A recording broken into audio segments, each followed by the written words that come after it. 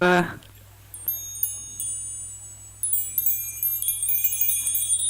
It works. Does it work?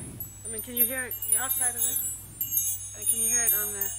It's just I need to know where this is going. Sounds like my overflows. Yeah. I love this. Sorry. I don't know what you do.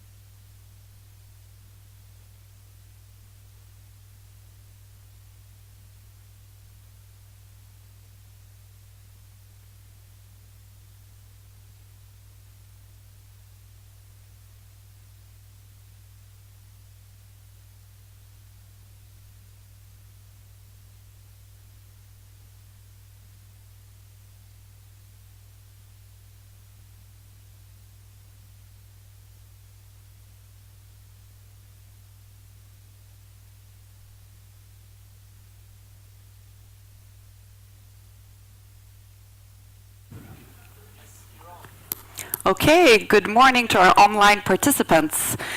My name is Moa and I will be your conference host. We are just running a bit late, so in 10 minutes we'll start the conference. So if you're at home, just have another cup of coffee and some waters, and we'll be on in 10 minutes. Thank you.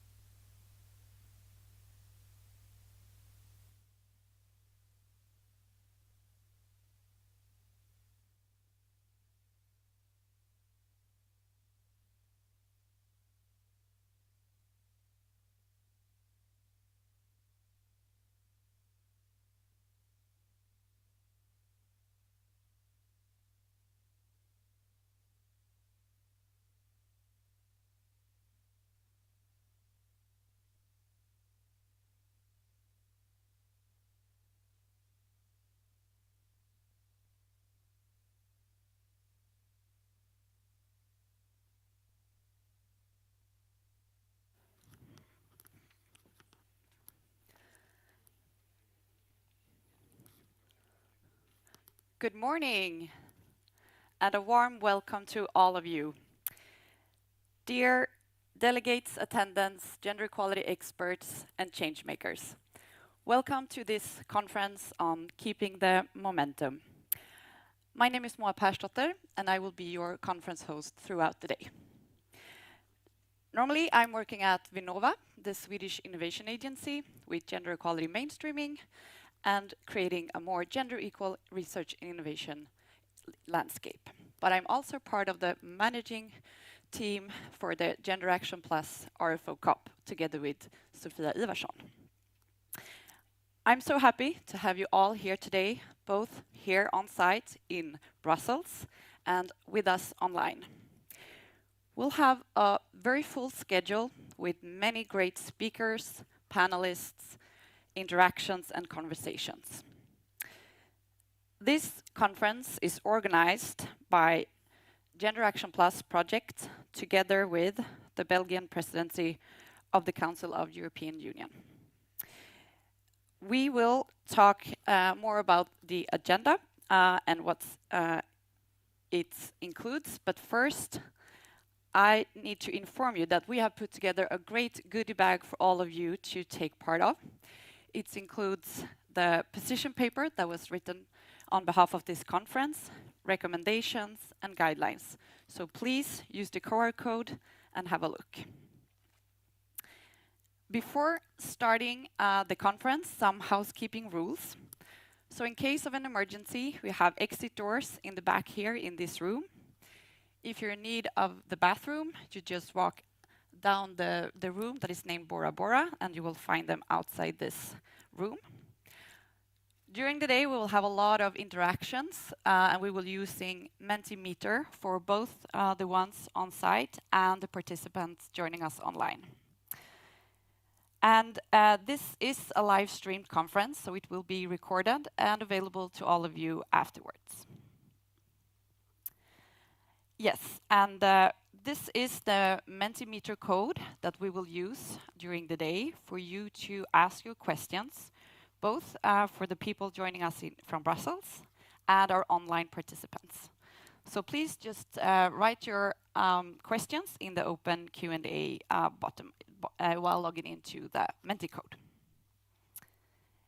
But before starting today's schedule, today's agenda, I want to know a bit more about you. Who do we have with us in the room and with us online? So please take out your smartphones, use the Mentimeter code by logging into menti.com, and we have 3 short questions for you to answer. So where you're from, what organization you represent, and what kind of expectations you have on this day. And when the answers start coming in, I would need the screen to be switched so we can see what you are answering. Oh, okay. So the code, I'll let you know the code again for the Mentimeter. So it's 6776 5151. 6776 5151. You use it, log into menti.com. But the ones that were able to log in are at least from Belgium and Norway. We have Romania, Ireland, France represented. We have Finland, Czech Republic, Sweden, Slovakia, Netherlands, Hungary. We are from all over Europe, showing up and showing interest in this very important topic. That's great. So then what type of organization do we have represented here in Brussels and online? We have research funding organizations, national authorities, we have European organizations, we have national organizations and others. So we have a broad spectrum of different kind of organizations covering the whole research and innovation landscape. That's great to see. So what kind of expectations then do you have on this conference and this day?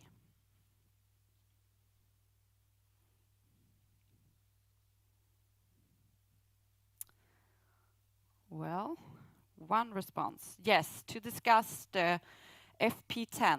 That's for sure something that we will do today. The framework program number 10. Future plans, inspiration. I hope for sure that you will walk from this conference today and feel truly inspired to keep on the momentum for gender equality in the European research era. Learning from other countries, that's definitely something that we will work on today. Get some energy, yes. Monitoring for the gender equality plans, transfer of knowledge. I think it will start right away with our first speaker, so we covered that one. Show support. Well, you all already showed up, so we are on that as well. Discussing best practices or promising practices, great. Learn. Discuss what next steps are needed. Mutual learning, yes, great. So this day is full of exchange, of learning, and to interact with each other.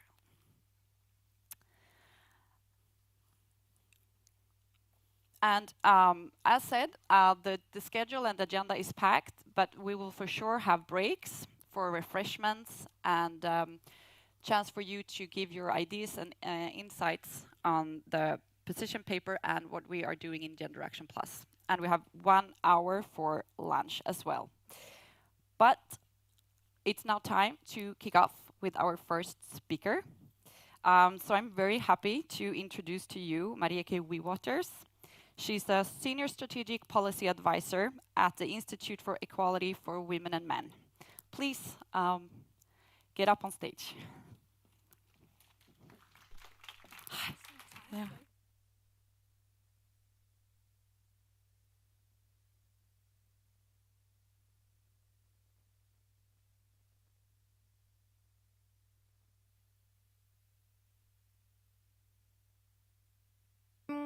I'm Marieke Wiewaters. It was a close call. Just arrived in time.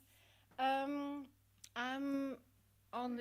as well as I said, already working 31 years on gender equality for Belgium. I am also in the team of the presidency team. So I will say some words about the presidency in Belgium linked to your conference here. Thank you for the invitation. It's an honor to be here on this high-level conference on gender and research. I'm so happy.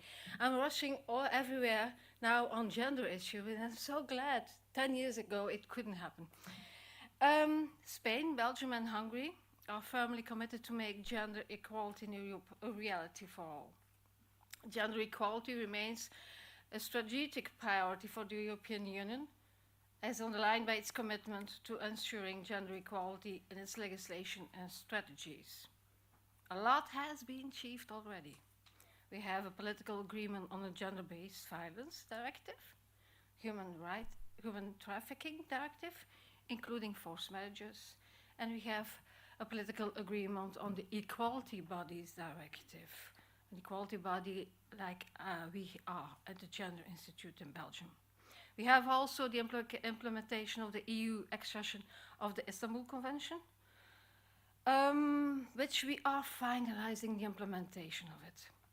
However, we have to conclude that de facto gender equality is not yet a reality. I refer to the EG Gender Index score for the EU as a whole has barely improved in recent years. And there's a link to recent crises who are affecting more severely women and who are increasing some pre-existing structural gender inequality and intersecting from some forms of discrimination. Crisis means always a backlash against women's rights. It's always been and it always will be. It's a backlash on gender equality. And with reaffirmation of traditional roles based on gender stereotypes. And that undermines women's equal participation in public sector, public life, and in the formal labor market. And there's still gender-based violence. There's still a persistent gender gaps in employment, pay, earnings, income, wealth, access to credit. There's a gender pension gap. I mention those themes because those themes were in the heart of the Belgian presidency. Therefore, the Belgian presidency puts gender equality as an important theme on the agenda of the presidency. Key elements from our Gender Equality State Secretary are further integrating gender mainstreaming by ensuring a gender and intersectional approach, push to further strengthening the gender institutional mechanism, placing emphasis on women's financial independence and empowerment, and putting gender-based violence in a central priority to end it once and for all. About gender mainstreaming, can I have some water?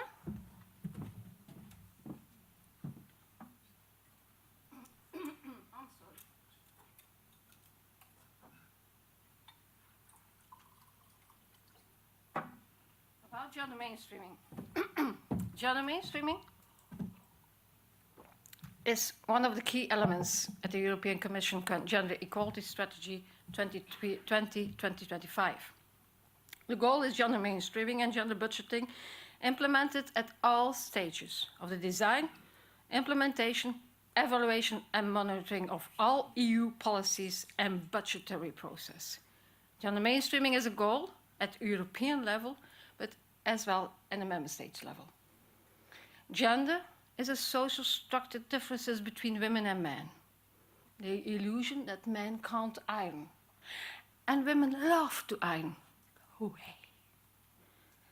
The illusion, the fact that men don't seek help and are in a lead position, for example, in data on suicide. The fact that women are still more likely to be killed by their spouses. That's gender. Gender is a construct that makes the horizontal and the vertical segregation still a resisting factor for inequality. And I refer on gender mainstreaming to the Council conclusions of 2023 on gender mainstreaming. And gender mainstreaming will be a topic as well in our Council conclusions to be adopted in April 24 in EBSCO. Women and men have different needs. They have different experiences and living conditions, including equal access to and control over power. They have unequal access on money, human rights, justice, resources and decision-making. And the women and the men doesn't exist. The needs of women and men also differ by age, ethnicity, disability, class, economic status, marital status, sexual orientation, gender identity, education, even possibility to have transport or not, even by country and or area within the country. It's important so to take this intersectionality of factors into account when designing policies, programs and projects. This is important because the interaction between those different grounds of discrimination can aggravate inequality and is just resulting in very particular experiences of discrimination. Discriminations are always and often intertwined. Effective policy, so for us, has to include ensuring the use of tools such as sex-disaggregated data, gender equality indicators, statistics disaggregated by other grounds of discrimination, intersectionality, training, gender experts, through meaningful consultation with civil society organizations, academia, and research institutions. Research. Research is needed to gather the roots and the cause of inequality. Research institutions could serve a relevant source of information and basis for setup of gender indicators, needed for monitoring, needed for gender impact assessment. We have to go from gender mainstreaming, a tool for preventive policy, to specific projects, gender projects, who have who will be used to resolve some problems. We will have to go to a more policy of transformative policy. This is going to be a key theme, transformative policy, at the CSW in New York next month. which we have, and we all use the theme gender and poverty. Please note, for me as a personal note, that gender mainstreaming in research programs like yours is a key element as well. The second element of the Belgian presidency is pushed to further strengthen the institutional mechanism. To ensure that we have ambition and institutional mechanism to accelerate progress in advancing gender equality and women's rights, it's important to increase the visibility of gender equality policy, and enhance high-level political leadership at EU level. The political agreement we have reached now on the directive standards for equality bodies in April 24 this year is an important step forwards to build up strong equality bodies on gender in member states, and who can play, like yours, an essential role in research and gender equality research. Further options we like to have on the table existing for building up ambitious gender institutional mechanisms, such as the creation of a dedicated space for ministers on responsible gender equality. Let's hope a European Commissioner dedicated to gender equality. Another political level we are ambitious is now to have a new gender equality strategy post-25, which could include legislative proposals, policy measures, taking into account new emergency issues, green and digital transition. And then we come to the new emergency issues we want to put on the table on the European gender equality agenda. Our presidency from the State Secretary has had focuses on the financial independence and gender equality and women empowerment. The Belgian presidency commissioned an EGE study on an economic empowerment and financial independence of women. It addresses topics as gender-based violence, gender employment, care pay, pension gaps. The output of this discussion was based on this study will result, as the EGE's PBFPA report, will feed our preparation of the draft Council conclusions this year in EBSCO. But we are at the end of the mandate of the European Parliament and the European Commission. It's also so important to look ahead at the opportunities and the challenges to close remaining gender gaps at EU and national level, integrating a stronger gender perspective into EU emergency priorities issues like gender and health, including care, access to healthcare, access to mental health care, strong impact of aging societies, the gender dimension of mental health, because it's a gender dimension, gender and the fast-moving track of digital transition, including tech-facilitated gender-based violence, and gender bias of AI, misinformation in gender, and the role of social media, climate change and gender, gender perspective at the heart of the green transition, which create work for everyone, but it's still a male-dominated sector. Gender and new economic challenges, the importance of attracting more women and girls to the science, to technology, engineering, mathematics, STEM sector. It's also an item on our presidency. Backlash and gender. Institutes, research institutes, play a crucial role in backlashing the gender, in tackling the gender, backlash on gender. And there's also gender and the new ways of working, including the problem of gender-based violence at work. I saw it on your programs as well. I would like to stress the importance of the ILO Convention 119 in this case. It's important. It tackles the gender violence at workplaces. There's a clear need to discuss these emergency issues in terms of both challenges they pose, opportunities they could offer. And it's important to focus on the term in order to better understand and better design and propose policies that are more appropriate to the citizens' realities. And these are men and women. Men and women, we are facing a constantly changing world. Research plays a role, essential role in this. But we have to place gender always in the very center of all these topics. And to finish, I want to have a personal note. I will say it, because I'm addressed too many ways, confronted it. Everything is gender. Everything is gender. There's nothing that exists that is gender neutral. Gender neutral is a term I really don't like. Gender neutral policies equals gender blind and makes it just possible to create, to establish or increase discriminations. The fact that there are still science who are gender blind, not taking the gender. The fact that sleeping pills, pills on menopause, is only tested on men, are not appropriate for women.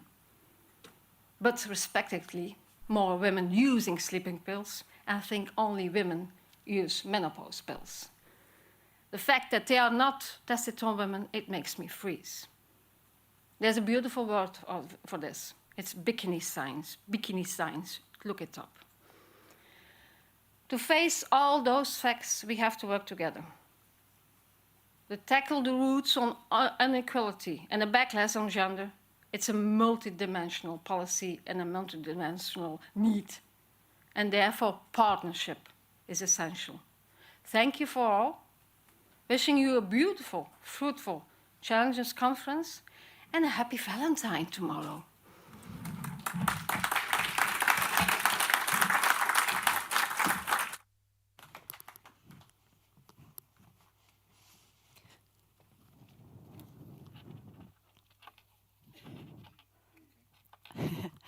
Thank you so much for that speak, Marieke. I couldn't agree more with you than the need of transformative policies. And we'll have some technical, yes, perfect, we're on again. So it's time for me to present our next speaker, and that is Marcela Linkova, project coordinator of GENDERACTIONplus, giving her thoughts on recent advances and continued gaps in policy design and implementation. Welcome up, Marcela.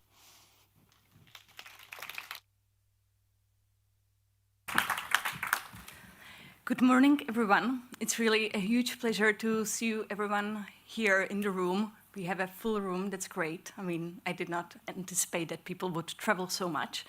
And also welcome to everyone who is at home watching us online. Marieke, thank you so much for the opening statement. I mean, first of all, thanks to the Belgian Presidency for all the work that you're doing on gender mainstreaming, institutional mechanism, don't get me started on that. And we will be hearing so much about gender-based violence today as well. And I also really appreciate the personal note that you have made about, yes, no gender neutrality, right? Intersectional gender neutrality does not exist. So thank you for making it and being with us today.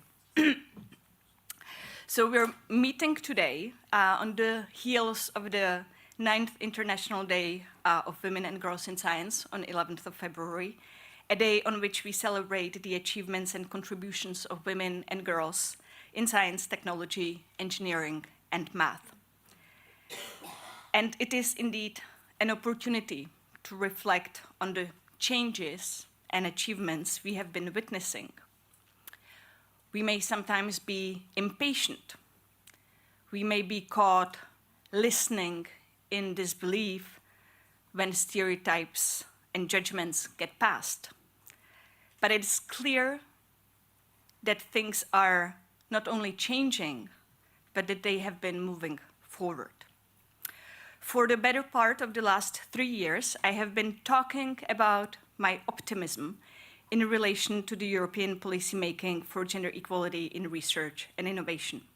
And we have seen critical developments.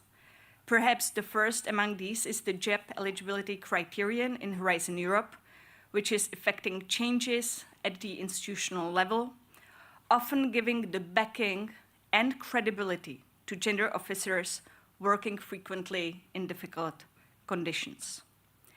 Policy making at the member state level is moving forward too, on issues of gender-based violence and institutional changes. This year, we will have a zero-tolerance code of conduct as an outcome of ERA Action 5, which should guide our work further, building on the incredible work of UNICEF project and its toolkit. With these positive developments, huge challenges remain, and the work that we have been doing in GenderActionplus is a both testament to this difficulty as well as of the opportunities ahead. Intersectionality and inclusiveness are the first among these. We have a broad political agreement that we need to move beyond single category focus on gender to addressing gender through the lens of intersectionality. But how? Heidi Holt-Zachariasen from the KIF Committee, our work package leader on intersectionality, will discuss some of the actions, challenges, and considerations that we have been grappling with in GenderActionplus, and we will also be hearing about recent actions taken by European sister projects. So I'm very happy to have you with us. And as often in the past, language is an issue. When new issues enter the public arena, we often lack conceptual clarity. And this is indeed the case with intersectionality and inclusiveness. And on top of that, we lack data and statistics to be able to capture and analyze what we're actually talking about. One thing where I think that we need collectively to engage more and better is with the actual groups that face multiple forms of inequality. And we also need to do this in a way that we will be scaled and scoped to the lived realities and feasibilities of this debate in each national context. That precarity and uncertainty of working conditions, especially in the early career stages, are at the forefront of these considerations, together with gender and race and ethnicity, is clear. These engagements need to give the ear and voice to the people facing multiple discrimination as a matter of trust building and also as a matter of good policymaking. The issue of trust is, of course, also part and parcel of the second domain on which we focus in GenderActionplus, and which is led by Fredrik Bondestam from the Swedish Secretariat for Gender Research, our work package leader on gender-based violence. In this area, the issue is less conceptual clarity and statistics, as it is the next step, an agreement on the contours for a European structure where research funders as well will have a role to play. For us in GenderActionplus, the next logical step is to make actions and policies to end gender-based violence a mandatory part of the gender equality plan. And I'm looking at the Commission here. After all, the continuum of gender-based violence that people encounter in institutions is the bedrock of inequality. Gender biases, stupid remarks and comments, harmful things that get said, may be on one side of the spectrum, but they are what constitutes the research culture at an institution. The next issue that I want to mention is also one of credibility or trust, but this time in relation to the entire population. Led by our work package leader, Lydia Gonzalez-Orta from FECIT, this is the gender dimension in research and innovation. In this domain, we also continue to lack consistent policies, and we see the need to go beyond the focus on gender toward intersectional approaches to gender dimension as well. Our benchmark analyses and the work in the research funder community of practice, led by Sofia Ivarsson from Vinnova, shows that research funders in Europe are moving forward with these policies, but it is equally true that these policies continue to face resistance from the academic community, and more needs to be done to raise awareness. Those who know me know that I do not shy away from ambition. Yet while the push for expanding our political imaginary of where we should aim with gender plus equality actions must continue, we also, and equally, must pay attention to the resistance, retrenchment, and backlash we are now seeing in some countries. The policy cycle is always an opening, for better or for worse. And because where we are now, the situation can be very volatile. The ERA Policy Agenda 2025-2027 is now under negotiation, and there are first positionings in relation to the next framework program. Our conference today is, of course, intended as contributing to this positioning on Framework Program 10. When you work on gender equality for some time, you realize that positive developments can be undone, sometimes with surprising alacrity and ease. There was a time in history when the hopes of gender scholars and practitioners were high before. It was the 6th Framework Program, which introduced the gender dimension in gender action plans for the 2 main types of actions at that time, the integrated projects and the networks of excellence. And this is what the 2009 synthesis report on monitoring progress towards gender equality in Framework Program 6 had to say. There was a general lack of understanding as to what was meant by integrating gender into the content of the research, which was often interpreted as participation only. The complementary nature of scientific excellence and the integration of gender dimension in research were not always appreciated. The quality of gender action plans was frequently low. Projects often assigned little value to gender action plans. They tended to be regarded as a bureaucratic requirement rather than something of importance for the project. This perception was heightened by the fact that gender action plans were not scored during evaluation. Budget lines were rarely assigned to gender action plans. There was insufficient knowledge on practical actions to integrate the gender in proposals, while support to projects on completing the gaps was also weak. And finally, abandoning gender action plans would be seen as sending a negative message on the importance given to gender issues in framework programs. So we recognize a lot of these, right? And we continue to face some of these challenges 15 years on. And we know what happened in Framework Program 7. Gender action plans and the gender dimension were simplified. The reason, external experts and member states did not feel comfortable.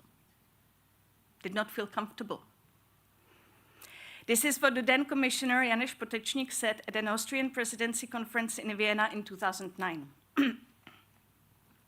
Our political representatives and policymakers can be very good at co-opting near-feminist rhetoric. But of course, what counts, the only thing that will ever count, is whether the achievements of the previous policy cycle can be sustained and shortcomings improved. Our policy solutions are never perfect. Gender equality plans are not perfect, but it's not a reason to do away with them. And let's pause for a second here again. The member states and stakeholders did not feel comfortable. The thing is that they will feel uncomfortable again. This time around, when the FP10 negotiations start, they will have more on their plates. We have the gender equality plans. We are pushing for intersectionality in those gender equality plans. There's the gender-based violence, which continues to raise brows. People do not like this topic. It makes them squeamish. They don't want to address gender-based violence. God forbid I can't touch my student. So we really have to prepare. We have to learn from this past experience and get ready for action. We are coming to the midterm evaluation of Horizon Europe next year, and monitoring evaluation. Here, we really must do better. The imposition of the JEP requirement was the first step. Now we must follow through. So the work in GenderActionplus on monitoring and evaluation of gender equality plans, led by Jenny Rothwell from the Higher Education Authority, points to the need for the Commission to elaborate further on the guidance and the interpretation of the mandatory building blocks. We would also like to see some reinforced. The current legal interpretation may be, in fact, a reason for the poor quality of some of the gender equality plans we are seeing in our system. But a gender equality plan is a huge development, and many member states are keen to have national level data. So support for the national level monitoring and evaluation is exactly what we are working on now in GenderActionplus. Today, we are engaging with critical stakeholders in the European research area. We have the policy perspective both of the Commission and the Member States. We have representatives of working groups of the QARA Coalition for Advancing Research Assessment. We will have the Charter for Researchers, which has been revised, and we will be discussing how this can be harnessed to advance gender equality further. We have European Research Council and its working group on gender diversity, and we also have an example of a bottom-up initiative from Slovakia of a Women Researchers Association, which is a huge testament to the energy and stamina that can appear in a system in difficult political situation. So we have an exciting line of speakers, and we also are looking forward to the ideas, suggestions, and feedback from all of you, because this will feed our ongoing work in GenderActionplus. And I want to acknowledge at the beginning the collective effort in our consortium, and particularly the work package leaders that went into making today a reality, and also the incredible work of my colleagues at the Institute of Sociology and our colleagues in VA Public and Science for making sure that everything runs very smoothly today. Thank you so much. Last but not least, I want to thank our Belgian colleagues for taking GenderActionplus in its fold of the Belgian Presidency events and for supporting our actions and joint efforts today. I look forward to our exchanges and the outcomes of our debates to sustain this policy endeavor that we have ahead of us, of maintaining strong commitment to gender equality for the future policy cycle. This is the first step. Let's enjoy our discussions today.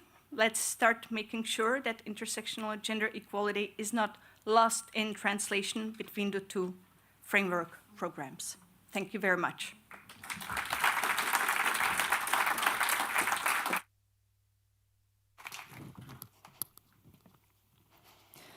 Thank you so much, Marcella.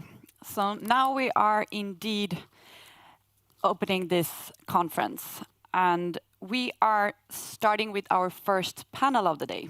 So it's time for me to introduce to you Eva-Sofia.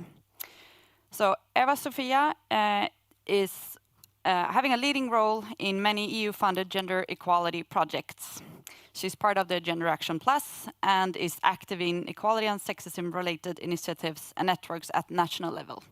At EU level, she serves as an alternative member of the ERA 5 subgroup, and you will moderate a panel on the topic from gender plus equality, intersectionality, and inclusiveness in research and innovation. Welcome. Thank you. Thank you very much. And you can hear me, and everything seems to be working fine. And well, thank you very much for showing up today. And it's such an exciting crowd and such an exciting introduction by both Marike and Marcella. And I have also prepared something, of course, and it will be standing on the back of what they've said. So while I talk, I'd like to invite my panelists. So first Heidi, and then Rachel, and then Fredrik, and then Helene. And while I just introduce, you can sit yourselves down.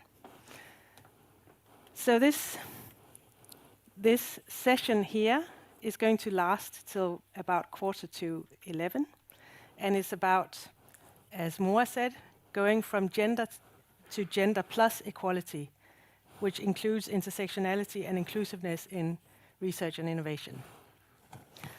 So, as we've already heard, it is increasingly recognized both at policy levels and in research debates that a differentiated approach to equality is required, one that takes gender inequity as well as other inequality dimensions into account. Such a move must necessarily effectively address all organizational levels as well as their interplay, since we know that what happens, for instance, at EU level has a direct bearing on what takes place and is possible at national levels, which in turn impacts organizational levels and finally shows up in individual daily lived lives, such as how to mitigate organizational precarity and differentials in how assessment criteria are applied, or how to practice inclusiveness to counter discrimination of people with socioeconomic or ethnic backgrounds or other social characteristics that do not conform with the prevailing norms and stereotypes, or how to ensure and uphold safe and respectful environments for all, or how to account for relevant perspectives in research and innovation. These are, of course, both ethical issues, but they're also sound business sense and matters of our continued survival. No sustainable, just, fair, and inclusive transitions, no matter which domain, without equality along all possible and relevant dimensions. And as we've heard, this is high time. This move has many names: Gender Plus, inclusive gender equality, intersectional approach, diversity, and inclusion, just to mention some. These concepts and corresponding practices have been around for a while, as we've just heard, but now they're finally, hopefully, definitively gaining traction. And with that comes a heightened awareness and scrutiny, which makes it vitally important to keep up the momentum and for staying vigilant so that it will not slide back into a convenient excuse to do nothing, where noble intentions are reduced to empty buzzwords without real-world effect. But what does it mean? What does gender plus equality, inclusiveness, and intersectionality actually entail? And what does it mean in the daily operational context throughout European research and innovation? And how to apply and carry out in practice? And how, and this is important, do we consistently build upon core values of social and epistemic justice, fairness, equality, feminism, and democratic participation so that we minimize the risk of this work being co-opted? So, this is still to a high degree uncharted territory, and this is why we've invited 4 perspectives to elucidate some of this. As we know, the European Commission, with its new European Research Area for Research and Innovation, sets inclusive gender equality as a key priority. And aligned with this priority, of course, the EC has funded a number of initiatives, and still do, to uncover and develop approaches that may adequately address the numerous challenges and opportunities that arise. So the intention here is to showcase some of these aspects of the growing knowledge base, and to this end, we'll hear from these 4 perspectives, all funded by the EU. The first 2, Heidi and Rachel, represent currently ongoing Horizon Europe projects that are tasked specifically with addressing inclusiveness and intersectionality as part of gender equality work. First, we have GenderActionplus, our own project, with its focus on national EU policy level and research funding organizations. To represent this work, we have work package leader Heidi Holt-Zachariasen, who's senior advisor to the Norwegian Committee for Gender Balance and Diversity in Research, the KIF committee. And Heidi also heads, as we've also heard, the GenderActionplus deliverable on inclusion and intersectionality, which is a mapping of intersectionality and inclusiveness in higher education and research and innovation policies and legislation in the European research area. This deliverable has the aim of identifying status at European, national, RFO levels, as well as propose recommendations for how to elevate and emphasize these approaches on the political agenda. Second, we have the European Centre of Excellence on Inclusive Gender Equality in Research and Innovation, INSPIRE, which focuses on organizations in the R&I ecosystem: universities, research organizations, funding organizations, public institutions, and the private sector. INSPIRE is tasked with providing thought leadership and building a solid evidence base on inclusive gender equality plans, and to provide research, knowledge, and support to specific organizations throughout EU and other regions. INSPIRE expands on 4 themes in inclusive gender equality: sustaining and deepening change, widening participation, intersectionality, and innovation. And with us from Inspire, we have Rachel Palmen, who is a senior researcher at the Open University of Catalonia in Barcelona.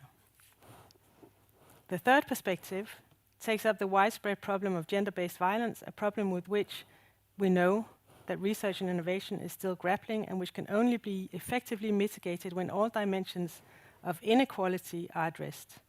Gender-based violence was the topic of the just concluded UNICEF project, which conducted a major survey based on data from 46 organizations in a total of 15 countries, right?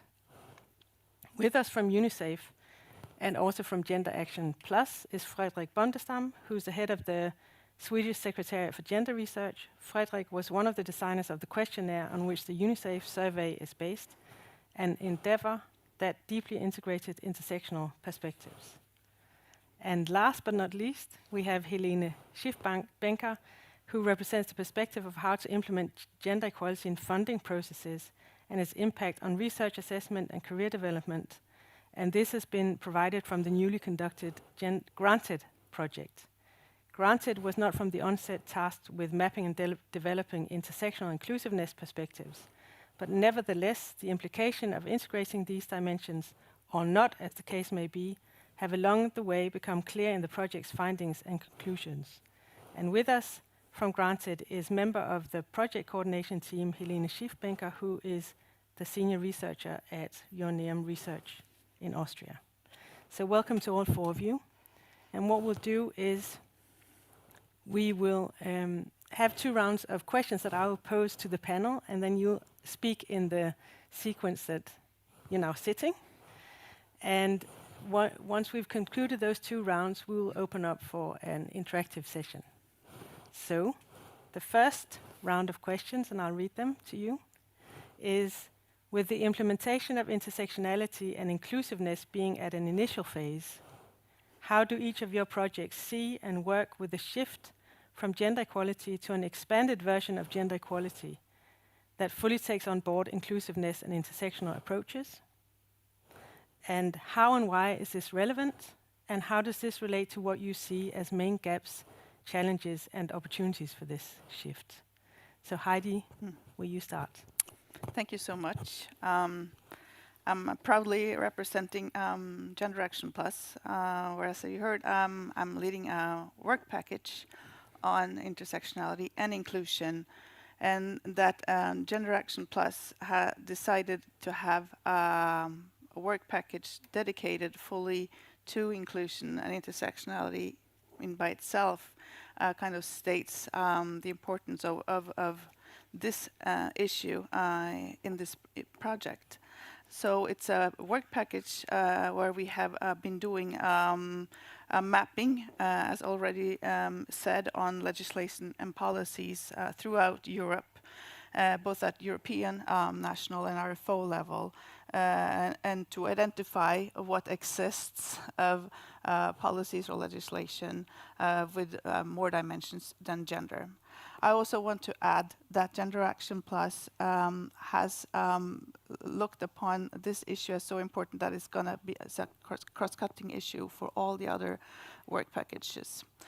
So I want to, and in addition, of course, working a lot with capacity building within the consortium to make us ready to, to build up that capacity that we see is lacking, but also as change makers to bring the message of intersectionality and including more dimensions and the work for gender equality out to national level and organizational levels out there. I want to share with you some of the findings that we did with our mapping, which I think illustrates where we are at right now. And for what we found in the policy area of inclusion and intersectionality throughout Europe, we are truly at an initial phase. There is not much out there that we can call intersectional policies. We do find a lot of countries with including more dimensions, but looking at it from an intersectional approach, there is not much out there.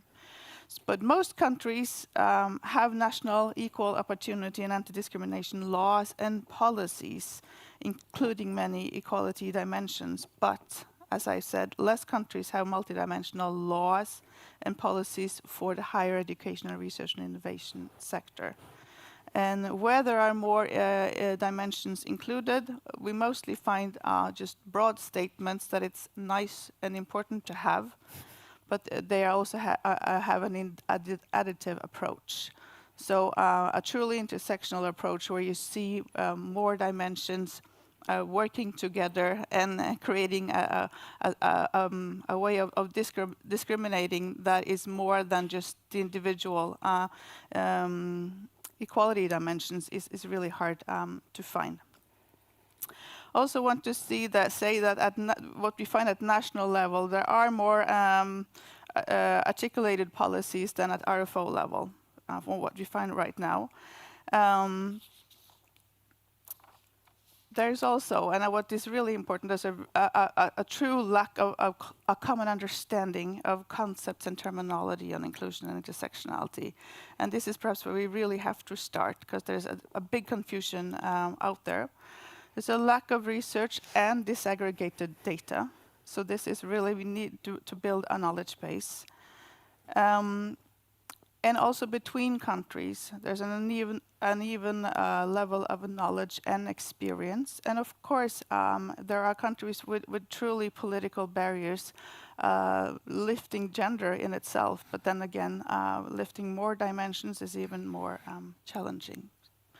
So if I may say, why is this relevant? Having an intersectional inclusive approach really reflects the reality of discrimination in academia, because discriminated groups are never homogeneous. And it prepares academia for the future, because we have to take into account that we have a diverse academic population. And it also sets the focus on power relations, privilege, and representation.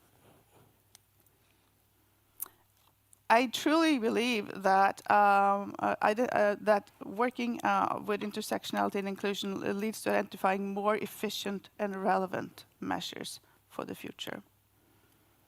And it can be transformative, that it identifies the need for institutional change for the multiple marginalized faculties.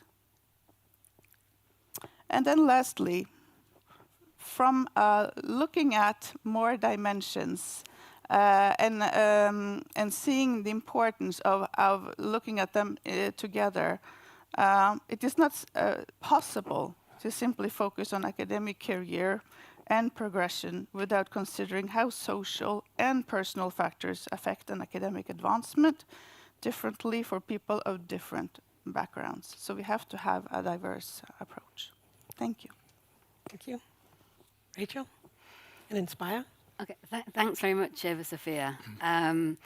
Yeah, so building on, I think, what Marcella's already mentioned, what Heidi's already mentioned, it's really important that we have conceptual clarity. So, diversity, equality, inclusion, intersectionality, these are all very different concepts. They have very different aims. So diversity really captures, the similarities, the differences that exist between people and people's different personal characteristics. Equality and equity approaches, well, these begin to explain the historical and structural relations of inequalities and the differences that these are built on. And then inclusion really is about, organizational efforts to get people to feel that they really belong to an institution.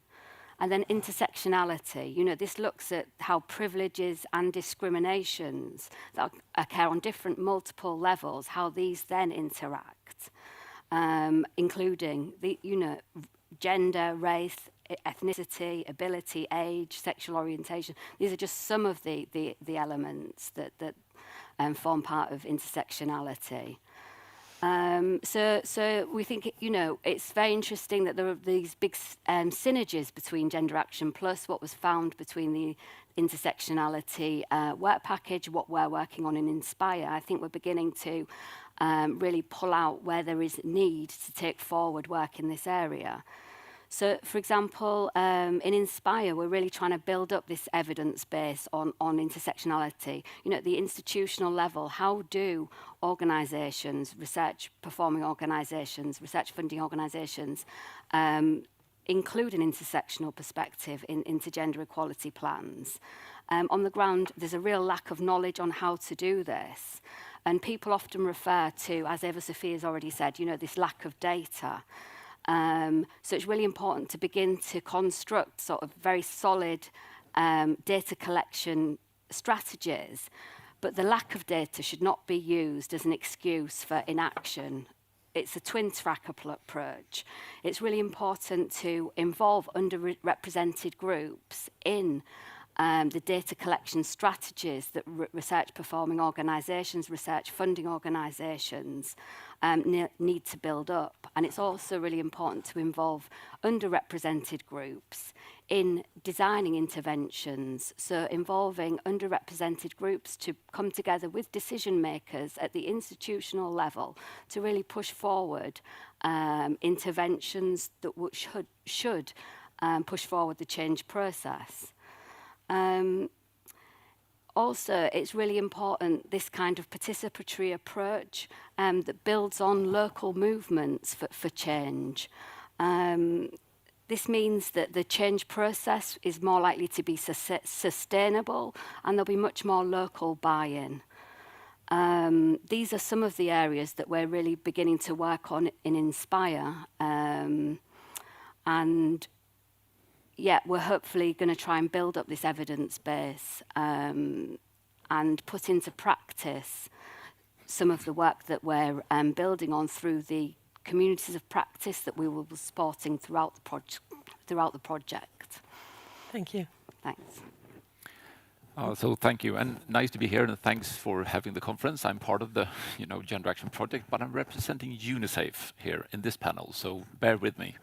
And having some UNICEF colleagues also in the room, that's really nice to have you here, also online, hopefully. So I really agree with you, Heidi and Rachel, on the conceptual unclarities that we face in terms of inclusion, inequalities, diversity, intersectionality. We are still struggling on the policy level how to define and use the concepts properly. So that's one part. The other part that you're mentioning, Rachel, is the question of data. Lack of data, hiding behind the lack of data as a strategy, not taking on the challenges. This was actually two things that we entered the UNICEF project with. An idea on how to set a new standard on the conceptual clarity of gender-based violence in the era, but also targeting the lack of data on gender-based violence. And I think we've done a major job for 3 years in this great collaborative effort with feminist advanced researchers and policymakers digging into the issue of gender-based violence in the European research area. And first of all, if you haven't visited the webpage unicef.gbv.eu, you must, because there's a lot of resources in place now. We have a toolbox with the 7P model clarifying how to end gender-based violence within ERA institutions in many different ways. We also have the state-of-the-art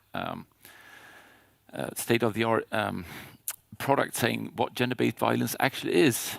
It's a combination of psychological violence, physical violence, sexual violence, economic violence with an intersectional lens that really broadens the scope of different forms of violence and abuse that we need to be careful to address when working in the era.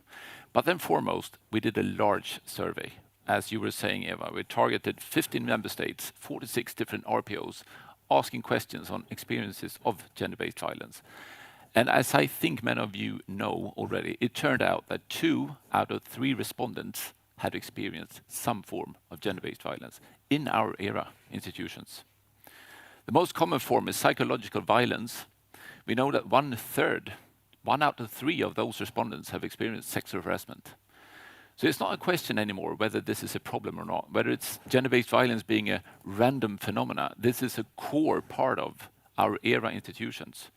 It has severe consequences for individuals, for working groups, for the health, of course, of individuals, but also for the quality of research and education as such. And this will impede how EU communities work. We know this. So the question whether intersectionality is important or not within the concept and the work on gender-based violence is not a question. To me, it's just self-evident. And we see it from the UNICEF survey. Marginalized groups have more severe consequences facing gender-based violence, and the prevalence rates are higher. I would say that the UNICEF survey analysis shows clearly that ERA institutions are permeated by intersectional challenges. So is it a question that we should have intersectional policies? No, it's not. The question is how, of course. And it's really tricky. And from my viewpoint as a feminist researcher for long in this field, and as I think some of you know, we have had feminist theories on intersectionality for more than 3 decades at this point. But it's not entering policy the way it should. It takes like 20 years on before it enters policy. And in terms of gender-based violence, this means that all experiences of violence being experienced by marginalized groups are just invisible. They're not mentioned. They're not visible to us. So we keep on speaking up on gender-based violence, and at the same time we are excluding experiences of marginalized groups in our work. And this is just has to stop. So to me, this is the main reason why we need to engage in intersectional policy formation in terms of ending gender-based violence. And this is also the core argument why it needs to be part of all policy development in the era on gender inequalities. And I will stop there and have more things to say. Thanks. Okay, great. And you, Helene? Yeah, I'm grateful to have the chance here to bring in some findings from the Granted project that was recently completed. And in Granted, we studied gender bias in research assessment, and we asked, is the assessment of research proposals done fairly, and is it done inclusively? We did this by analyzing the formal policies that RFOs have in place to mitigate gender bias, but we also analyzed the implementation of these policies. And I think the findings that we got from this focus on how formal policies are implemented in practice, in panels, by remote reviewers, there we have some findings that are really relevant also when we now talk about other policies beyond gender, about intersectional approaches or gender plus approaches in terms of research assessment, but maybe in general. So when we looked at these formal policies, we noticed, of course, that gender policies to mitigate bias are crucial to reduce bias. But we also found that the implementation of these policies is not optimal, and that there are some shortcomings and some resistances, but also some ways not to know how to do it that we could observe. So we had the chance to really observe panel meetings and to interview more than 100 actors in the field, mainly panel members and panel chairs, but also remote reviewers and RFO people. And when we asked them, we noticed that some of them are not aware of the policies that are in place, and some are not familiar with these policies, so what they are about and how to implement them. And I mean here policies that have been implemented more recently and policies that have really a potential for being transformative in respect of reforming research assessment. So, for example, the policy to take the gender dimension into account in research content and innovation. This will be something that we discuss in a session in the afternoon. But also, for example, the policy to implement a narrative CV and the request to reviewers not to use the age index. When we asked reviewers how they do it, then they said, oh, we use the age index further on, so we just do it secretly. And why do they do this? Simply because they did it forever, it worked for them, and they did not see a reason why they shouldn't do it again, anymore, just because of a policy. And some argue that they would not know how to do it differently. So I think here we have some important learnings for the implementation of a new policy. that is, on the one hand, that the stakeholders who implement it, that they need to be convinced and need to understand what the policy is about. So there are, of course, resistances as well, but there is also this perception that they do not really know why the policy is implemented and how they should do it personally. So there needs to be some more explanation about the rationale behind a policy, why it is implemented and what it really aims to achieve. And this kind of explanation should be done, I think, in a more down-to-earth manner, so not on the policy level as we have it, but really translated into practical terms. What does it mean for the individual? Yeah, and we also see the challenge that reviewers are lacking capacity how to do it. So have an idea how it could be done differently, how an assessment practice could be modified, could be adjusted along a policy. So here we need some more effort, I think, to really have appropriate instruments to raise awareness and to build capacities in a format that is attractive and effective to the stakeholders. Yet so far we have not seen many policies being implemented beyond gender when it comes to bias in assessment practices. But when we now talk about more intersectional or gender plus approaches, I think we should have this implementation aspect really in mind, that the policies are clear, that they are easy to understand, that they added values for the scientific community, for the science ecosystem, that they are well explained and easy to follow. So point out these added values and have concrete examples that enable stakeholders to really raise awareness and build capacities. I think this is crucial when we think of new policies, when we think of advancing policies, that we really enable those who have to implement them to do it in practice. And then I think the impact can also be a different one. Thank you. Thank you, all four of you. I think I will move on to my second question, but I also want to just say something that I think is a red thread through what you're saying here, and it relates to Marcella's question about the comfort aspect of this work. And it is to do with the power, the privilege, the visibility, or conversely invisibility of marginalized groups, and what not doing an intersectional inclusive approach will entail, and then also violence. And I think your last point here, Helene, about also the implementation and the very practical aspects.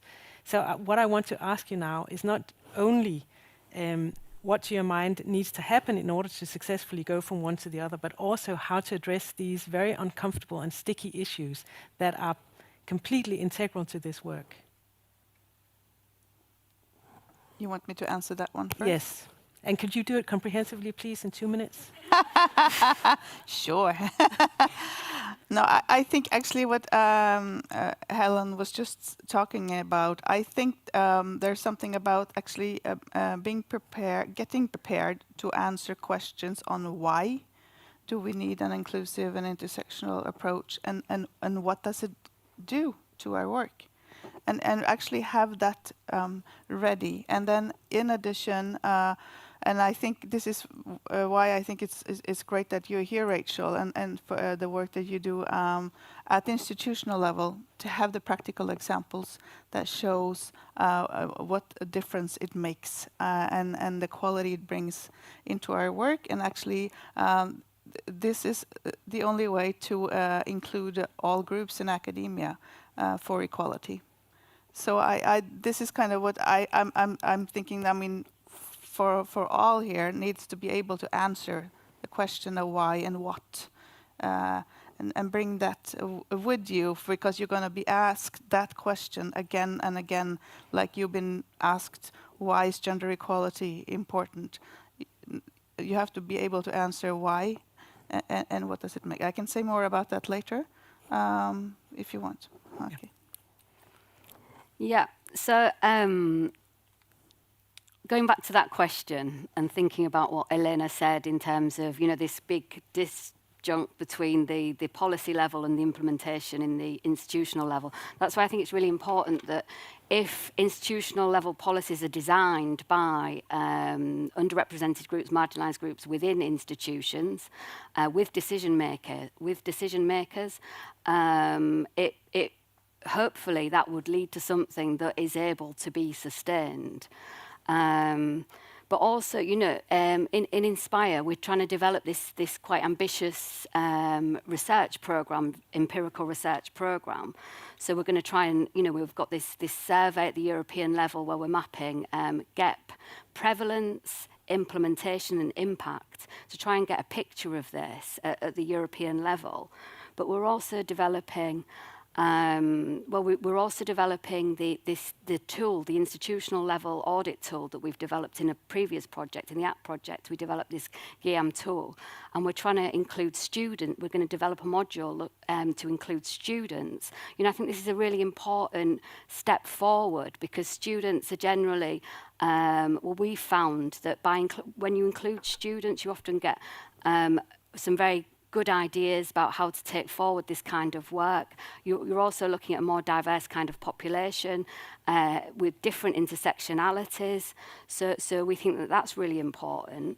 And we're also developing almost 50 case studies throughout Europe and beyond Europe, you know, looking at how gender equality plans have really been successful. We've got 35 case studies looking at GEP success.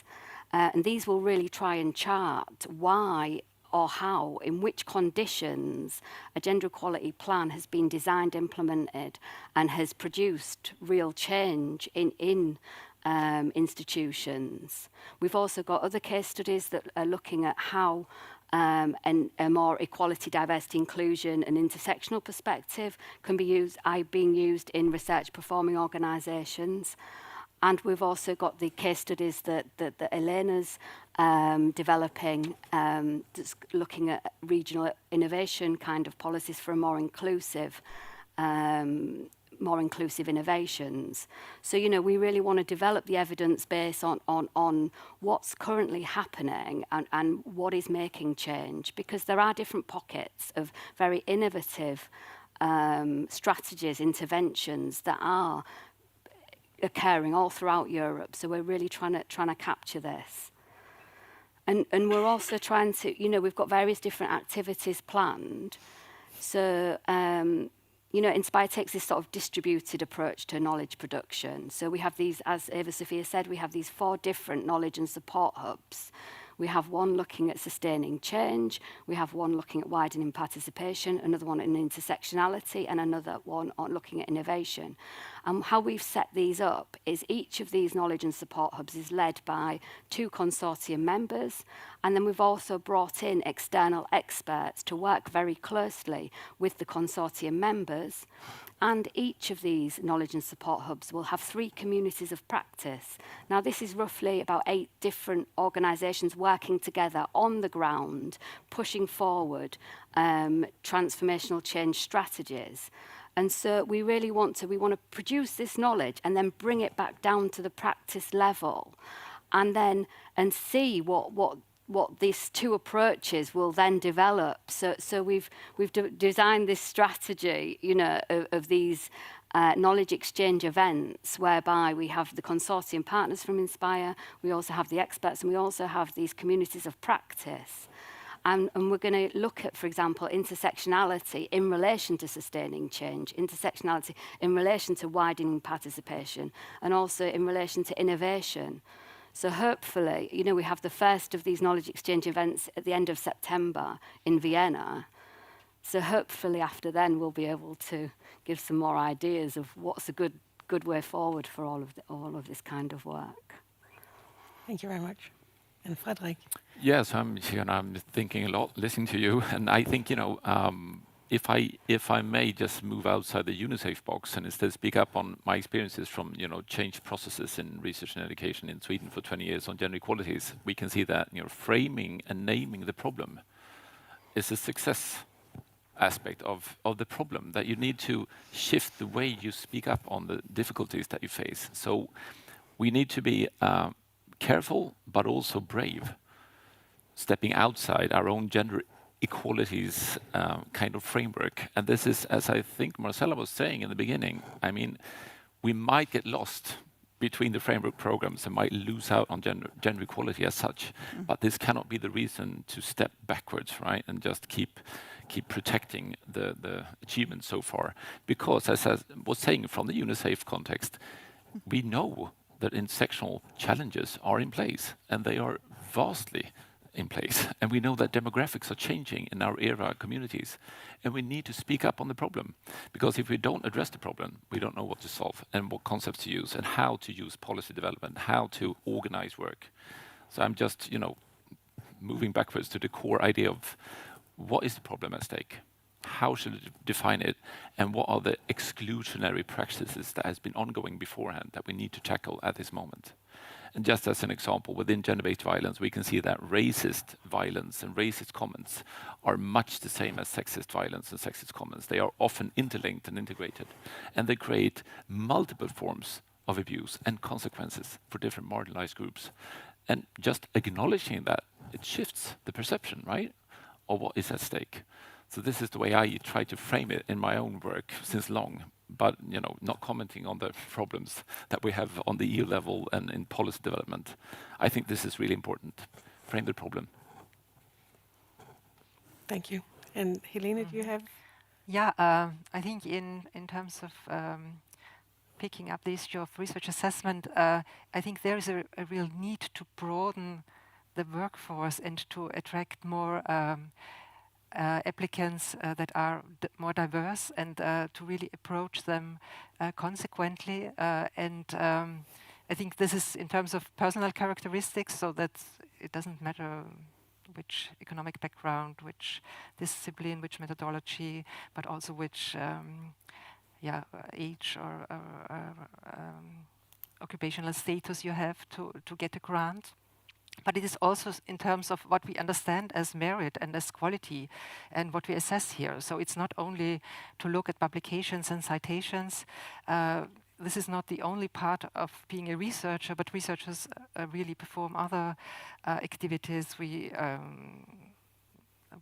encourage and support our juniors. We reach out to the scientific environment. We inform policy making. All these activities should be honored as well and should be valid as well, and should also be part of the assessment criteria. So we need also a different approach when we look at excellence or quality of research. And this would also help us, of course, increase the pool of applicants. And I think we found very nice examples in the work we did in the case studies we conducted in RFOs. For example, RFOs really aim to bring in more, in some fields, STEM fields, more female applicants. And the quota, for example, here worked perfectly. So when a fixed number of grants, more or less, is promised to the members of an underrepresented group, in this case female researchers, then they feel more engaged and more empowered to apply. And this could really be a policy that is applied to other under-addressed groups so far. And I think the same counts for reviewers. We could also open up the pool of reviewers and bring in more reviewers that are not white male professors. I mean, simplifying, but bring in more reviewers from other sectors, younger reviewers from other countries, reaching more to widening countries and so on. And this could also support that another understanding of excellence and quality is assessed, as they are not so focusing on publications. So I think these both levels we have to really reach out to a broader scientific workforce. Well, thank you very much for your insights so far. I mean, this is very rich material, very rich, and we could go on for a long time. But I think what we'd like to do now is give a chance for everyone to just reflect for a minute, actually 2 minutes, and we'll do it this way. Can we have the next slide, please? I have some questions I'd like you to reflect on, and yes, they will come up on the screen. So 2 questions. What have you heard so far that seems most promising and or challenging? And this is not only this panel, but the whole morning. and then which questions have stirred in you. And for the people in the room here, please turn to your neighbor. And for the people online, please write down on your own. This is your own notes. You're not going to be accountable for them anywhere. And so I'll give you 2 minutes, and when the 2 minutes are up, I'll sound this little bell and close to the microphone, so maybe the online people can also hear. And then we'll open up for questions to the panel. Is that okay with everyone? Yeah, very good. And you can also reflect. Will they hear me? Yeah.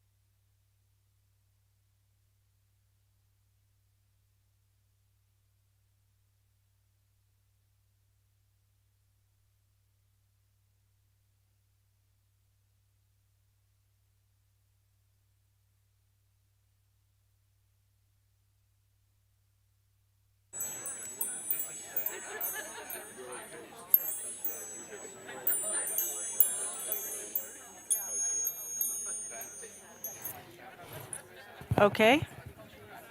What? What? Okay.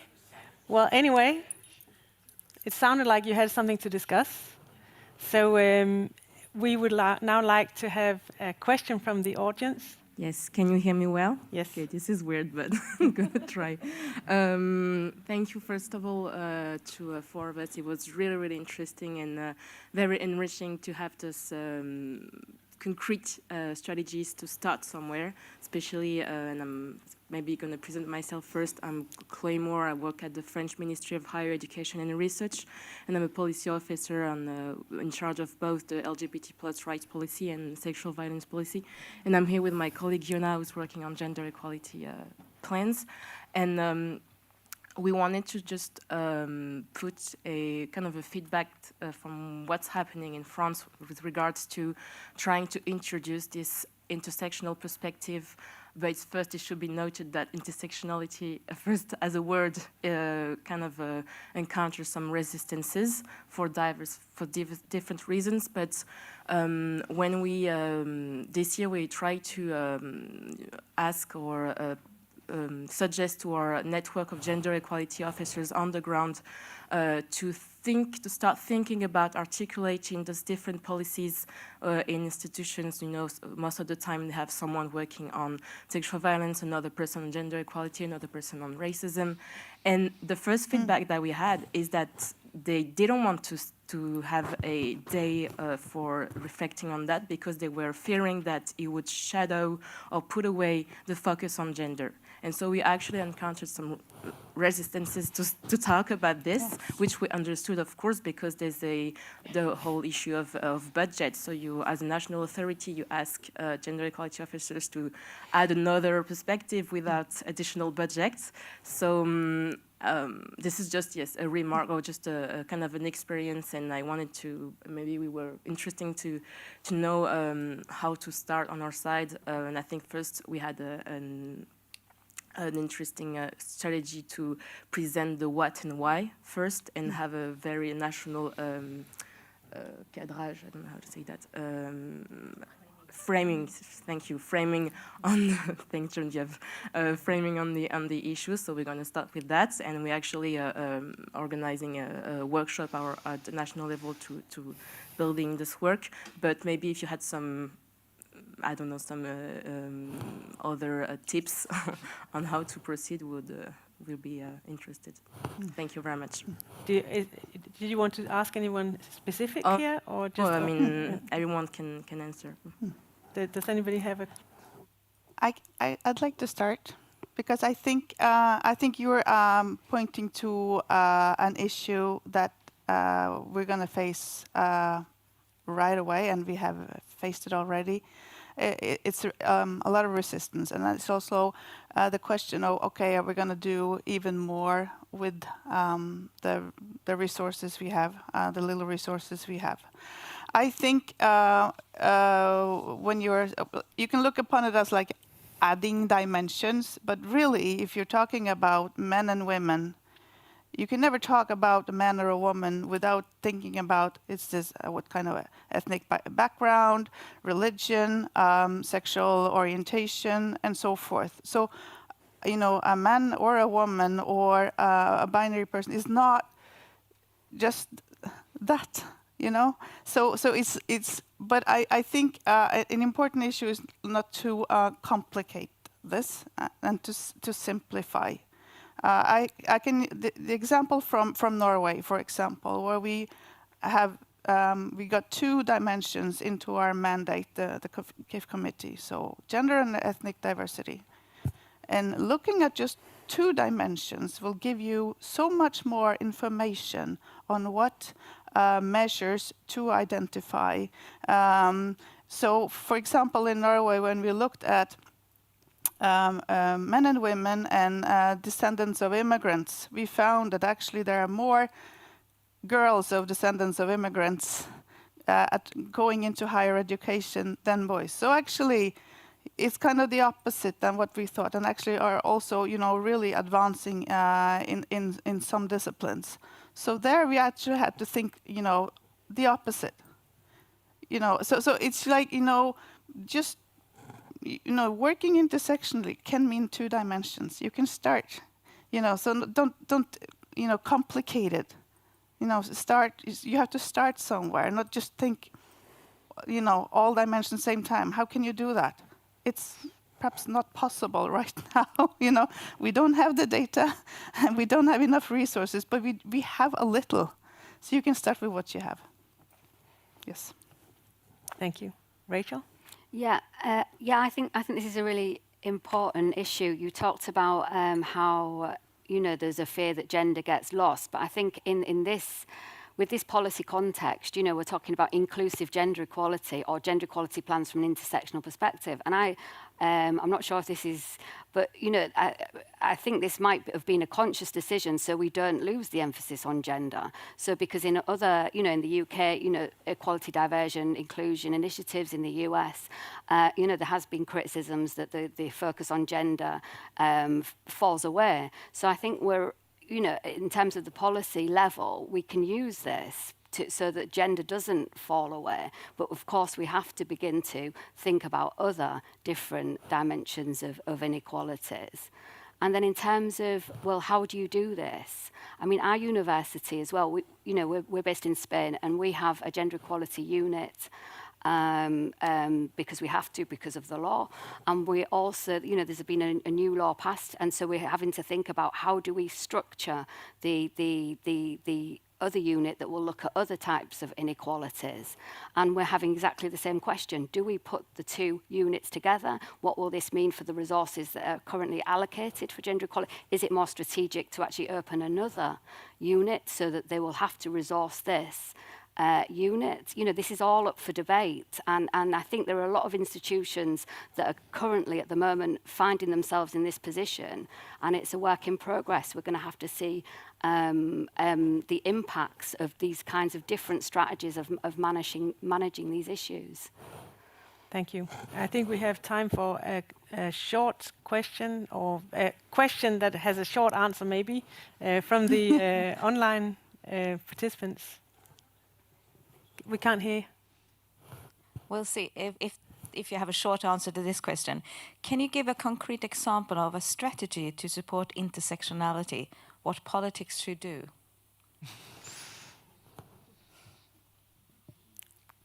Anybody with a good answer? Yes. Can you say it again, please? Yes. Can you repeat it? So if you can give us a concrete example of some strategy, some, I don't know, good practice or something to take care of to cure the problem of lack of intersectionality versus what we have done so far to cure the problem of gender balance. Are they really different things? Do you have really a different perspective, or they maybe, because I can rephrase my question in a different way.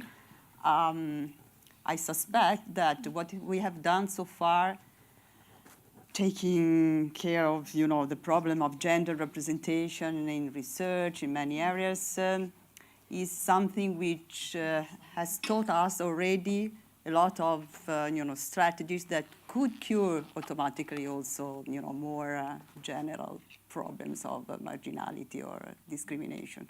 What do you think? Rachel? Yeah, I think going back to this question, I think the work of Udi Archibong at the University of Bradford, she's been developing an intersectional gender equality plan in the University of Bradford very successfully. They have lots of strategies of how to deal with various different claims. They have created rooms where they have a room and they take a speaker, and if someone has a problem, they go and speak anonymously into the speaker. They collect all this kind of data, and they're working with lots of different groups. And, she said also, they had an issue with LGBTQ community and religious communities. How do you deal with this? So I think that they've been very successful in managing kinds of different tensions and trying to bring everybody on board in an institutional, intersectional gender equality plan, strategy, change process. Heidi, you get 1.5 minute, and then we have to conclude. So to answer just a little bit, going back to the mapping that we did on policies and legislation throughout Europe, as I said also earlier, we're really at an initial phase, and we didn't find really like policies that we can call intersectional, and this is why we call for research. We call for more data, kind of evidence. But I think, at the same time, we don't have time to wait for all of that in order to start. So also, I think looking at, and this is why I think it's nice to have the connection with Inspire, looking at examples from institutional level. I think there is, and there is, I know there is like things like that in Norway, and from Udi in Bradford, there exists, but it's not a lot yet. But I think actually you might find more at the institutional level than higher up at the policies and legislation that we were actually mapping for now. Yes. Well, I just want to ask, since our time is almost up, if you have some very short additional comments you want to make now before we break this session up. Short. Frederic. Yeah, I want to return to the French question. I'm still processing the question from France.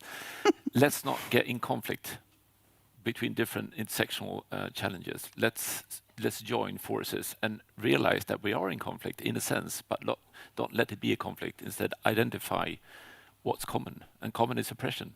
Common is how power is abusing, right? And common is also the experiences of being excluded. And this is the way forward, but then also acknowledging the differences of experiences of, for example, violence, depending on which group you define yourself in and so forth. So let's not let the surrounding world define us as in conflict, because we're not. We're in conflict with those in power. And Heidi? Yes, I want to say that based on our mapping in our goodie bag, there are now recommendations for European, national, and RFO level. There are, knowledge-based, the mapping that there is right now on this work that is so important. And I also want to say that in order for this to really get a real push, we really need the help and support from EU level, which I see we have, but it needs to be sustained and continued for long term. But look at our recommendations.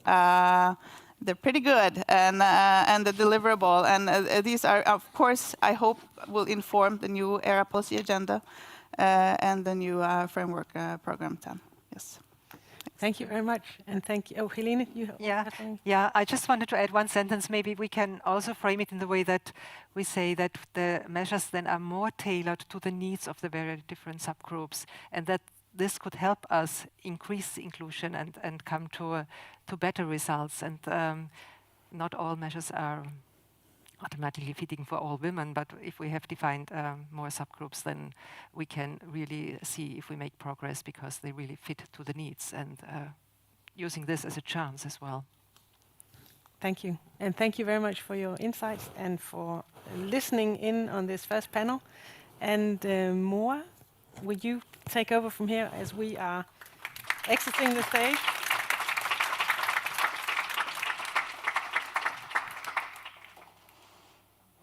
Thank you so much. So many interesting takeaways. And we will now move into a short comfort break. And I encourage you all to think about the why and the what. So please talk to each other, interact. Here in Brussels, we'll have some refreshments for you in the Bora Bora room. There are also possibilities there to give your ideas and feedback on the position paper and other parts that we are working with in GenderActionplus. But we have even more time for that during the lunch break. So make sure, have some rest, some refreshments, etc. And be back here at 11:10, I would say, so we can start sharp at 11:15. And the same for you at home. So see you back here 11:10. Thank you.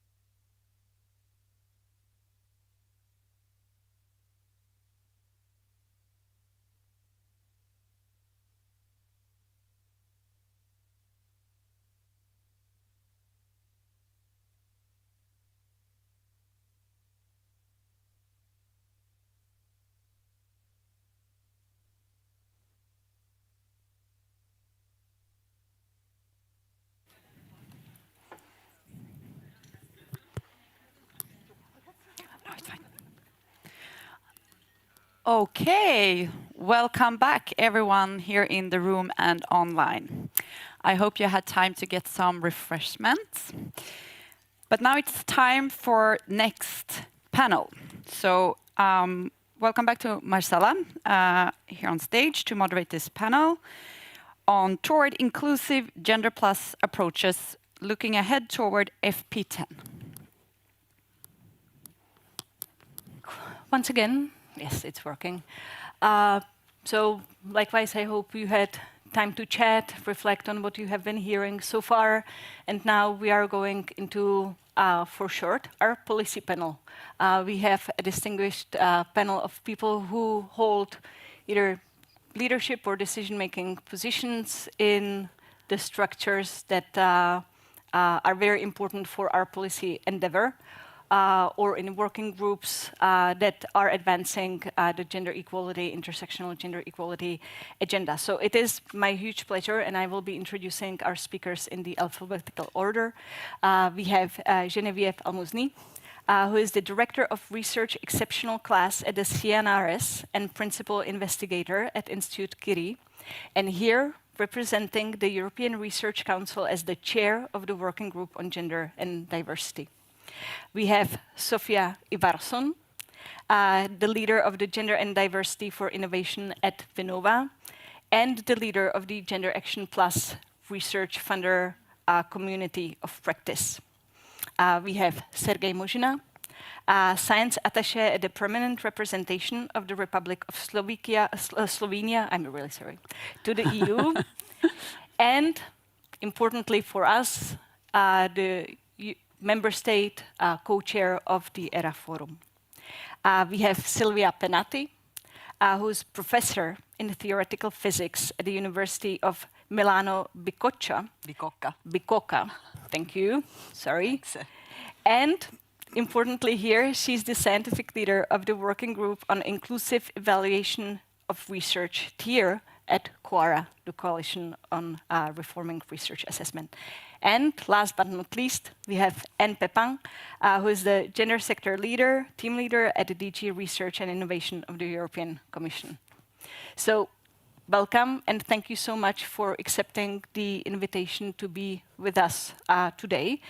And the goal for us is to think about the opportunities that we have now, what all these different bodies are focusing on, what are the priorities for inclusive gender equality work, but also to prepare for the future where we see the challenges and where we will need to concentrate our efforts.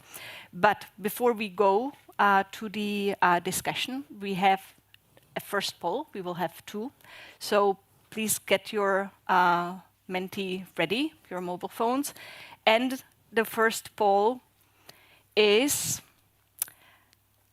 related to the JEP eligibility criterion. And the question is what impact it has had at your institution. So the options are major impact, some impact, minor impact, yes, but on paper only, and no impact.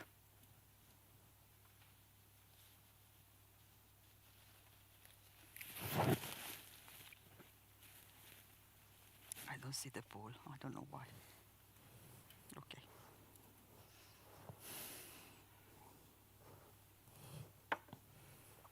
So let's take some time.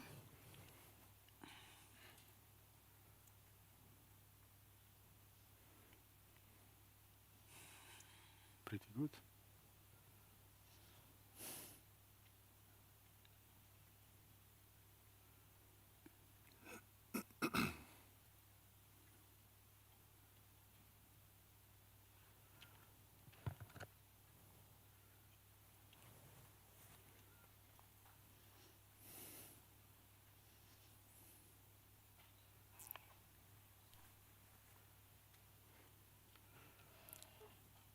Few more seconds before I call this.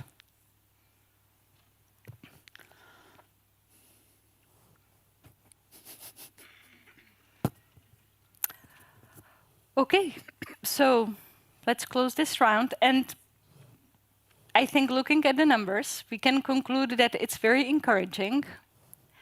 But then also what I have been saying at the beginning, that we have in some instances documents that are on paper and they're not really doing anything for the actual lives of the people in the institutions.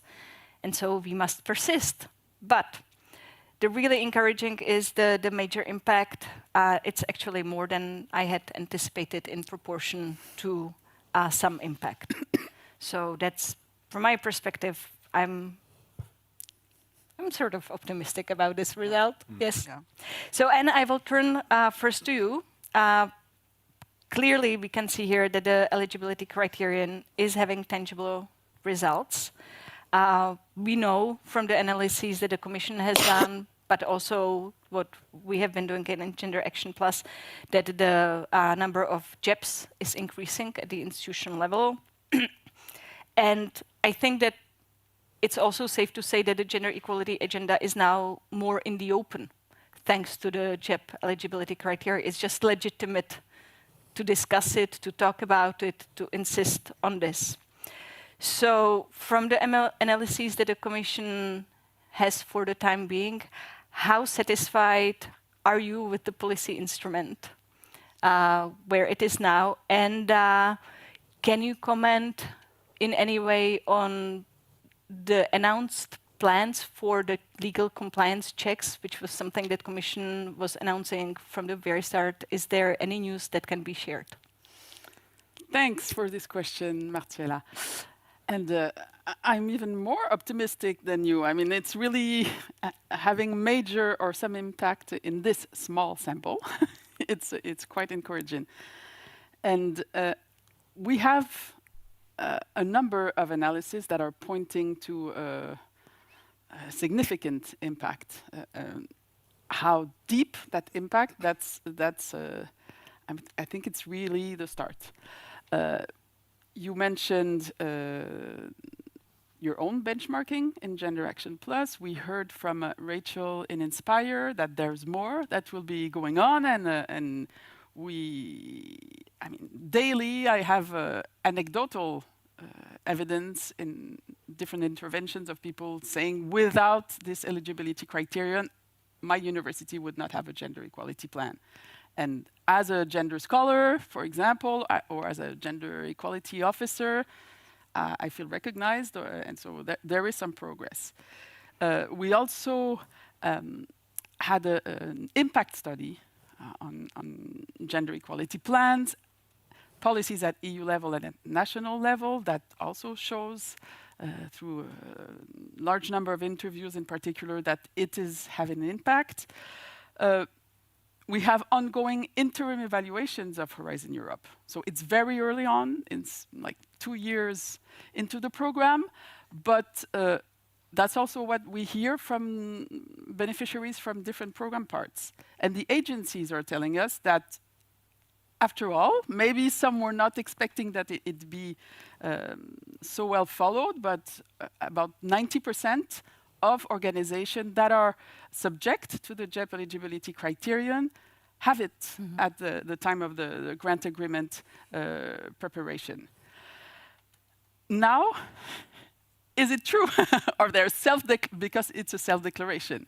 So indeed, we have planned and announced from the beginning that there would be random compliance checks, and we have just run a pilot compliance check on a small sample of organizations, so 30 organizations, and we tried to have that a pro rata of the categories of organization that had that are beneficiaries from calls that closed in 2022.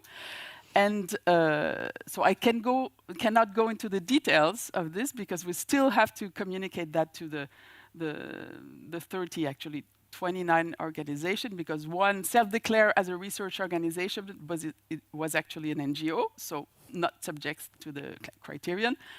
But we find that complying really with the 4 mandatory requirements that are defined in the general and access to the work program. So to have a document signed by the highest level that's published on your website, to have resources to implement the gender equality plan, to collect sex and or gender disaggregated data and report on it annually, and to have training on gender equality. Actually, a little less than half of the beneficiaries that we tested do comply with that strictly. And to achieve that, we hired experts, and we really tried to legally have watertight conditions, discussing with our legal service on how really we could interpret the texts that are in the general annexes. The objective is, of course, for those that are not compliant, there will be the normal procedures for non-compliant with an eligibility criterion. Some time will be given, and then a termination procedure would be started. But a main objective is to come up with a methodology for the full rollout, really, which should be on a figure about 10 times the sample that we tested, and to have the executive agency to take over by hiring experts to carry out those compliance checks. So this is the work that we're doing now. So really, and also to see how we can improve on the definition of the eligibility criterion for the 25-27 remaining period of Horizon Europe, and try to make sure that this stays in FP10. So, and maybe make some of the recommended thematic areas mandatory. So this is all under discussion. Nothing is decided. It's internal discussions. Well, and we will hope to contribute to those internal discussions with some evidence and support that you can use. Absolutely. Okay, thank you. Sergei, I now go to you. So, of course, the ERA Forum is now in the process of discussing the ERA Policy Agenda 2025-2027, and it's ongoing negotiation. So I understand nothing is decided, nothing is set in stone. But can you comment on the atmosphere, the perception among member states in relation to inclusive gender equality, and what are some of the areas that you have been paying attention to? Absolutely. And first of all, thank you, Marcella, for inviting me to this conference. I've never been to Fiji or Zanzibar before, so my chance here.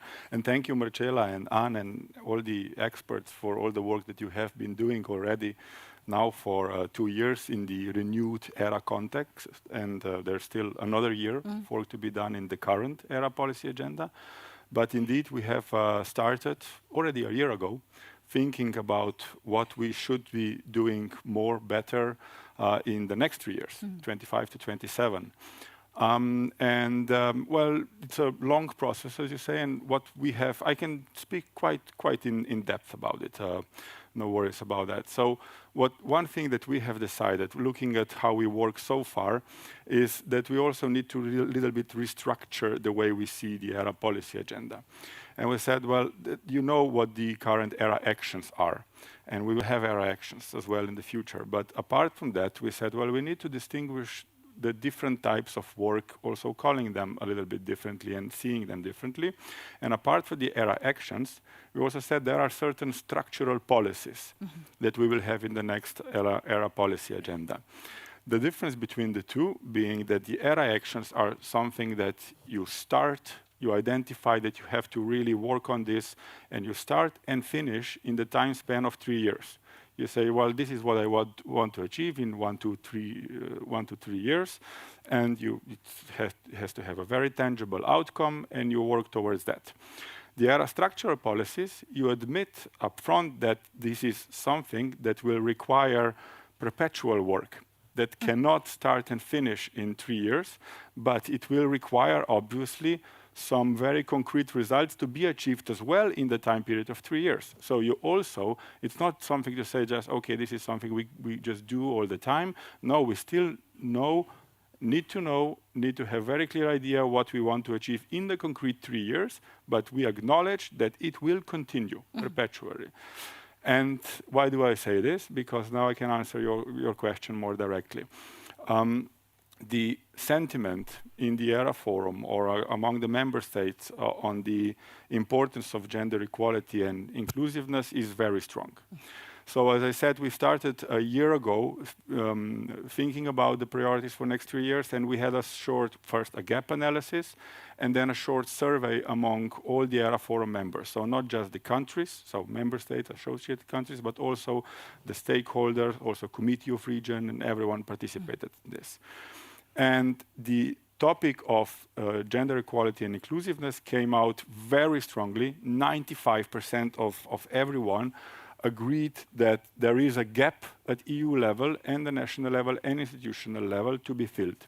So obviously very clear. I mean, this was only so high for careers and some other areas. So very, very strong priority. And also majority of them agreed that we need to work upon this in the next 2 years, obviously, and that we need to work on all the levels, not just the EU level, not just the member states level, but also institutional level. And majority also agreed that this is a structural policy, obviously. That it's not something, I mean, it would be great if we say that we can do everything that we need to do, or everything we've talked about in the previous panel in 3 years, but you know, it's never going to be the case. It will always continue, require efforts further on. So in terms of timeline of designing the next ERA policy agenda, we are very close in the ERA Forum now. Around about March, we will conclude on our first drafting of what we would see as a list of these ERA actions and ERA structural policies should be. We will deliver this to the Director Generals of Member States and the Commission, so ERAC, the ERA Committee. And then they will deliberate on this, see if this corresponds to the political priorities, to have a wholesale look on the entirety of the ERA policy agenda. And then they will also deliver an opinion on this and submit this to the Commission, which at the end will have to formulate a proposal for the Council to adopt and then start working on towards the beginning of next year. Well, thank you very much for this in-depth look. So the atmosphere is for gender equality, inclusive gender equality, to be among the structural policies, but with some action plan, hopefully, for the remaining time. That's very important, that it will have to have concrete ideas, concrete deliverables planned in the time span of 3 years. But at the same time, have a long-term narrative as well. And one thing I should also mention, what came out of the survey as well, was that this area, the participants of the ERA Forum felt that it is strongly co-created. This is very good. That's not the case always. Sometimes it's, you know, it's a Commission's agenda that they try to pursue on all levels. Sometimes it's something that just the stakeholders would want, the institutions, but the policy side would not try to take up too strongly or too quick. But this area, everybody felt that it's a strongly co-created area already. So congratulations for all the work you have been doing so far, because obviously everyone feels appropriately engaged. That's very encouraging.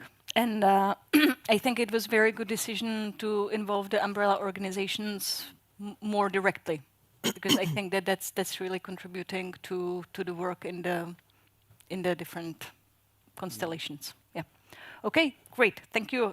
So moving on to ERC, Geneviève. I guess we all will agree that ERC is a synonym for excellence, but the gender statistics also continue to reflect some gaps. And it was, in fact, very interesting for me to have a look at this, because the significantly lower proportion of women among applicants for advanced grants, that's one thing to be noted, and also the significantly lower success rate of women compared to men in the natural sciences, which sort of comes as a surprise, because we have been seeing the steady increases of women in the natural sciences, and one would expect, or I would expect, that maybe it would also show in the success rates, that it would be becoming more balanced. So I don't know whether this is something that you hear, but we in the Czech Republic, I get this all the time, that the natural course of events will be enough, that we just need to wait for the women to get their PhDs and get to the pipeline, and all the world will be rosy, gender imbalances will be sorted out. But apparently, you know, it's not working in this manner. It's never worked this way. So, long introduction to a question: what is the working group on gender and diversity at ERC currently focusing on? What are the priority areas, and are you working with these statistics specifically to develop any concrete measures for the areas, the disciplines, and the types of grants where we see maybe some continued gaps?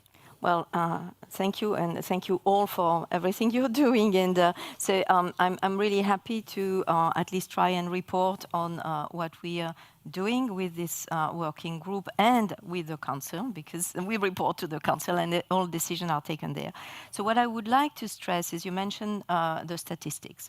And so this is really very important, because monitoring where you stand allows you to determine where there's action to be taken. And all the statistics for the ERC are available on the website. So this is also important, because we think that transparency is also paramount to anything you want to do. And so concerning the success rate between men and women, I would just want to stress that as of to date, we are now at comparable level. So which is actually quite an achievement, so we're happy with that. For the increase of women participation, I'll get to that with example, but I also want to stress the aspect of diversity, because you mentioned it and it's something that we have incorporated more recently. We have also some increase in participation of widening countries, and so there's a working group on this aspect that is involved. The diversity is also considered among the peer reviewers. So with the score for women participating in ERC calls, where we can look at things over time. So I've my notes, so I can tell you the numbers. So on FP10, from 2007 to 2013, we had 25% female applicants. In H2020, 2014 to 2020, there were 29% female applicants. So it's increasing. For Horizon Europe, we have the numbers for 2021 and 2022. And here I want to stress the case of the starting grant, because you were putting that forward. It's fueling what is coming next. And that is quite amazing. We have now in the life science 39.9% female applicants and 34.8% in the consolidators. It is true that the advanced grant, we don't have the latest numbers.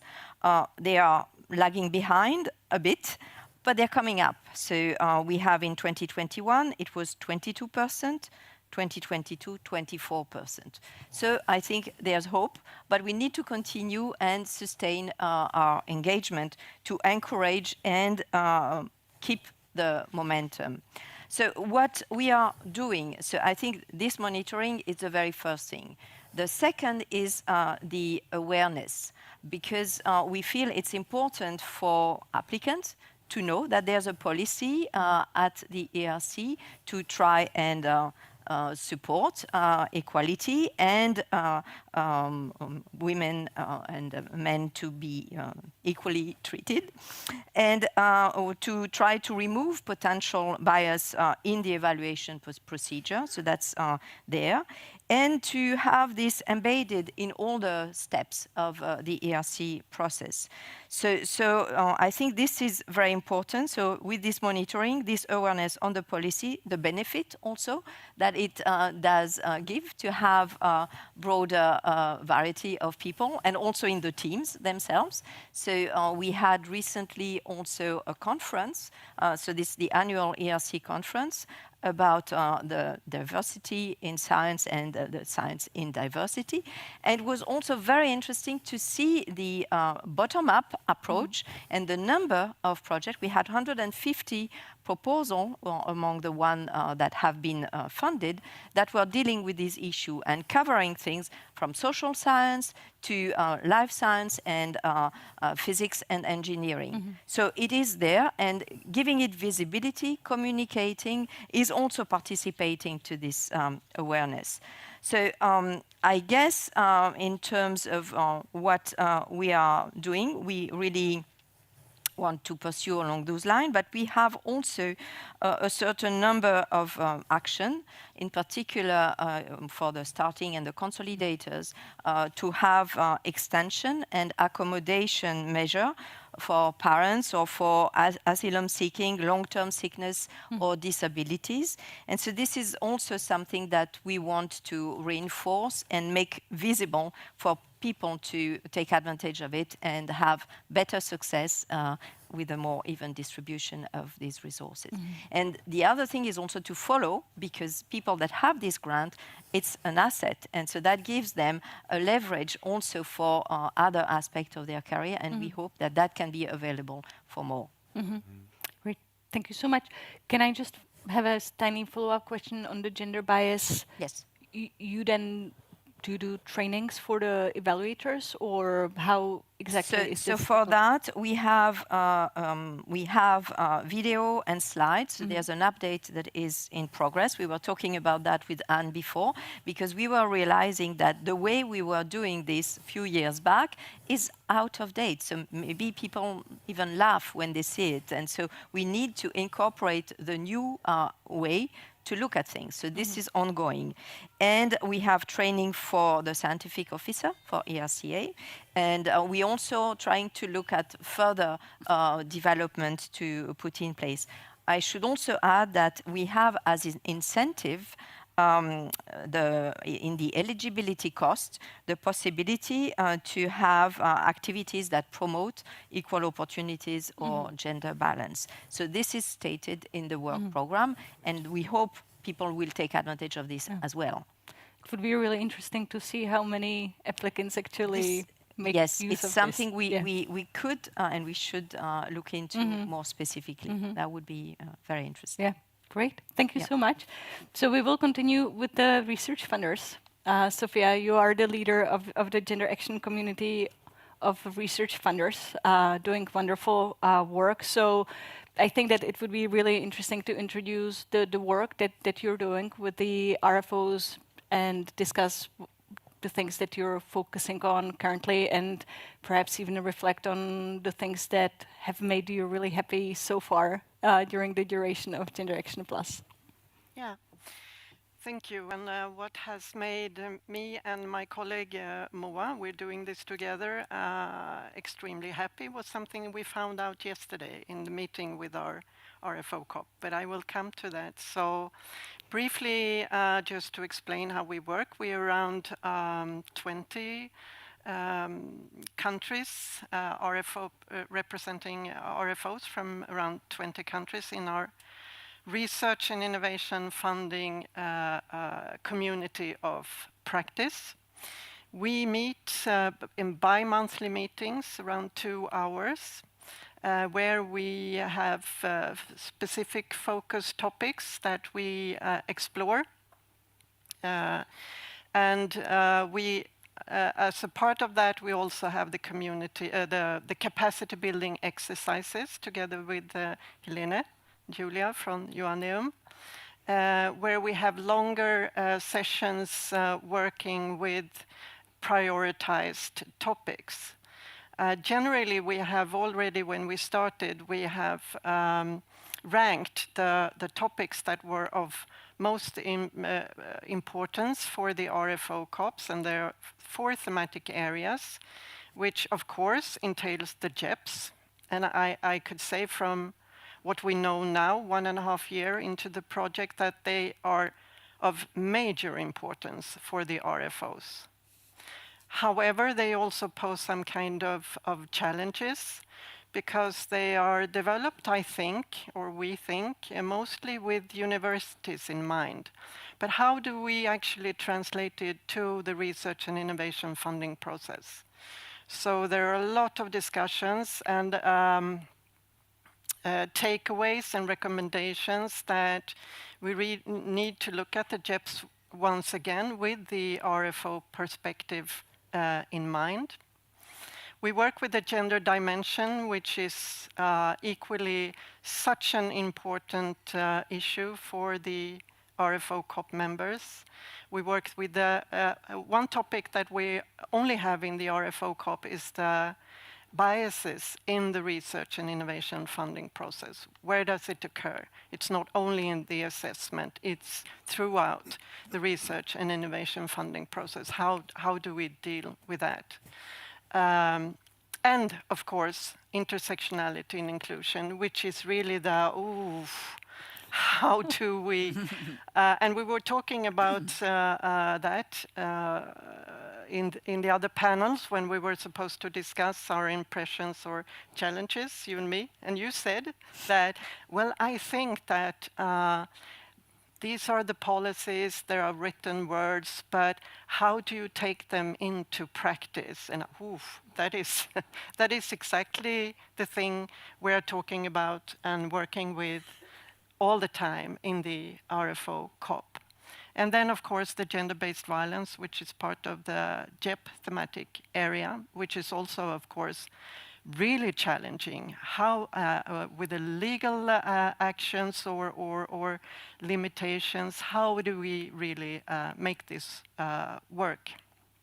So, in sum, you could say that what we focus on is the practical implementation and working throughout the research and innovation funding process, looking at the challenges.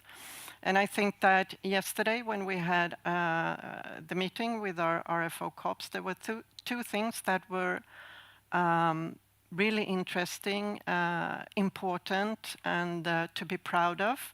Because the RFO COPs, they were presenting their national impact plans, which is a part of the GENDERACTIONplus project.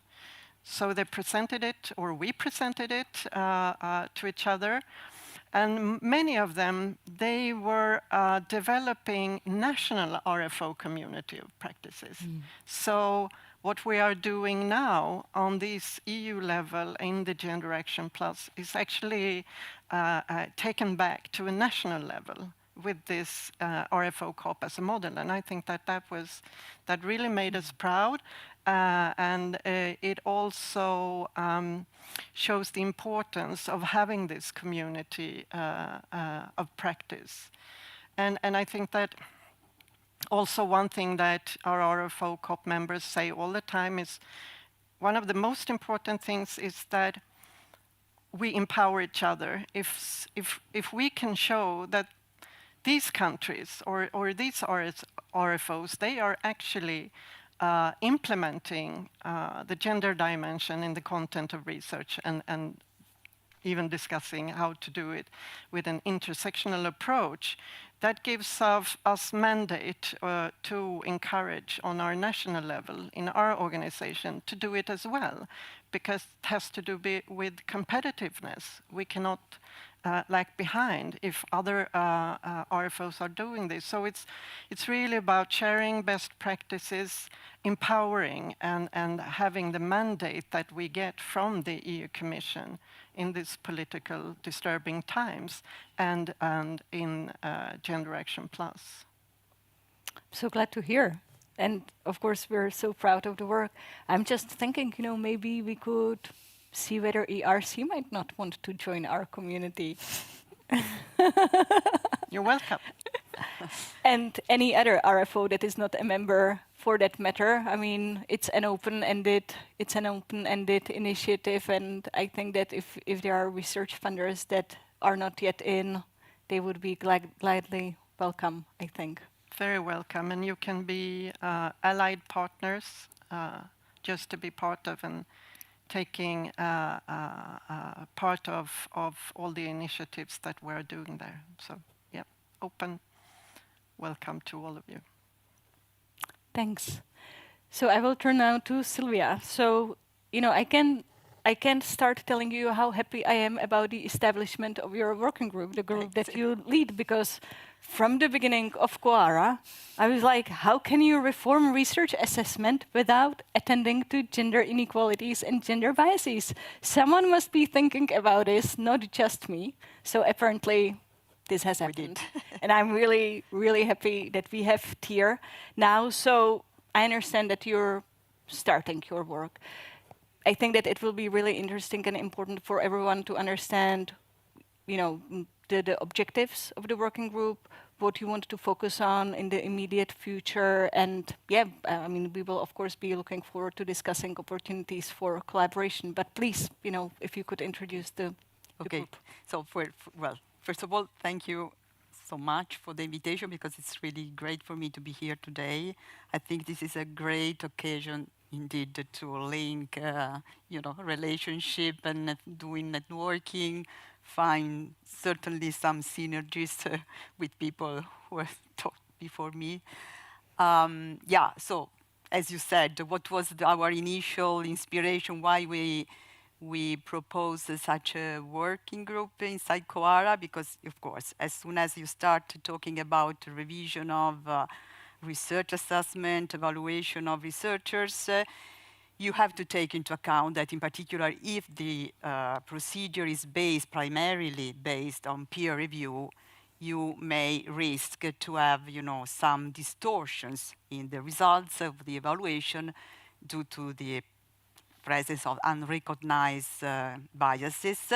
And this can be both individual biases from the evaluators, but also, I think, systematic biases which are hidden inside, you know, commonly used procedures. So our goal was, in fact, to bring inside Quora big revision and discussion about revision of evaluation procedures, bring on the table the discussion about how to dig out the presence of biases, where they are hidden, and in particular, how to mitigate them. Of course, we know that, you know, it's sort of human nature, so it's impossible to think of completely bias-free evaluation. But the main point is certainly to make people aware, in particular individual evaluators and all the evaluating agency, aware of the problem. So we should, first of all, raise awareness, and then try to suggest some mitigation strategies. So we will be working at these two levels. So basically, the goal is twofold. On one side, we will try to build up a sort of toolkit for evaluators. This is something that probably many other projects, organizations have been doing. But what we believe is that, you know, doing that inside Quora, which is a big coalition of institutions, may give it a different scale. Maybe we can work at higher scale. So the idea is really to share among many institutions, among many main characters in these evaluation procedures, kind of training for individual evaluators. Not only training, I think also sort of self-diagnostic methods, like, you know, for instance, submitting, this implicit association test, these kind of things where one can test. I did it. I do bias. I mean, I'm biased. And that was big. Yeah, it was a bad surprise, I must say. And also, we will build up this sort of mini training, the same kind that you were mentioning, that you have been doing in ERC. And the second goal is to basically do a big survey and collect all the, let's say, good practices in evaluation that in many institutions and many countries are already applied. There are, I think, primarily northern countries where there is already an anti-discrimination legislation. Okay, so if we collect all this good inputs, we could, sort of distribute to everybody this set of suggestions for good strategies. In particular, trying to support, this is, I don't know whether we will manage to do it, but we will try to support local institutions to buy this kind of new suggestion, new strategies, and make them reconciled with the local or national legislation, because one of the main points is unfortunately the fact that sometimes, national legislations, I don't know, on, for instance, the selections for recruitment does not allow to import new strategies. So this is something that we will be working on. Okay, so we received yesterday, finally, the full endorsement by the Coara Steering Committee on the working plan. So we will start from tomorrow, okay, working. And we have already 26 members. They are the last one that join us, thanks. But maybe we can, try to have many more, because this is really a huge work to do. Thanks. May I just wanted to add one thing, because you were talking about the assessment. And on that front, I think for the ERC, I would like to stress that since the work program of 2024, we have a change evaluation criteria to make a more explicit weight on the project quality rather than on the PI track record. So that is, I think, a game-changing thing. And also, there's another thing that we have done with the model CV template. We include the possibility to report any career breaks and life events. So we started that with COVID, actually. But now, after seeing that, we realized that there could be lots of other things, and that can have impact on scientific productivity. So this is now present in the document. Very good. Fantastic. Thank you so much. Thank you, Sylvia, and congratulations again on start of the work.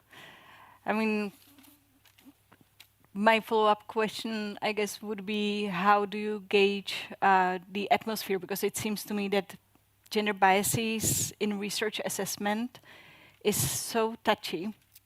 Very often the research community does not want the meritocracy to be touched and acknowledge that there are any problems. So what is your experience within Coara?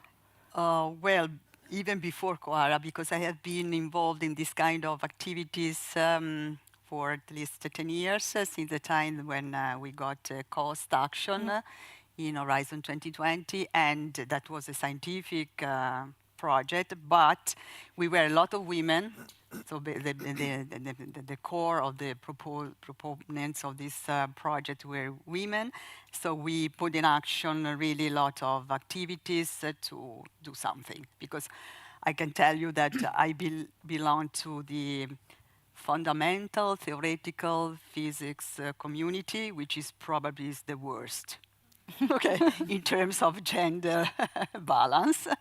Definitely the worst. And I'm very optimistic, still very optimistic, because what we managed to do along the years was, first of all, through organizing, activities during our physics workshop, but devoted to gender issue, we really managed to raise awareness inside our communities. Because, I always think that, researchers are, after all, smart people, educated people. So if you start explaining things, they understand quickly, okay? So most of the time we got very positive feedback, like, oh, I'm so grateful because you made me thinking about the problem. I'm talking about men, of course, men colleagues, because I never realized, you are right, we are 200 people in this workshop, there are only 10 women. Wow, I never realized that. Thanks a lot, because, in addition, I have 2 daughters, I have to think about this problem. But this was the starting point, maybe a little bit. But now, when we propose to organize, gender activities inside our physics workshop, nobody complains. Everybody are happy to come. And this is kind of atmosphere that I think we will be able to import also in this Quara working group. In fact, when we start, we propose the first trial, our working group, we were just a little number of members, and in fact, and we were more Italians. So one of the criticism at the beginning was, "Oh, you are too Italians. Why so many Italians?" Okay, that was good.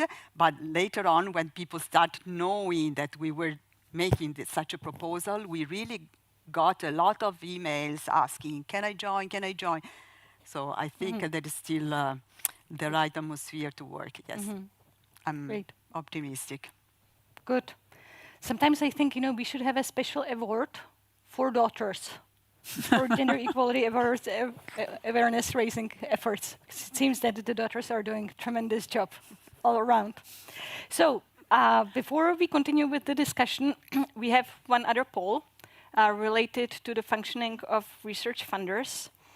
And this poll is when you look at your main national research funder, do you find their policies, provisions, and measures related to pregnancy and parental breaks sufficient and clear? It's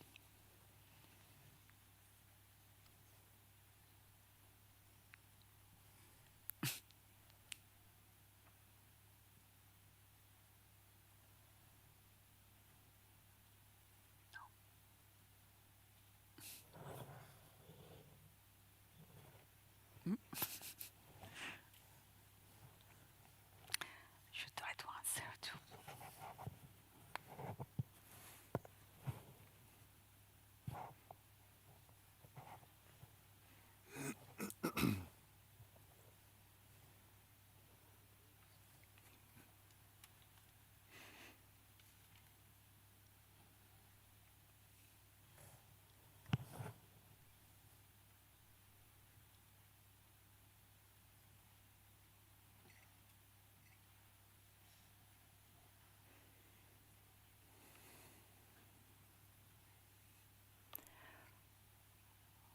okay, so we can still continue collecting the answers, but this is slightly less encouraging compared to the JEP eligibility criterion. I mean, to have such a huge proportion of people not actually knowing what the policies are, that's alarming. And then when this issue was perhaps one of the first to be recognized. I mean, I think that the research community early on started addressing work-life balance issues and recognizing the fact that we need to pay attention. And yet, so many years later, there are so few yes answers to the clarity of those policies. So this was just one small sample. I mean, this one should be the most straightforward aspect of what the research funders do and where the policies are. It's perhaps more straightforward than, gender biases, gender dimension in research, definitely gender-based violence, and still, even this topic is not answering necessarily the needs. Okay, thank you very much. We can switch back. So, with this, we have been focusing on the positive side of things, and it seems like it's fairly rock solid where we are now, and we have important developments. Still, I want to ask, from where you are now, do you see any threats to gender equality and inclusive gender equality agenda in the coming years, things that we need to prepare for from the perspective of the organizations that you represent? And what would be the suggestion for us to do either collectively or within those organizations? And I will leave this open. Anyone can start who feels like tackling that issue. please. I'm happy to start and in a way to relate to the poll, because I think this is very interesting to see that, as you said, it's the most obvious aspect that has been dealt with, yet there's a lack of knowledge from people. So what I would like to say is what we have done at ERC, or what is the state of play. First, we also realized that even at the ERC, where we had started action on the eligibility criteria with respect to parental leave, there was a lack of knowledge. So we really had to work on the communication. And so I think I just want to state where we are. So we have for maternity 18 months per child born before or after PhD, and any time of parental leave that is used by parents. So we also take into consideration the cases of single parents, adoption, loss of partners, so all these things. And I think it is important for people to know, because this is not always really known. You're talking about the extension? Yes. To be able to... The window to apply. Exactly. Yeah. And so this is actually really important. I was mentioning that before for the starting grant and the consolidator, because of course these are short time windows. And so if you have a significant amount of your time taken by this kind of situation, that can be of different form. So we thought it was really important. In addition, we also have the possibility to take into account the care of sick relatives, which can also be a reason for eligibility extension. Long-term illness and disability. And this aspect of disability, we have now just recently, for our next work package, put it as a separate condition from illness, so that people really see that as a different case as well. So I think these are aspects that we need constantly to look into, to improve, to adapt. And I just want to say that you cannot say you've done it. It has to be continued. Okay, thanks. I also wanted to come back to the survey, because you had in the question there were two aspects. One, if the policies are clear, and the other one, if they're sufficient. So I don't know, my interpretation was that the no's related more to the sufficiency. And I would see ERC here, what I've just heard, as a best example, and I hope in the community of practice this example can be spread through and through other forms as well. So I think what we're coming down indeed to the institutional behavior and personal behaviors. So attitudes of researchers, of evaluators, of management to gender equality and inclusiveness, and how this reflects then in the functioning of an institution. So, and this, from a policy perspective, the biggest threat, therefore, is the translation from policy design into policy implementation. That's a threat which very vividly we heard also in the previous panel. It was very, very well mapped. My Latvian colleague, who I quote her very often on this, that she always used to say, every policy is only as good as its implementation. So how do we bridge this gap? Well, it takes time, but I think in the previous panel, it very well resonated. I don't remember exactly who was it. I think Rachel, maybe, who said it, that it's having everyone engaged in the policy design, not just the policy makers, the decision makers, but really all the institutions as well, the institutional side, that might increase the chances of these policies then being taken up. If they come bottom up, then they will be implemented bottom up. So that's one of the threats, and we're doing a lot. I mean, in the forum you mentioned already, Marcela, is implementing this new approach where the policy makers and the institutions come together and try to design policies already. So that's one thing, and the second threat, if you want, is something you mentioned in your introduction, I would say, which is maintaining the priority. as you have mentioned, sometimes we have ups, and then we have nothing really happening, and then we kickstart again some progress. We made some little progresses, and then maybe even even retrograding into this. So how do we keep the political momentum? That's I think is more difficult. So I was very happy when the opening of the conference, Marieke, I think, said that it is a common priority of Spain, Belgium, Hungary, and that's important.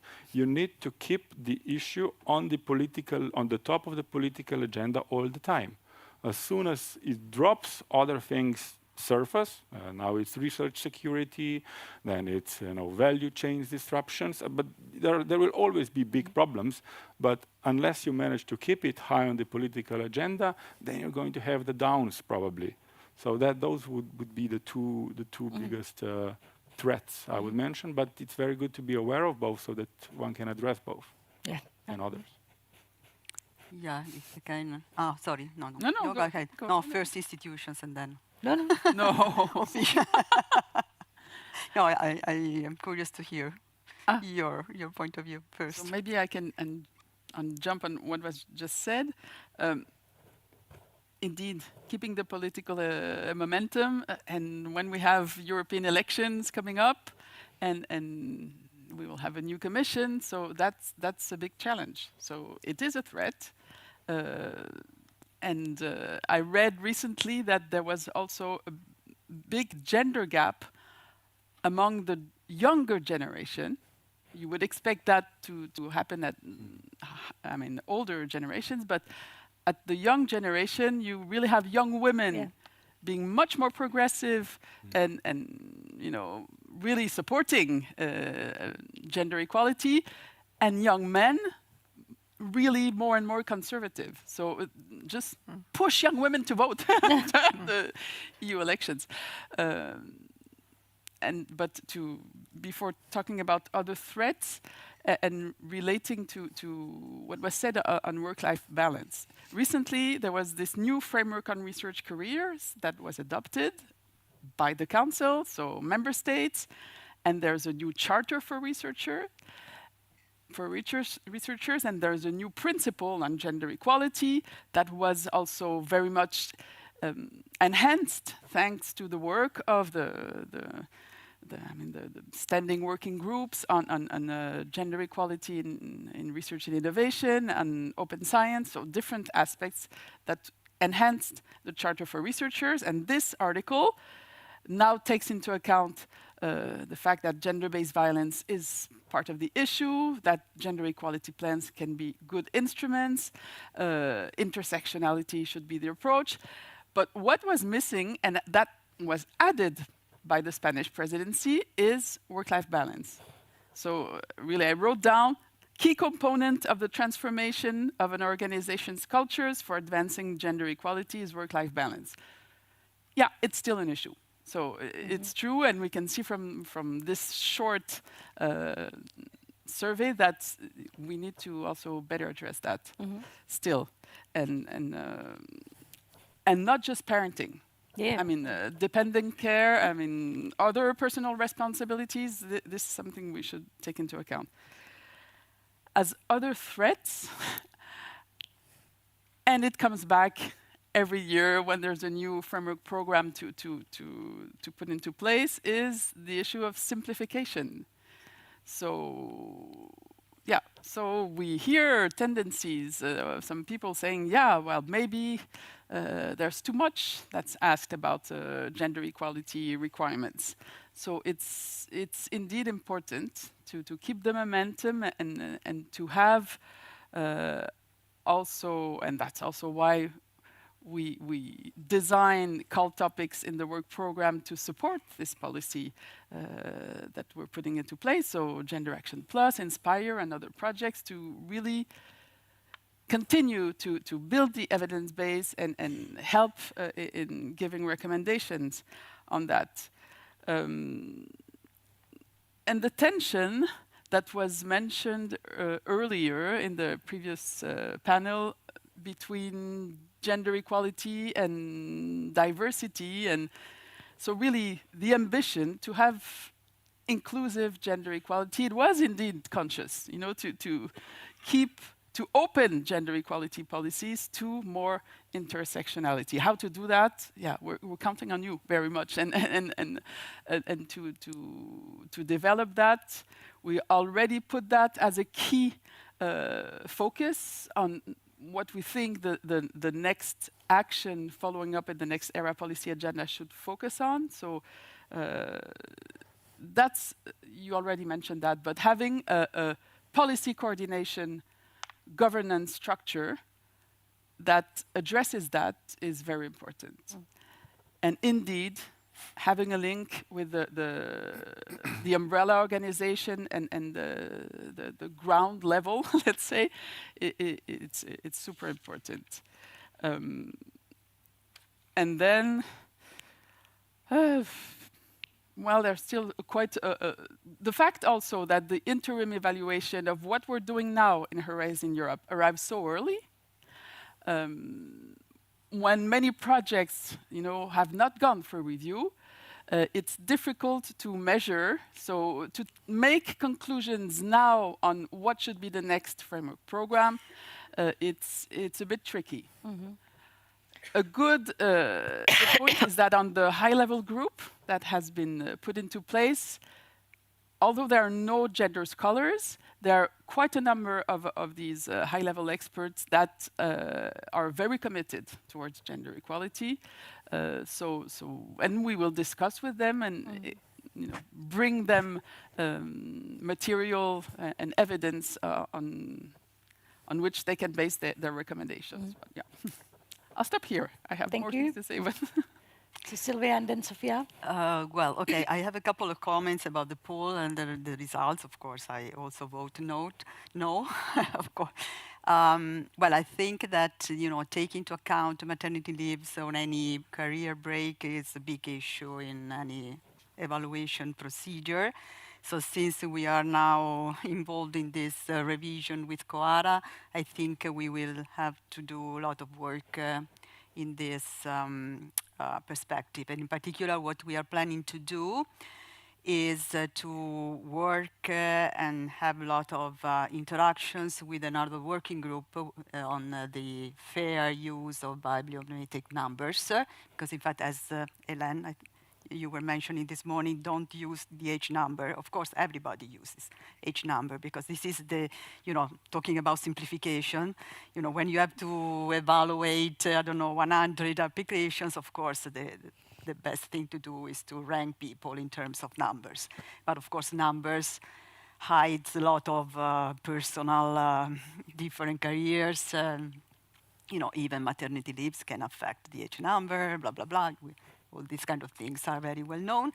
So we hope to really have sort of interaction and synergies with this other working group and with another working group which is working on narrative CV, because this is also very important, of course, in order to bring all these issues inside the discussion.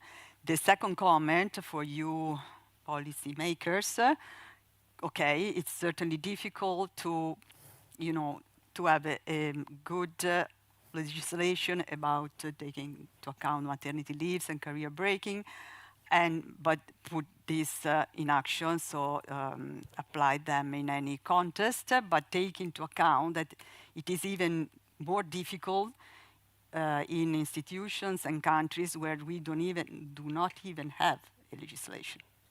So we, you know, evaluation committees are in many countries are not even forced to take into account this kind of criteria.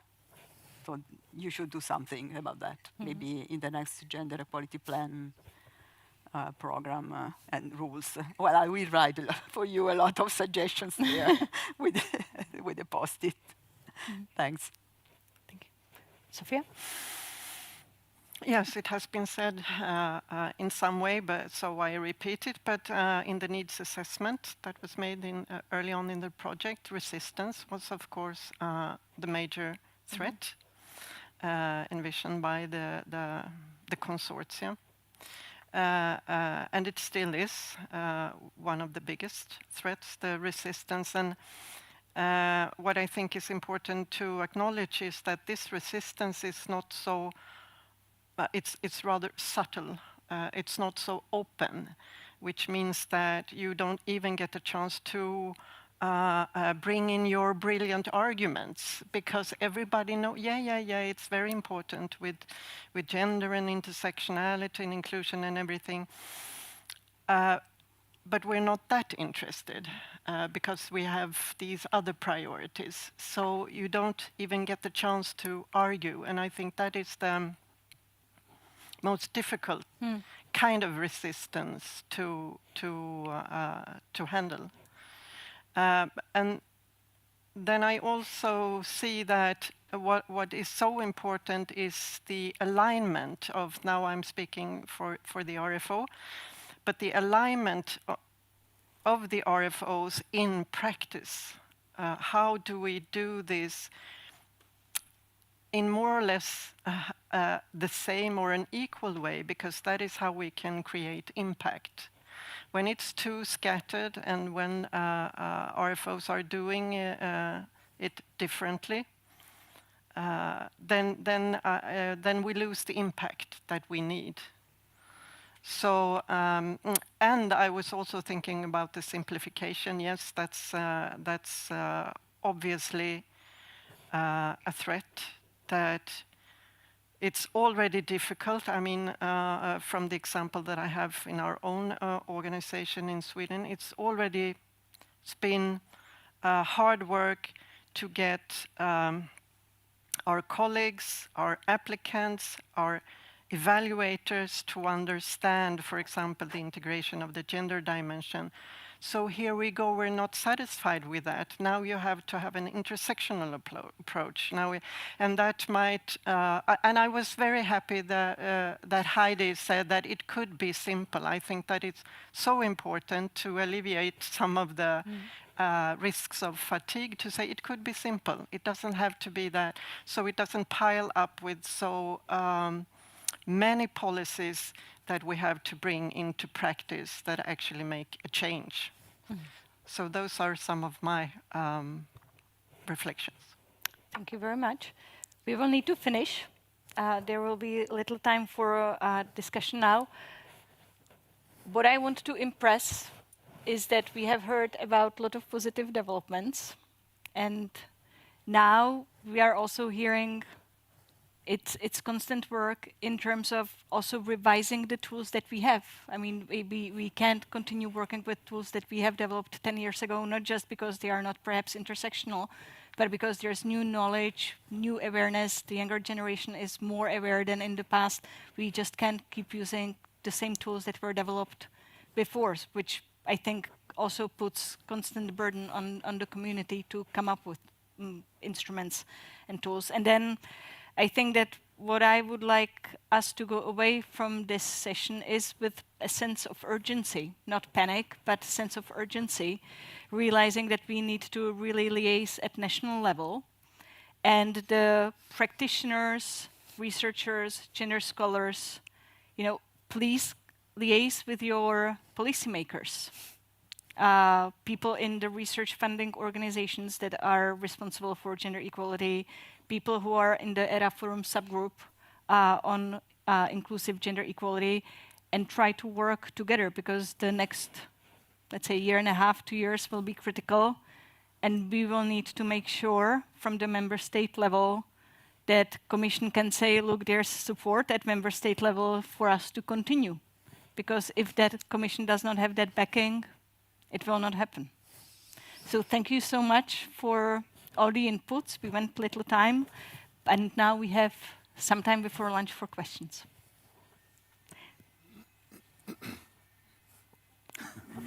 Hi, my name is Rachel, or Rocelli, but Rachel is simpler.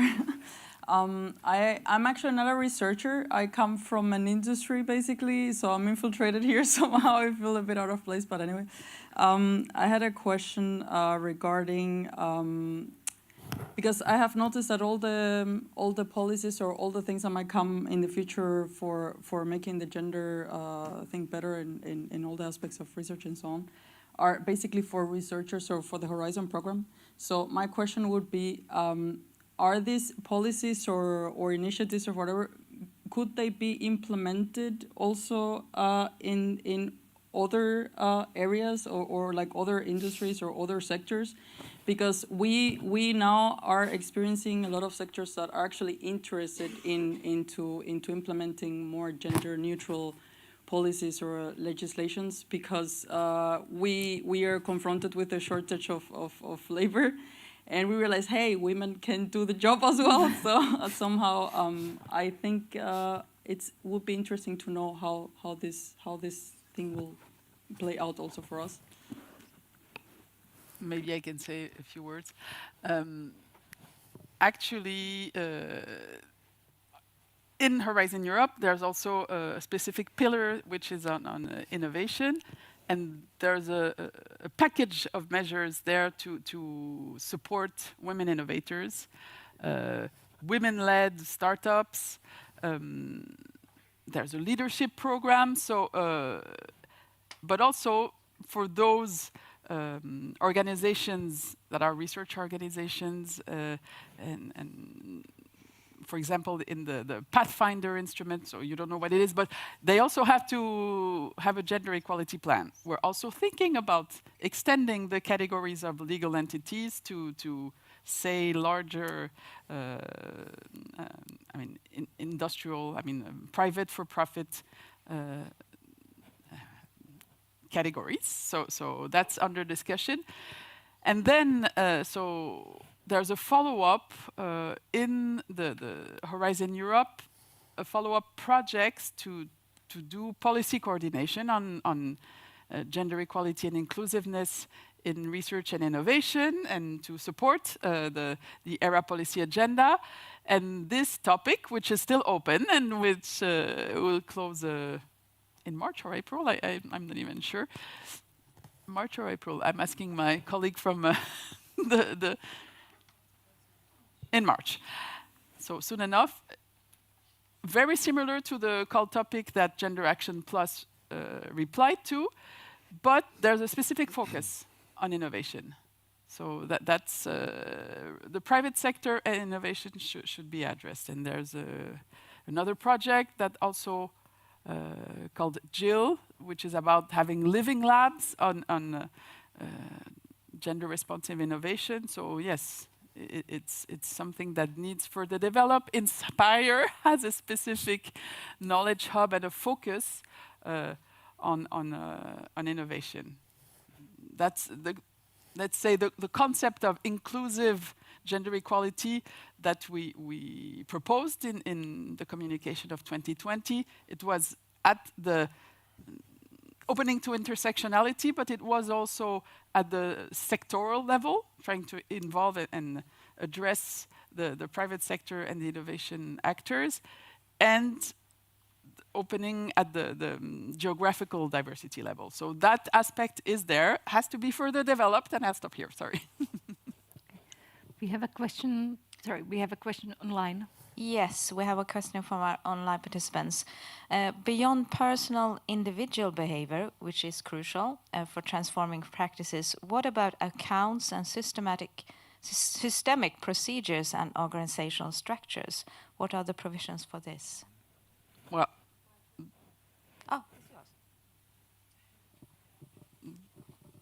but that's the spell checked. So I was asking about accountability also. So you mentioned the personal behavior and changes, transformation in peer reviewers' practice, a number of you. But I'm just wondering about the systemic that you also mentioned, but how to embed individual practices in ways that are supported by procedures and structures and accountability measures and so on.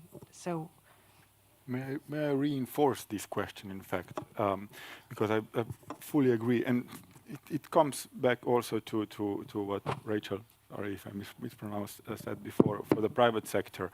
Of course, you can have legislation, And it was in the previous panel, somebody also gave an example. In Spain, they have legislation, and that's why some universities are now thinking how to implement this. So, of course, that's an important thing. But changing of the attitudes is what determines the behavior of the organizations then. And of course, there's a sign of time, so we can just let time do its job. Like, it's doing it pretty well, but too slow, I must say. But we also have responsibility, each of us in this panel and in this room, responsibility for that change of behavior, some bigger, some smaller. And that's why I want to reinforce this question, actually asking to, well, all of you who are funders, ERC, except you, but Commission, funders, ERC, can we do more to change this, the practice? Well, now I'm thinking about the evaluations, the assessments. Anne, you said that young women are more attentive to the discrimination or biases based on gender and other inclusiveness dimensions. So why don't you engage more evaluators, more young women, or those who have a better track record in paying attention to this aspect? Because only through building a critical mass of different attitudes in the evaluation, people will stop using the age index and discriminating, perpetuating these biases, when they will feel that they are in a minority which is uncomfortable, contrast to what is currently. We do the comfortable thing. We use the age index and we don't care about the biases. So why don't you as funders try to pay more attention when selecting the evaluators, so to build up this critical mass, which then changes the attitudes which might influence the private sector as well at the end? I just wanted to say that we do. Actually, it's a long-run project. It is an aspect that is taken into consideration at ERC in the panel composition to balance the gender and the diversity in these panels. So we are trying as much as we can do, but then they have to accept, and then we have. So I think it's something that is definitely a very important parameter, and it's taken on board very seriously. Thank you so much. We need to finish. We will have lunch now. So thank you all for engaging, contributing to this panel. And yeah, let's make accountability matter. Our personal accountability for making sure that gender equality stays on. Thanks a lot. Enjoy your lunch. I don't know if Moa wants to take over for the last bit.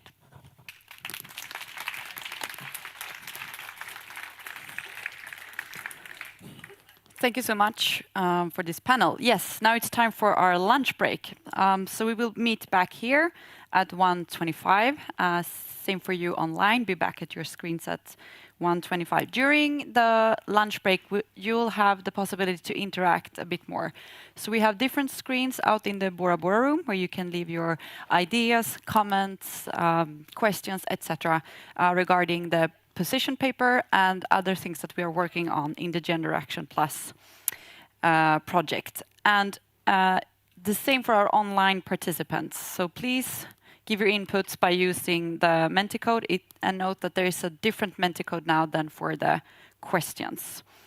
So yes, have a lunch break, but also please give us your ideas and feedback that you can find out in the Bora room and by this Menti code. See you back at 1:25. Thank you.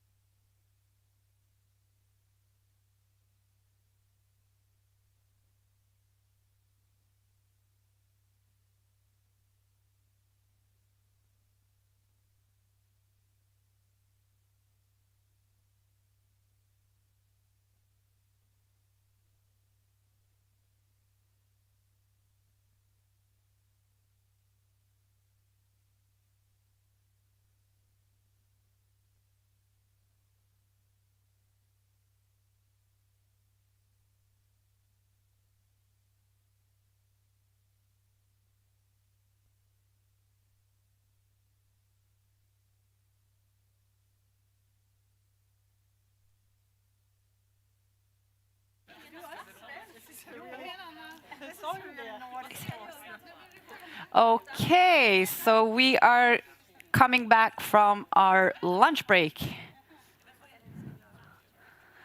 Before we're starting our program, we will invite you all to a little bit of an exercise, energizing exercise. We call it the Kiruna method, a Scandinavian surprise. So we're all here representing different Scandinavian countries. So please stand up with us. And if you're online, stand up wherever you are, if you're able and willing. And then we put our hands out like this. And we kind of sit down, but not all the way. And then we go up. And one more time. And the third one. Oh, down. And up. Great. Well done. That was our energizer. Awesome.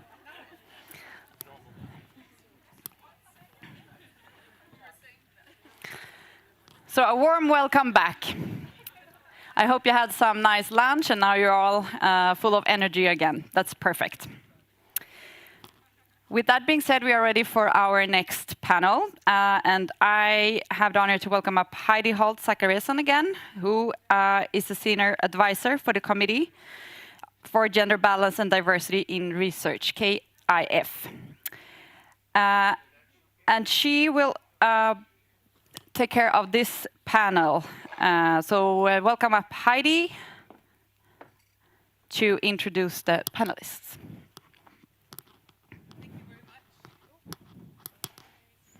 Hear me? I'm number 7. Yes, number 7 is talking. Welcome back from lunch and from a very exciting morning. So we continue with a new panel, and I am going to present them. But first, a little introduction. I'm Heidi Zachariasen, and I work for the KIF committee in Norway, and I'm also a proud member of the GenderActionplus consortium. For quite some years, I have followed closely the process of an increased focus and push for developing policy initiatives and identifying instruments for strengthening the work for equality and diversity and inclusion in the era as a national representative and standing working group on gender in research and innovation, and now in the subgroup on era priority 5. And I'm very happy to push the agenda even further with a panel. And I want my panel to come up before I continue. If Jenny can start here, and I think you know your order. Thank you.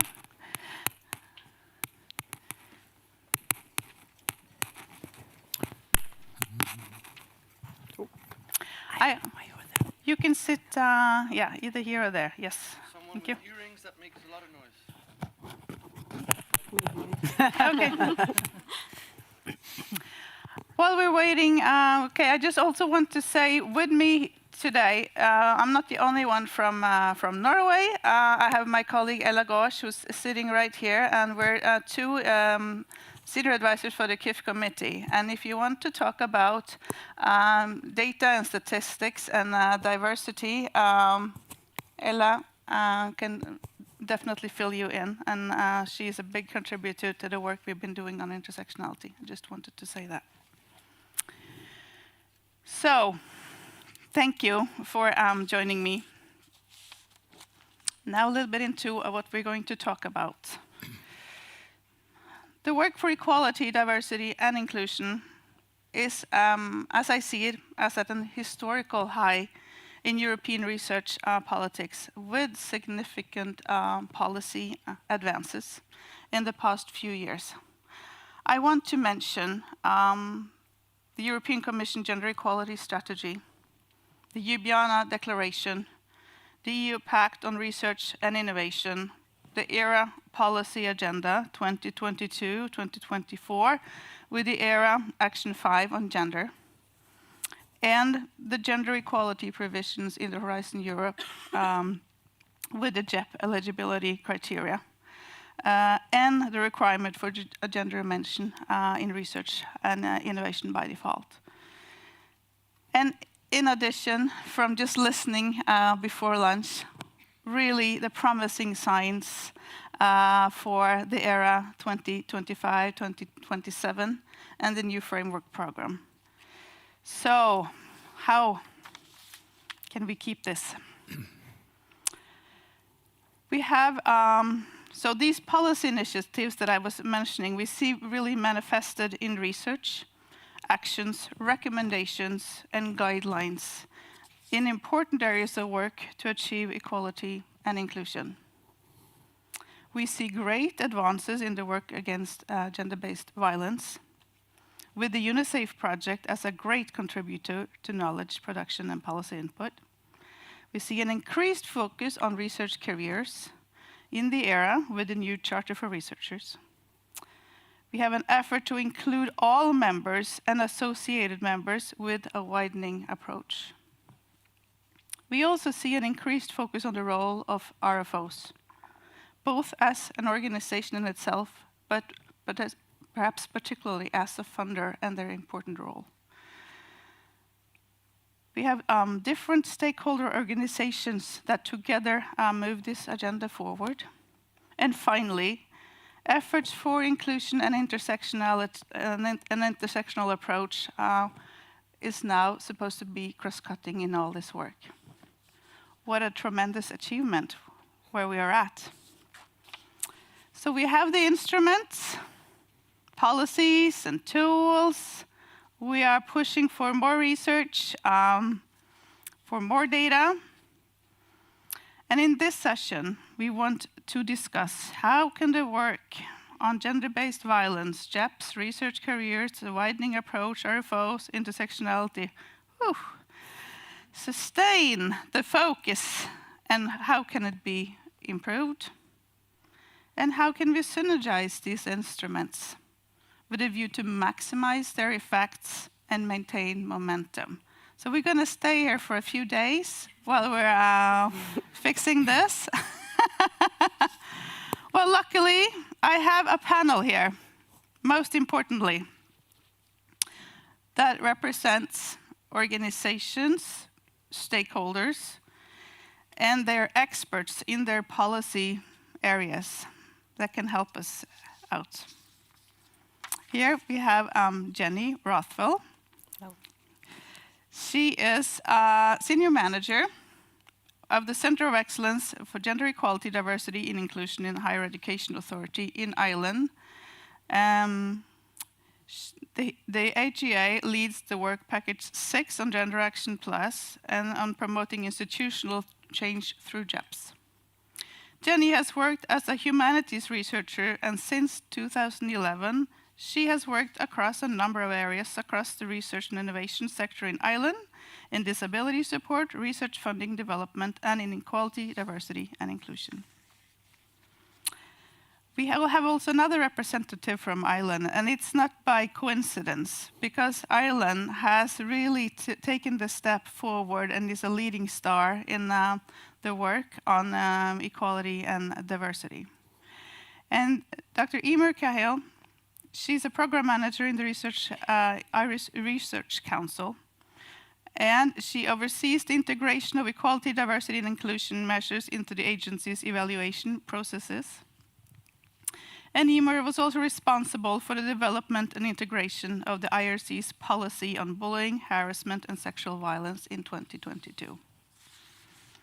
Then we have Janka Kotulova, and she's led the institutional team involved in Equal for Europe project, Horizon 2020, supporting the preparation and implementation of JEP at Comenius University in Bratislava. In 2023, she co-founded the Slovak Association of Women Researchers and Innovators.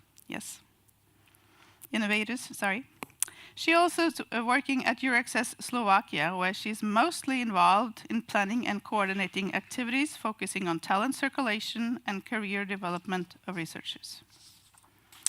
Last no, not lastly, we have two more. Dr. Izaskun Lacunza is a science policy practitioner currently holding the Science for Policy Direction at the Spanish Foundation for Science and Technology.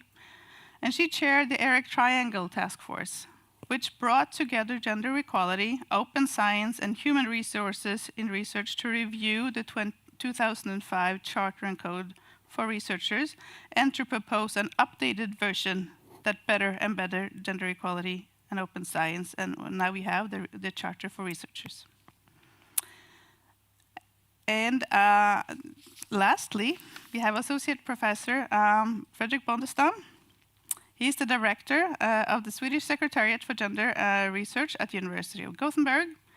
And he's also managed the government assignments on gender mainstreaming in Sweden, 2013 to 17. And he participates in several EU-funded projects, and that's both the GENDERACTIONplus Work Package 3 on gender-based violence and UNICEF. So, as you hear, we have a wonderful team with us. I have some questions for you. And I want to ask you, first of all, from your perspective, what is the most important achievement of recent years to address the inclusive gender equality and sustainable working conditions for researchers in the area that you've been working most with? I start with you, Jenny. Thanks, Heidi.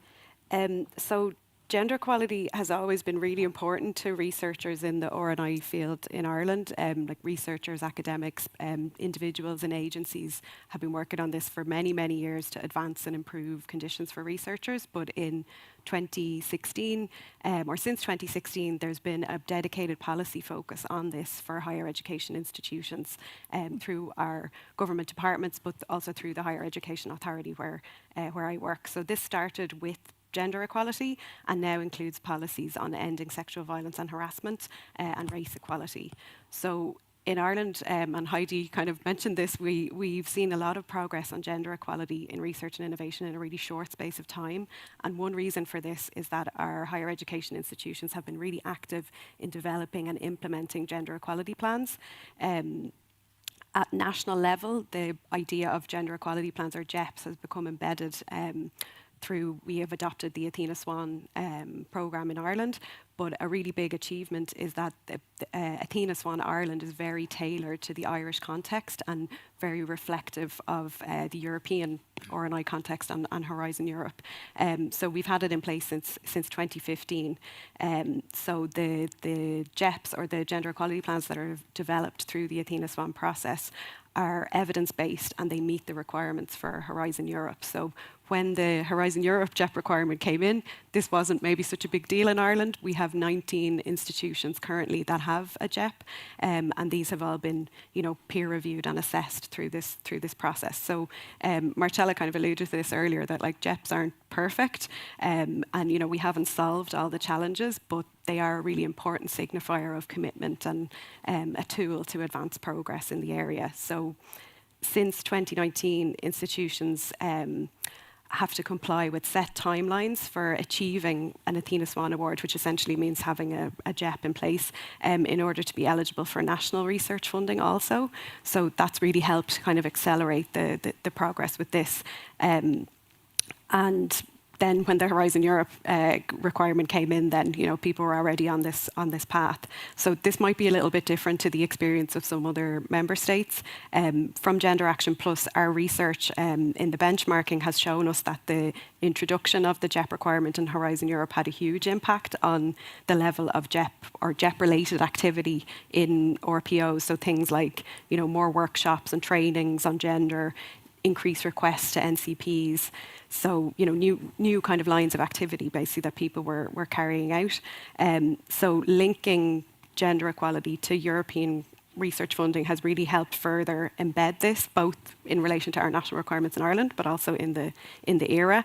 And it helps us ensure that JEPs, they're not just siloed into, an equality office or a particular unit in an institution. They're kept on this highest agenda, and they're seen as a key enabler of high quality research and the funding then that's needed for it. So the Horizon Europe JEP requirement is really, it's a platform as well to showcase the good work that's ongoing, and things like the Gender Equality Champion Awards, help to highlight this as well.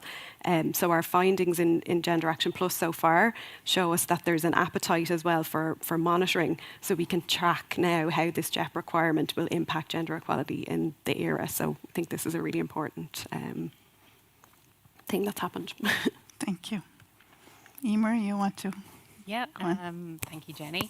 I suppose I'm possibly going to move us back a tiny bit, because myself and Jenny were talking about this with colleagues when we were on our way over, and we feel somewhat uncomfortable wearing this badge of honour in Ireland of being, the best in class, because we really don't have to go back that far in our history.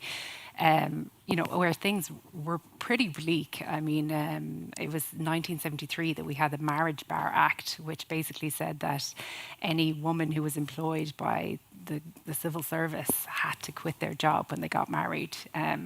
Think about where the best place to be was. And I know this because my mum told me this story, that when she got married in 1979, mind, so after it was abolished, she was still strongly encouraged to leave the workplace. And this didn't just happen in the civil service, it was also adopted widely across the private sector as well in Ireland. So I know we were talking about earlier that we can't just live in the past of, the women will come through the system, but we do also have to have the context that from, the 1970s, where a third of women worked and only 1% of them had senior managerial positions, that fed into our higher education system, and we didn't have a lot of senior female researchers coming through and reaching high levels. And it was only 2020, so very recently, that we had our first female president in one of our higher education institutions. So that only took 400 years. We're hoping that things will move along a little bit quicker. But I'm just setting that as a context for the fact that, a lot, I mean, when we say it's happened recently, we mean very recently a lot has progressed. So it's, I suppose, maybe just a positive note for any of the people who are newer to the gender equality movement and, initiatives, that it can happen very quickly, and once you gain momentum, you can move things along very quickly. And as Jenny said, with the JEPs, that was a huge piece for us, because the funders came together and we saw the work that was going on with Athena Swan in Ireland, and made it a requirement from 2019 that unless they met that minimum standard, they weren't eligible for state funds. Now, one thing that we still look at, I suppose, is that these are all very top-down. This is us, the funders, saying you can't have this money until you meet the requirements that we state. And we see it now with the European Commission and the JEPs requirements, that it's still very top-down. Do this, get your funding, and how much of that is translating into people actually saying, oh, well, this is really important and we would do it anyway, and I think that that's maybe something that I'm skipping ahead and spoiler alert, but that's one of the challenges. But it is, I think the JEPs are powerful. I mean, all of these tools are coming down from the top. For us, it's different policies, it's bullying and harassment, it's the gender equality plans, it's the national coordination, it's the Race Equality Act. I mean, we have so much going on at the minute in Ireland that it is great, but at the same time, it's all coming from the top and it's being told to do this. So while I'd love to say that we are great, it is still being driven very much from the top. And we're fortunate to be in a position that that's politically appetizing to do that at the minute.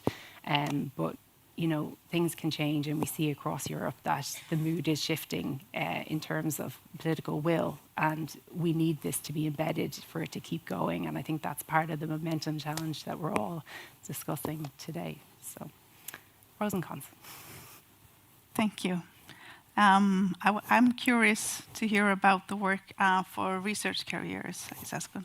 Thank you so much. It's a pleasure to be here because it's not my community, so to say. I very much come from the previous era, you will remember, from human resources and mobility, which was one of the other priorities that happened during the previous era. So it's a pleasure to be here.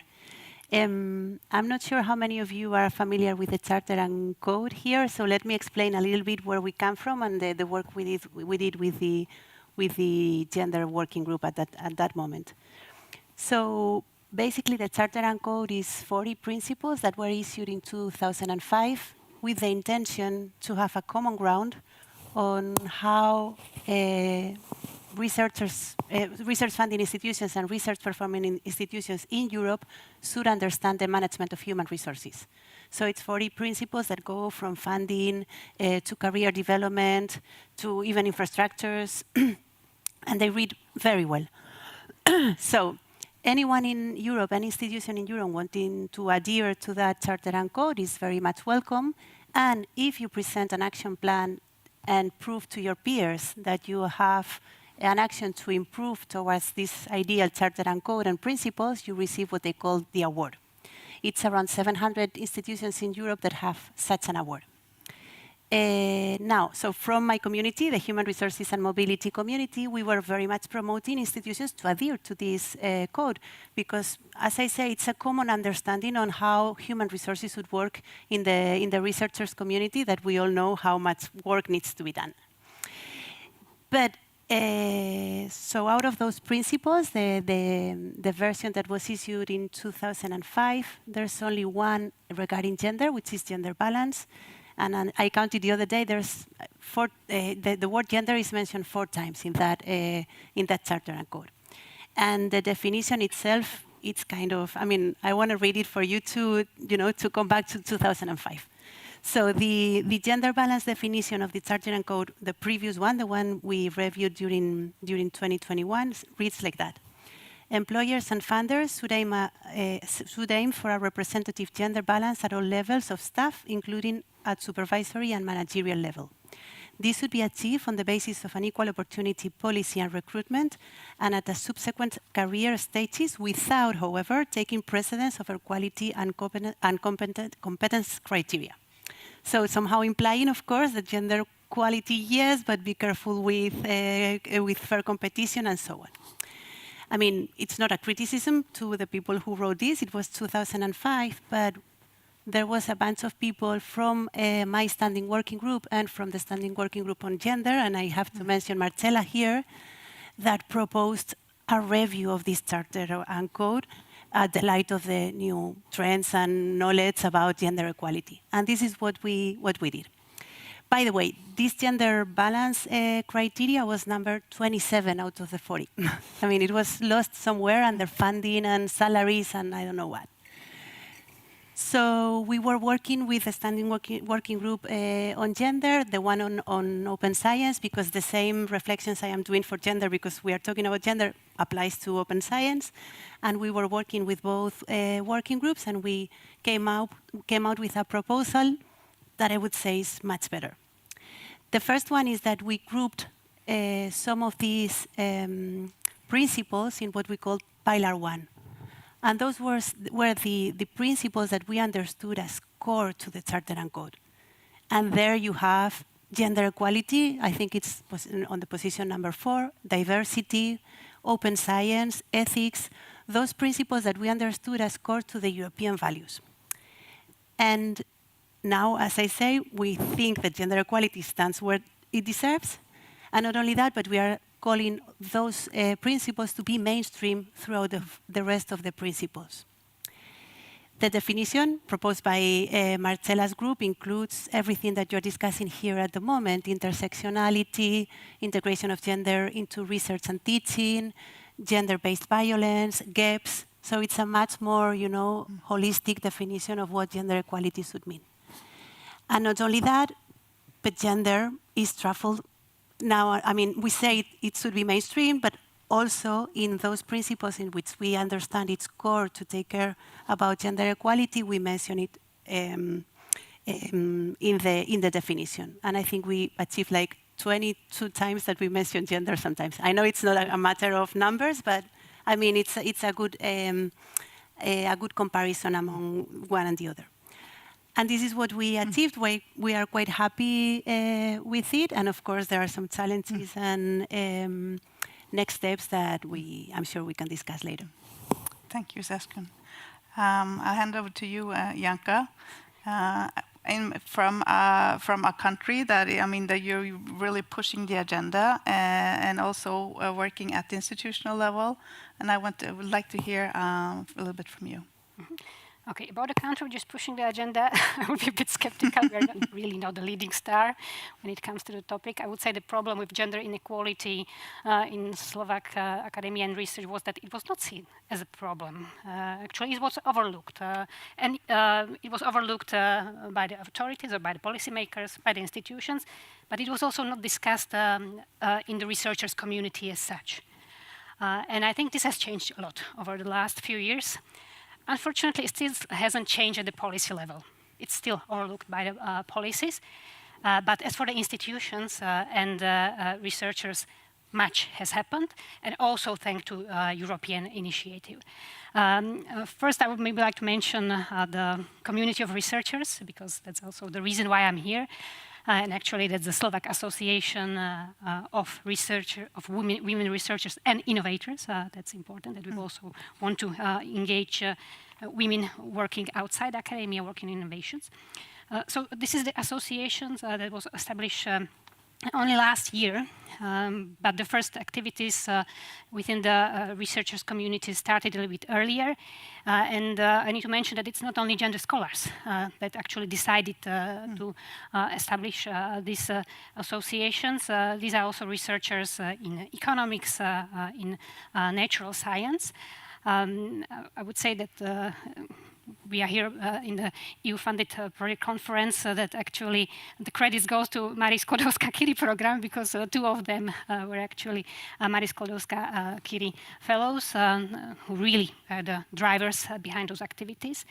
And we started with the activities like, for example, maybe more on the symbolic level.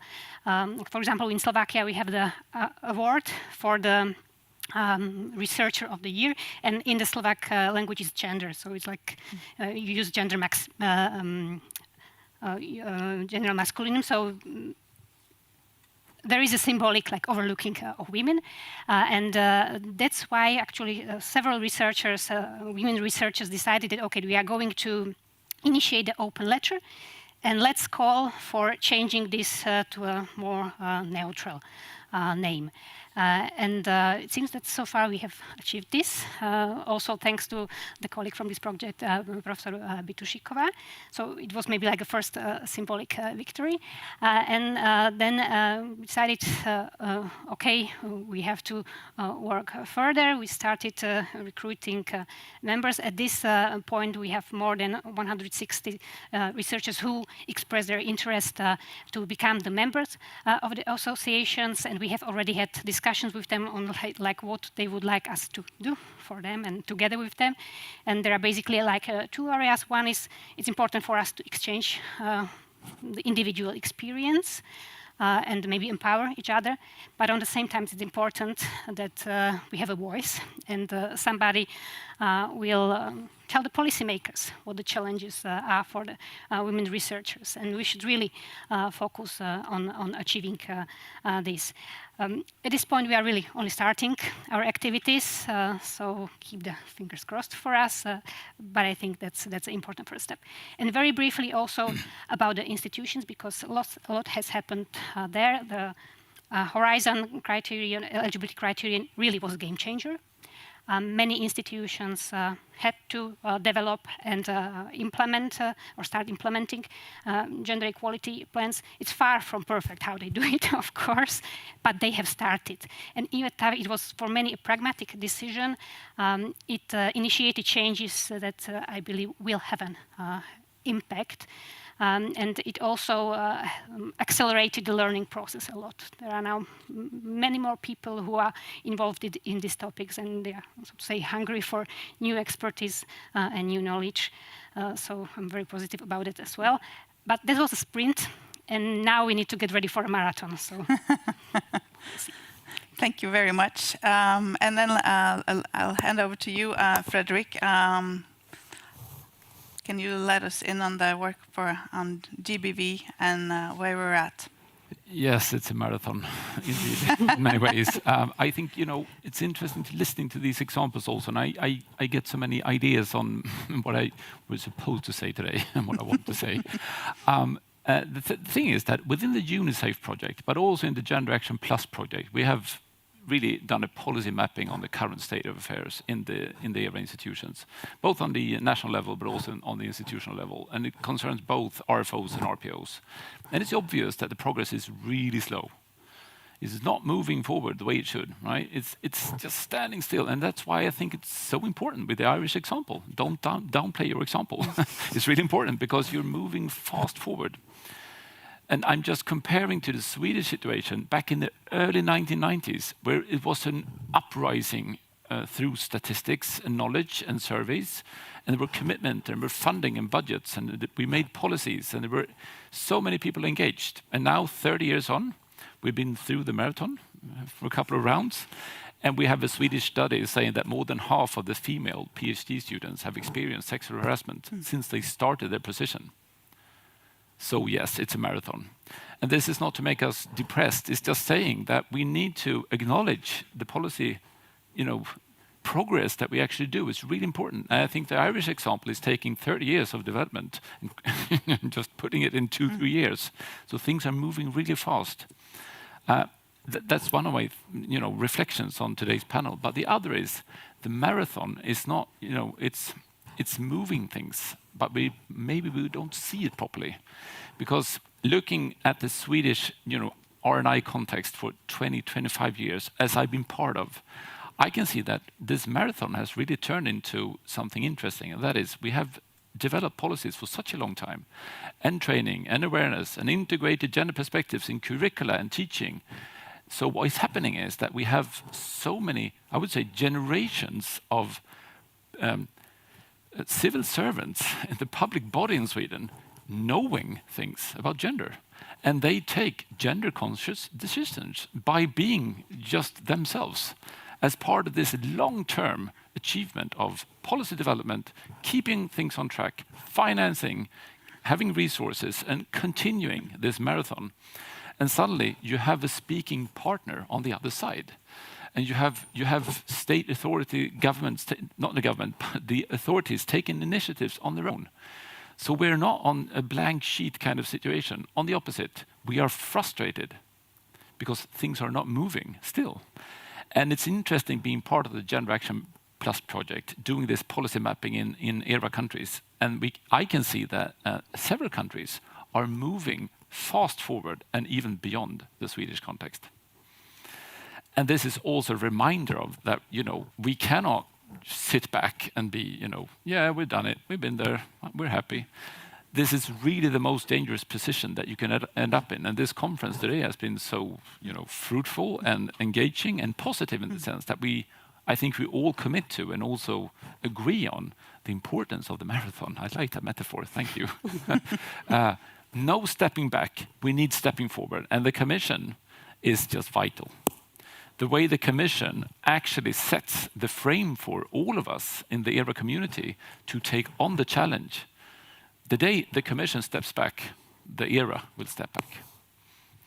And I'm just hoping for the next framework program, and I'm just hoping for all of us to realize this and push this agenda forward together. So yes, this was more a speech of angry Frederick, but it's also reflecting on what's at stake. But thank you, Frederick, because I think you are pushing us to the next level, put it in that way. And because so it's clear that there's so much good and important work going on, but we need it to continue. And I think you're pointing to the importance of the Commission, of your work, for this to happen. But of course, it has to happen at national level and at institutional level. That's where the change needs to be and where we need to see it. So I want to continue a little bit asking you about the continued challenges and that the actions we need to address them, both at area level and national level and institutional level. And I want to start with you, Jenny. Okay. Like at the era level, we really need to ensure that gender equality plans are evidence-based and that they can become real enablers of real change, you know, and they're not just a kind of a wish list that will never be enacted or acted upon. The actions, you know, that are in them must be really informed by the specific context of the institution that's developing the plan. So this, you know, requires institutions to hold a mirror up to themselves, and sometimes we talked about this earlier. That can be quite uncomfortable, but it's really important to do this very honest and critical self-assessment. You know, when you're developing a gender equality plan.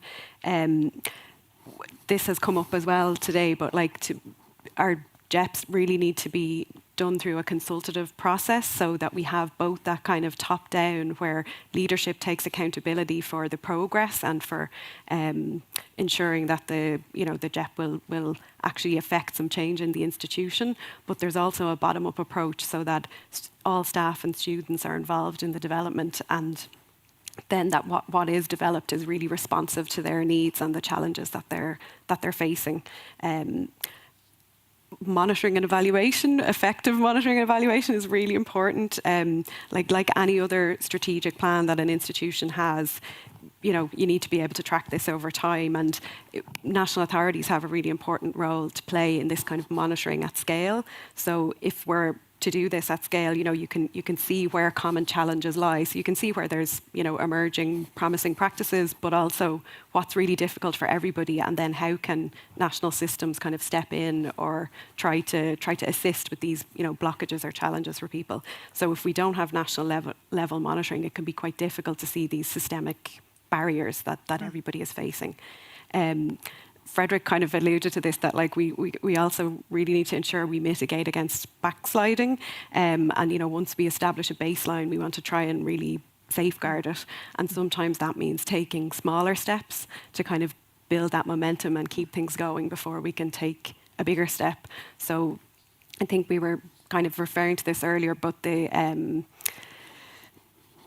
it's great and it's really important that, you know, gender equality and other areas are named in policies, but we know from Gender Action, from Gender Action Plus, from other EU projects, that just naming concepts or naming challenges, it's not enough. We need these kind of time-bound actions and initiatives and things to help us keep this momentum moving forward as we try and reach this kind of long-term goal then for the era and for all our national contexts as well.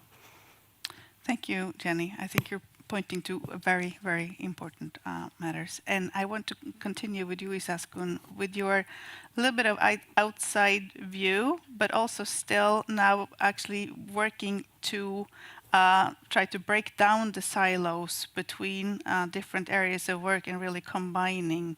How do you see from based on the work that you just did? I mean, what are the continued challenges? Where do we need to go?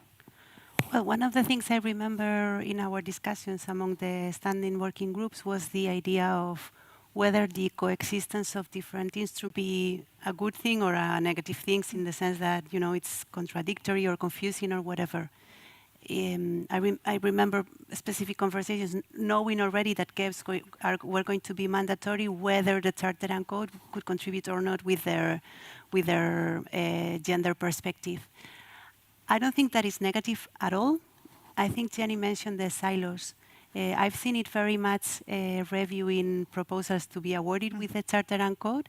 Institutions are huge, and you would be surprised to know that there is a small team of people working on the GEPs in a building somewhere, and then there is somebody else working on the Charter and Code in another building elsewhere. So this idea of sending the message to different units with different instruments, I think it's a good idea if we make sure that they are coherent. And I think that at the moment, they are coherent. I mean, of course, GEP is much more detailed, and there's much more work regarding gender equality than in the Charter and Code. But I mean, you know, it's different people from the institutions hearing the idea.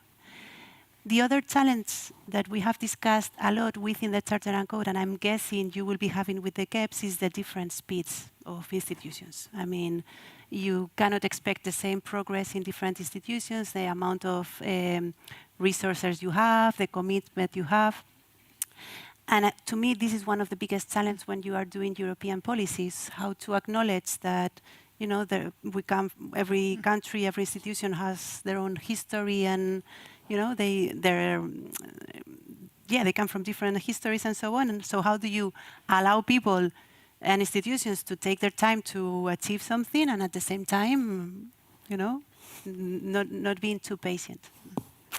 Thank you. Janka, I want to continue with you. You were really working to push the agenda in your country and in your environment, and now with the focus on inclusion and intersectionality in addition, what do you, would this be a threat to the work that you are doing, and or how do you see challenges to the work that you're doing now? Definitely not a threat, but a huge challenge. Talking about the intersectionality in the country and institutions, where you only started developing the structure for supporting gender equality, of course, it creates the additional layer of complexity. And one of the biggest challenges that we actually can see is that there is a lack of expertise. I mean, there are gender equality experts, but many more are needed, actually, in the implementation of gender equality plans at the institutions. And especially, we need advanced gender expertise or knowledge, because when you start implementing those measures, you realize how complex they are. And without the prior experience, it's really very challenging. And we can see it. Actually, it also had a sort of the positive aspect, because it made us network a lot more. The people working at the implementation of gender equality plans, also researchers across different institutions. But we see that's the challenge, the lack of expertise.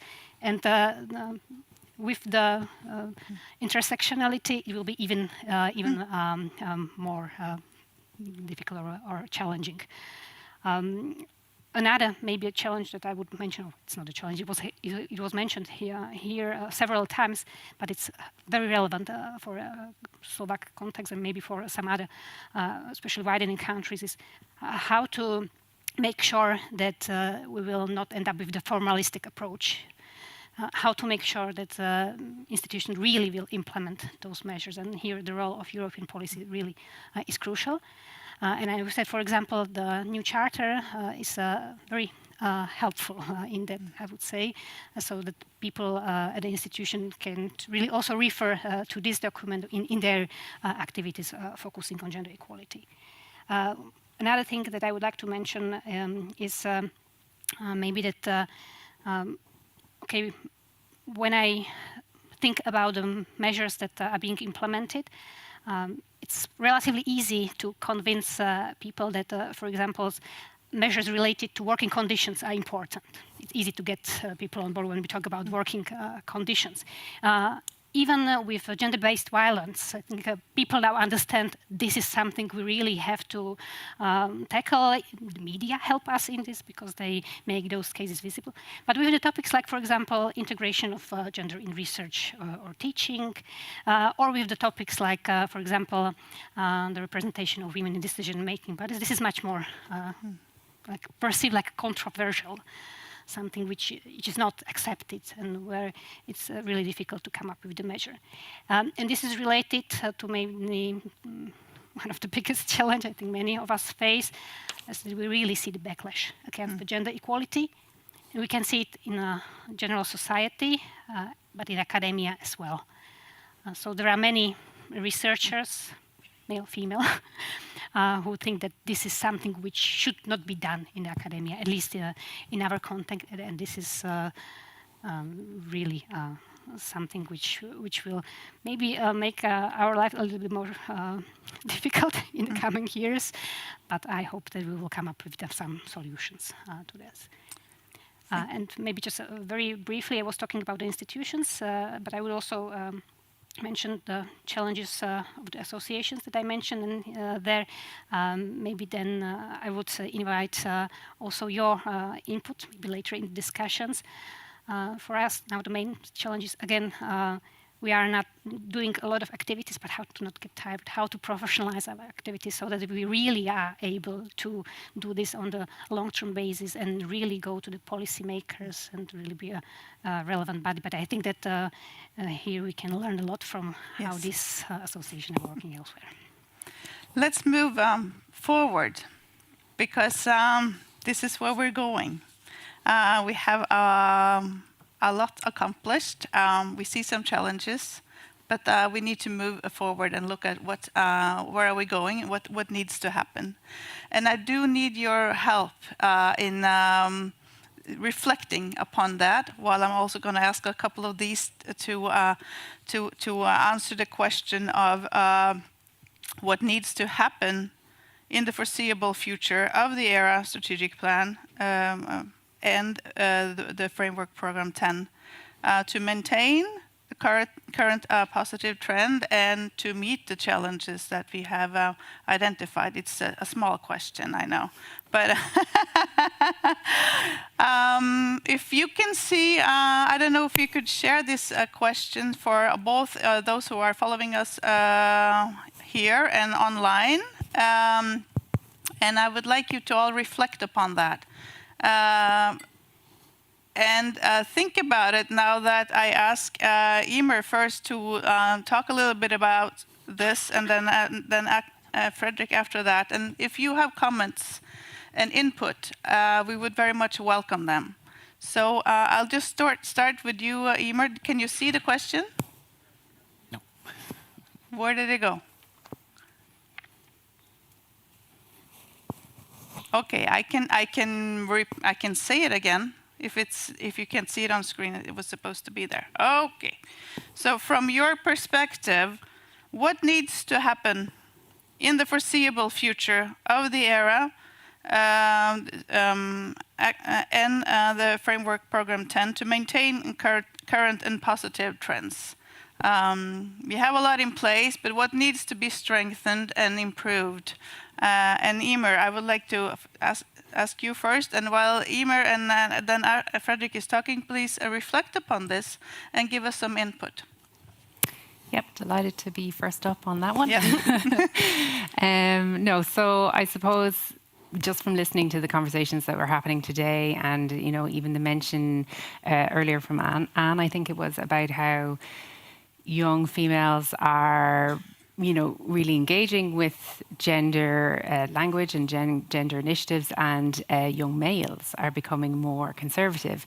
And I thought that was interesting, and I'm going to digress a little bit, and I'm sorry to the Orafocop, because I know that we talked about this yesterday, but one of the interesting findings that we had from a review that we did of our gender strategy, which we implemented in 2013, and it meant that from 2014 on, we insisted that all applications had to have a sex and or gender dimension in their research, and if not, why not?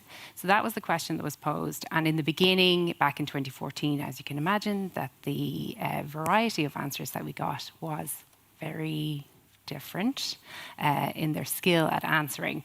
So we had all this historic data on how people were addressing this issue. And what we did was in 2021, we commissioned a report to look at all this historic data and see what conclusions we could draw from it.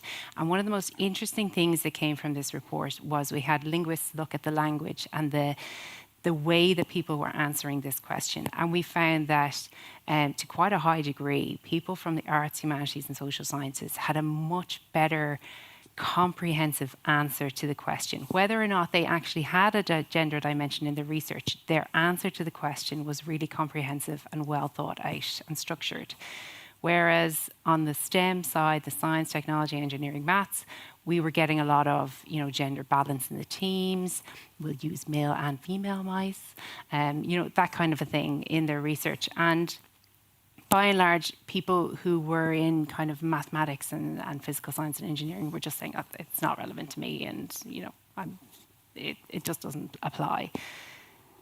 And one of the things that we did in that piece of review was that we surveyed the applicants and just general information about their experience with gender and gender studies.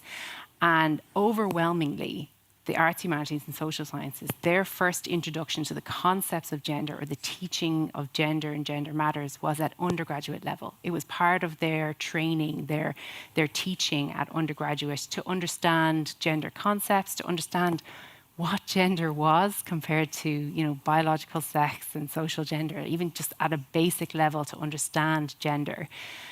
And they were much better subsequently at postdoctoral and PhD level, when they were preparing their applications for research, they were much better at addressing this question about addressing the integration. And it really did bring home to us that we need to be educating people on this, and we need to do it much earlier than we are doing it. And I think that we talk about this all the time in Gender Action Plus, that one of the big barriers that we have is language, and not just around gender, but especially around intersectionality and gender beyond the binary. And we need to empower people with this language, and we need to give them the training and the skills, and not just at the point where they're applying for research, but much, much earlier. They need to be taught about why gender matters, why intersectionality matters. Even if they don't go on into a research career, we're training the next generation of us, and we hope that we give them a better leg up in being able to tackle these problems. So, yeah, I know it's not necessarily from a research funder's perspective to have this as being one of the big suggestions, but I do think that we need to collectively work to try and integrate this more into our education system at an earlier level and empower our young people, because they are going to, as we said, to keep the marathon idea going, they're going to pick up the baton and keep going with this. So we need to give them the tools early on to do it. Thank you. That's interesting, and I think you're so right. We need to equip people with a language and a knowledge, really, to move that forward. And Fredrik, could you comment upon this? And then I would like to have a few questions from the audience, if it's possible.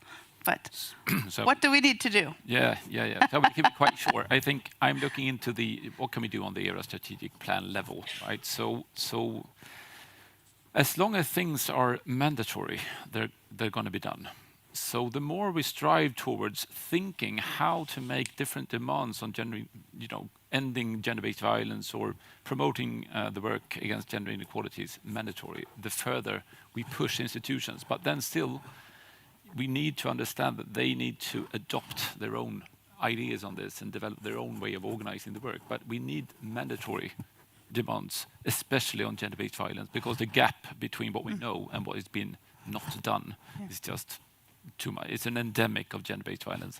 There is an uninterested, ERA community. So then again, apart from the mandatory, I think financing. Everything that you get funding for or funding is being retracted for, things will move. So the more we can connect things to funding, things will change, right? And then once again, sanctions. I'm always asking for sanctions. If you're a perpetrator of gender-based violence, how come you're not sanctioned? You lose your job, you shouldn't end up in prison, right? But you're not. You get a salary reduction at worst for 2 days, and then you keep on, and you move on being a perpetrator in another institution or department. And the same goes for institutions not addressing gender-based violence as they should, or not living up to standards on gender equality. We need to have sanctions in place.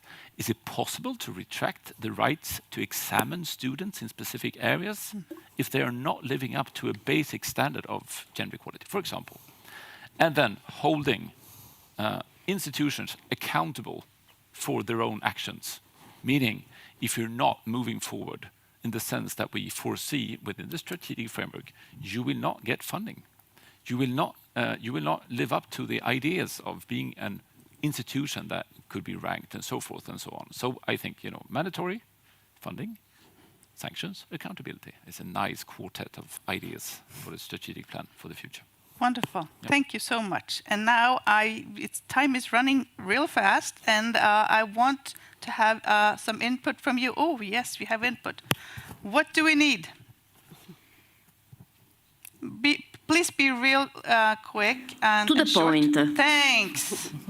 Okay, I think another good action to take is but I don't know if it is possible, to increase the awareness of women scientists or women professional to prioritize their work as men do, because I think this is also an issue. The point that women are not able to put also their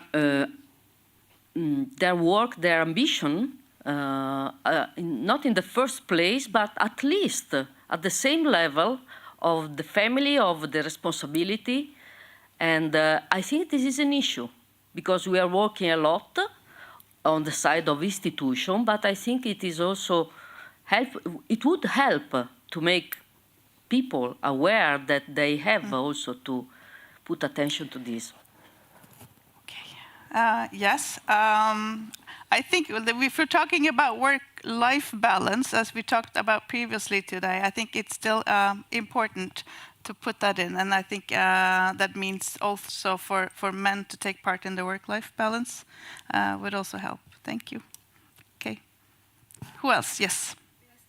Yes, please. Well, my question is about careers, research careers. Actually, this is something that has been not really discussed, just some highlights here. Me and my Portuguese colleague here present were tasked with a section in Gender Action on inclusive research careers. And my point is, here was a reflection, I don't know if the Commission is still around, I suppose so, about the fact that research careers are on the agenda at the European level for ages, at least since 2000, at least. And we had already some embryos of the framework. Quick, Maria. Can you be quick? Be quick. Well, yes. So, coming to the point, we came to maybe a conclusion in our study that is still not delivered, that points at the fact that there are almost no policies at national level on careers, and even less on inclusive research careers. But on the other hand, and why? This was my one question. Why does it happen? And on the other hand, and I would like you to comment, namely you, why it was our conclusion also that the RFOs have a very important role in that. They have a lot of initiatives, especially on what concerns inclusiveness, I mean the gender aspects of a career. And so I was wondering if this is your experience too, and a comment on the fact that we don't have We're almost policies. Out of time, so we need to, so yes, please. Thank you. Okay, so many questions in the same one. Regarding RFOs, I can only agree. I mean, they are fundamental, and they are very much lacking or missed in the Charter and Code. We only have research performing organization adhering to the Charter and Code, and not so many funders. I think it was mentioned in a previous panel, and I can only agree that research funding organizations are essential when it comes to careers and probably to gender as well. It was also mentioned that it's a never-ending progress, the gender equality, and I agree on that, and the same goes with careers. That's why I would explain that the European policy is taking so much time, because it's a never-ending progress. And it is true, and this is something, one of the things that I didn't have the time to say, it is true that very often researchers' careers forget about the gender perspective, all the time, I would say. And this is one of the challenges for the new era, and at least from my point of view, and it's how to keep mainstreaming gender in every single action, now that there are hundreds, because yes, we have a success story in which we all get together, the gender working group, ourselves, and we fixed a document. But it shouldn't be fixed, it should be embedded in all the work that we do, and I don't know how you do that, because I mean, you need an action and you need concrete actions, but how do you mainstream the gender all the time in every single ERA action? That is the challenge and the difficulty, I would say. Okay, so we're actually out of time, but as we start a little bit late, I'm going to give ourselves a couple of minutes because I want you, just challenge you at the end, one message each for the future of ERA and Framework Program 10 based on your background. What would be on top of your list, or what would you like to see? I start with you. Thanks. So I guess what the ERA can do is like give us this platform to set kind of minimum standards or minimum requirements or common goals that we can all work towards. But part of this idea, I guess, of inclusive research careers is showing everyone that they have a role to play in it. You know, it doesn't matter what kind of research you do, what kind of institution you are, you have a role in this. So I think the ERA can be that kind of platform or community where we can work on this together. So perfect. Thank you. Keep on going. Yeah. Well, I suppose I'm going to hark back to my earlier point that I think that now that we have the opportunity with national authorities in the room and policymakers in the room, we need to start thinking beyond just the research career of PhD onwards. We need to go before. We need to reach out. We need to empower our young people. And we need to educate them on these matters, give them the language. Thank you. Thanks. Isaskun. Well, I would say that in spite of the logical criticisms that we have when we want to see things moving, I think that Europe is doing great when it comes to research and gender equality. It's high in the agenda, and if you compare it to other regions of the world, we need to be proud. But there is, I mean, we are always at risk of being forgotten, and I think that we need to keep the momentum and keep asking for gender equality to be at the core of the values of the European research. Yeah. And I would very much go in the same direction. Really, European policies and the ERA policies has helped us to achieve a lot, but it's important to really further insist on that this is important and to really make sure that institutions do not just go for a formalistic approach, but really change and contribute their part. Thank you.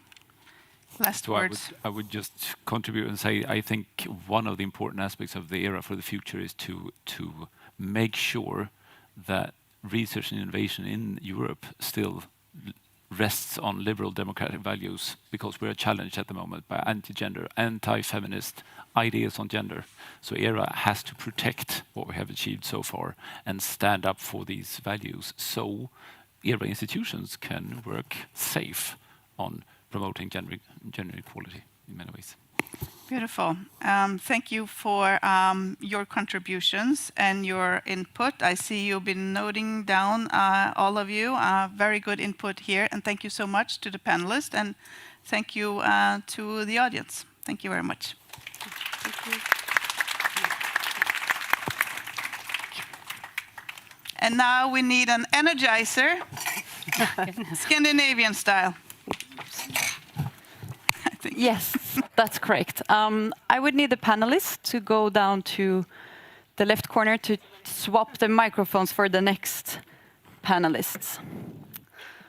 Great. And yes, now you know what to do. So if you please could stand up with me, and we have a little bit of a Scandinavian energizer once more.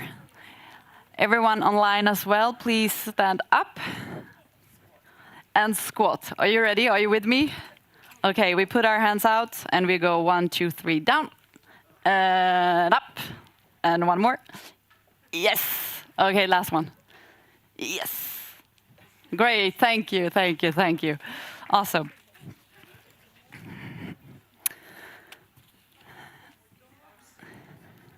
Yes, that was the energizer. Perfect. So we we'll soon start our panel with focusing on research and innovation quality through inclusive gender analysis in the research and innovation funding system. And I have the honor to moderate this panel, but it will be done in a little bit of a different way. We have 4 different speakers. No, sorry, 1, 2, 3. 1, 2, 3, 4. Yeah, 4 speakers. And they will all give a short presentation each, and then we'll have a sort of a discussion and an opportunity for you to ask questions. But they are still putting on the microphone, so I will give you a little bit of an insight what the presentation and the discussion will be about. So it will touch upon policy design at national or RFO level, evaluation of the inclusive gender dimension, RFO practices, and EC initiatives. The discussions will be one of the starting points for the upcoming task force on the gender dimension in research and innovation at the subgroup of the ERA Forum on ERA Action number 5, Gender and Inclusiveness. Some key aspects that will be addressed in this panel is the point of view from an RFO, a research funding organization perspective, policies and their status, as well as excellence as a criteria, not gender balance as a criteria. So I can see now that Lydia is ready. Perfect. So let me introduce the first speaker. Lydia González Horta has been collaborating with different European initiatives on gender and science in the last years at the Spanish Foundation for Science and Technology, from where she has been coordinating the teamwork developed by GENDERACTIONplus on the gender dimension in research and innovation. Please, Lydia.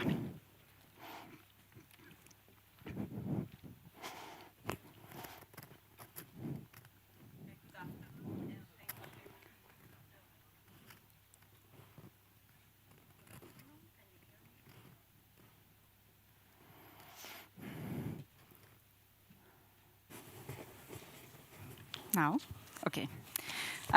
Good afternoon, and thank you, Moa, for the introduction. The objective of this first presentation in the panel is to bring here the perspective of the policy design and the status of this kind of policies to promote sex-gender analysis in research and innovation content. And on behalf of the whole team involved in the work package dedicated to this important objective in GENDERACTIONplus. For this purpose, I'll be using the findings of a benchmark report we produced last year in 2023, which is based on responses to a survey we distributed among the consortium.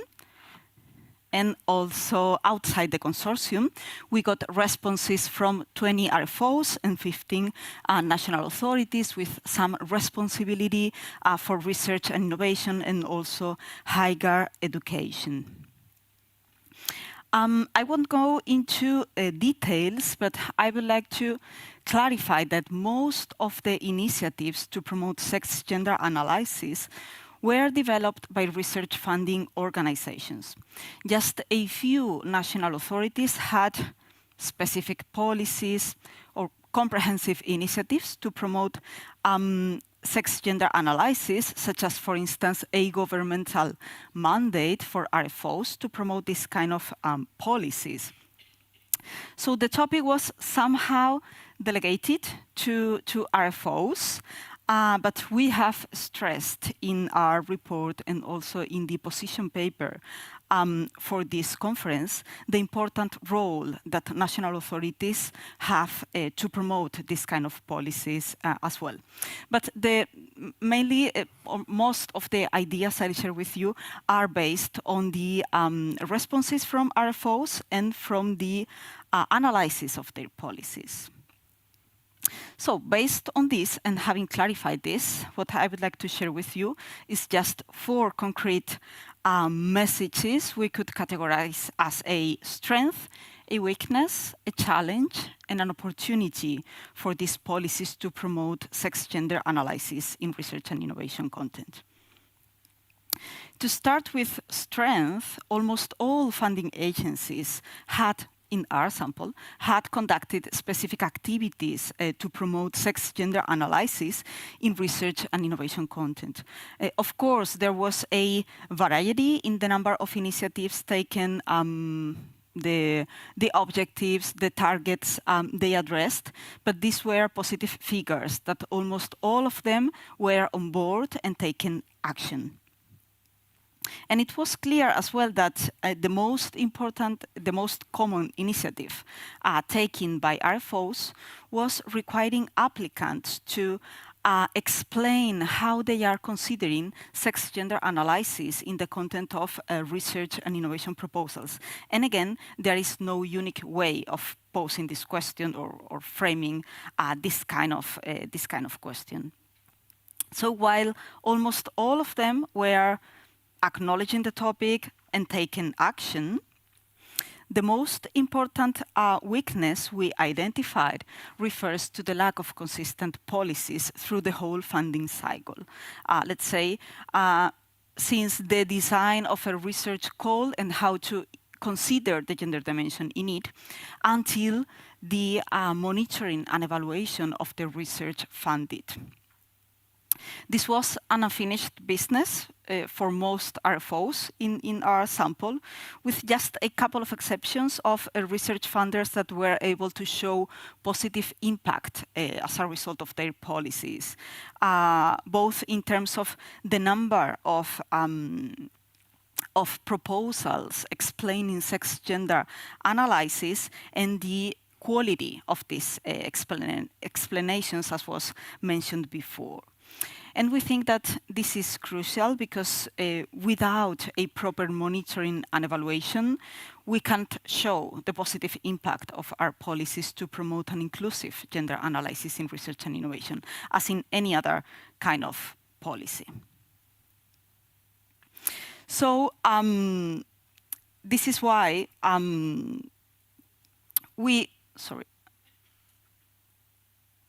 this one. So the first step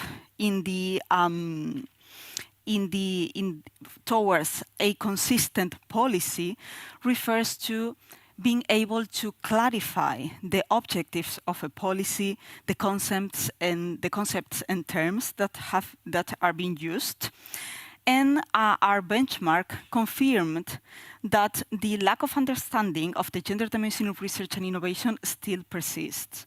And we say persist because former mappings and reports had shown that there is still this lack of understanding, challenges with the language, and this can be exemplified by one of the responses to our survey representing a research funding organization when it said, language has been a challenge with sex and gender often being conflated or confused. Moreover, when we analyzed the RFO JEPs, we could see some confusion between gender balance and gender dimension in research and innovation policies, especially for those newcomers.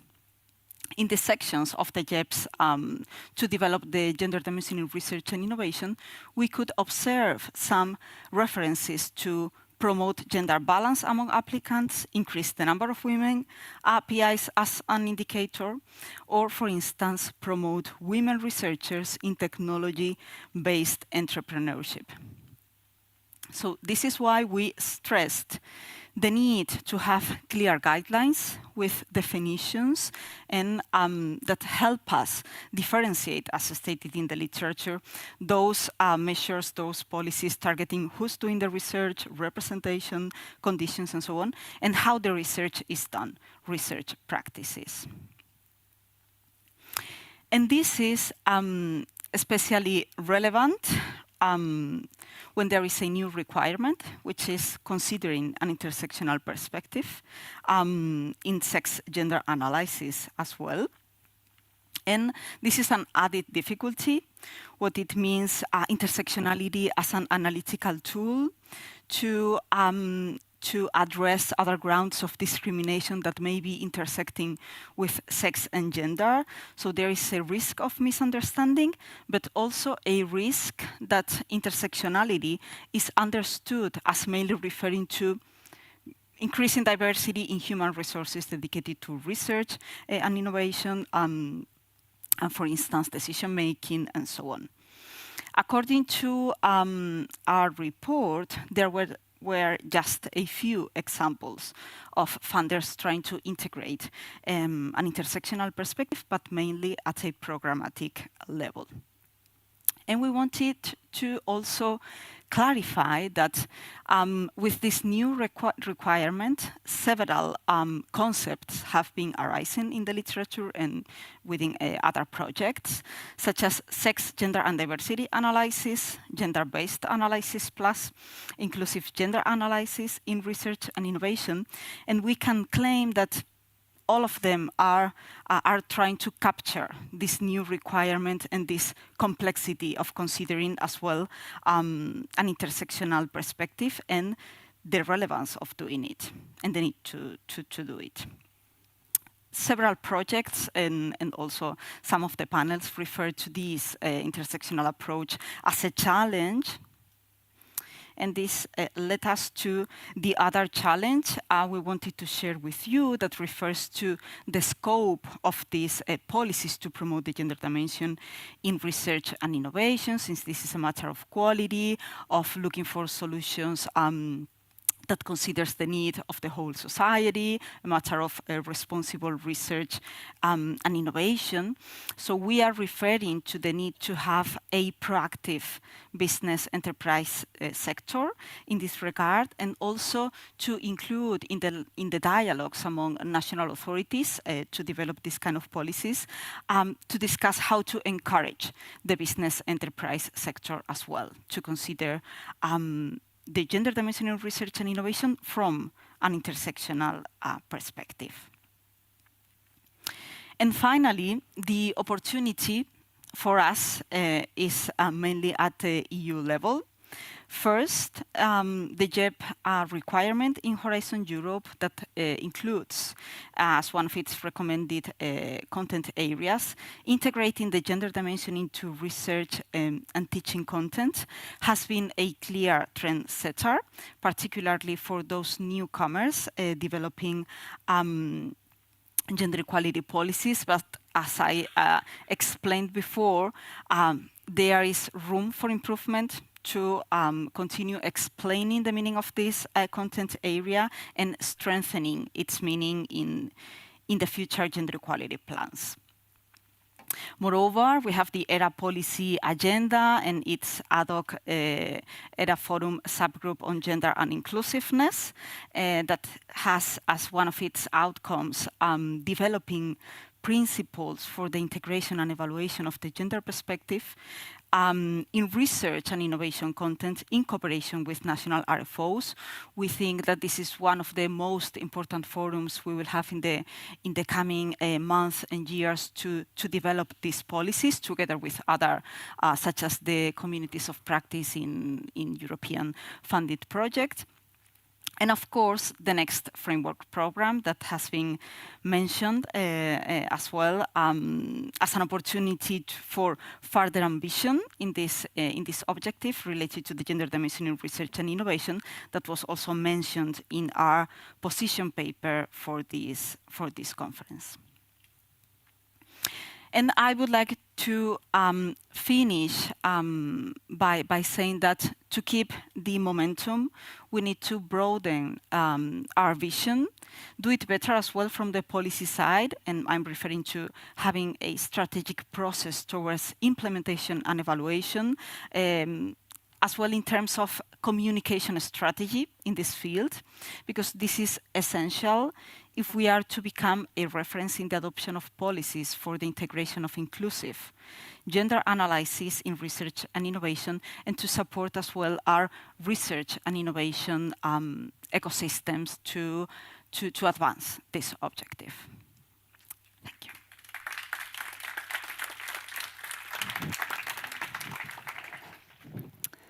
Thank you, Lydia. So our next speaker, Helene Schiffbenker, is responsible for, no, sorry, it's Sofia Ivarsson. My bad. Sofia Ivarsson is our next speaker from Vinnova, my colleague. She is leading the RFO COP in GenderActionplus, and at Vinnova she is responsible for the gender mainstreaming assignment from the Swedish government. Welcome up, Sofia. Thank you. I think it was in the other order from the beginning, but never mind.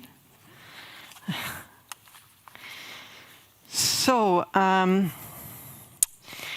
my idea today here now is to present what it means in the practical day-to-day life for an RFO, a Research and Innovation Funding Agency, to deal with the implementation and integration of the sex and gender dimension or sex and gender analysis. I represent a Swedish innovation authority, which means that we focus on the innovation and business sector that was highlighted by Lydia. And we started to implement the question posed to all our applicants if there are relevant sex and/or gender dimensions related to their project proposal. They could answer yes, they could answer no, but they had to motivate their answer. And we started with that in 2016. And before that, in one of our biggest programs, where we ran a pilot, we saw that around 2% of the applicants, they referred to sex or gender dimensions in their projects without us even asking the question. So when we started to have this as a mandatory question in 2016, in this, one of the biggest programs, we saw that the level of yes answers increased to 35%, indicating that yes, there are some relevant aspects here. When we look at it now, today, we see that around 56 to 60% of all the applicants answer yes to this question. There are, of course, several reasons for this, but one of them that we have seen is the huge increase in applications that in some way or another way have dealing with emerging technologies and AI in their projects. And I know that many of the examples today are well known and publicly well known on the problems with the lack of inclusive sex and gender analysis related to emerging technologies. These are well known, and I think that they are powerful in illustrating the importance of having these intersectional analysis, like the first facial recognition devices that could, with great accuracy, over 90%, recognize white men's faces. The amount of accuracy decreased rapidly when it was women's faces. It performed worse when it was about women of color and their faces. We also know today about the recruitment assistance that, built on historical data, they predicted that and suggested and predicted that men would perform better than women in leadership positions. So this was a total mess. And it's well known today that, yes, humans are biased, but AI models are even worse. And this is not meant to be anything that you have to look into deeper, only to just show the importance and the problems with not having sex and gender analysis throughout the whole process of the AI developments. And AI affect gender dimensions in several ways. I mean, the recruitment devices that are built on historical data. The historical data in the big data sets are problematic. It's a huge mess out there.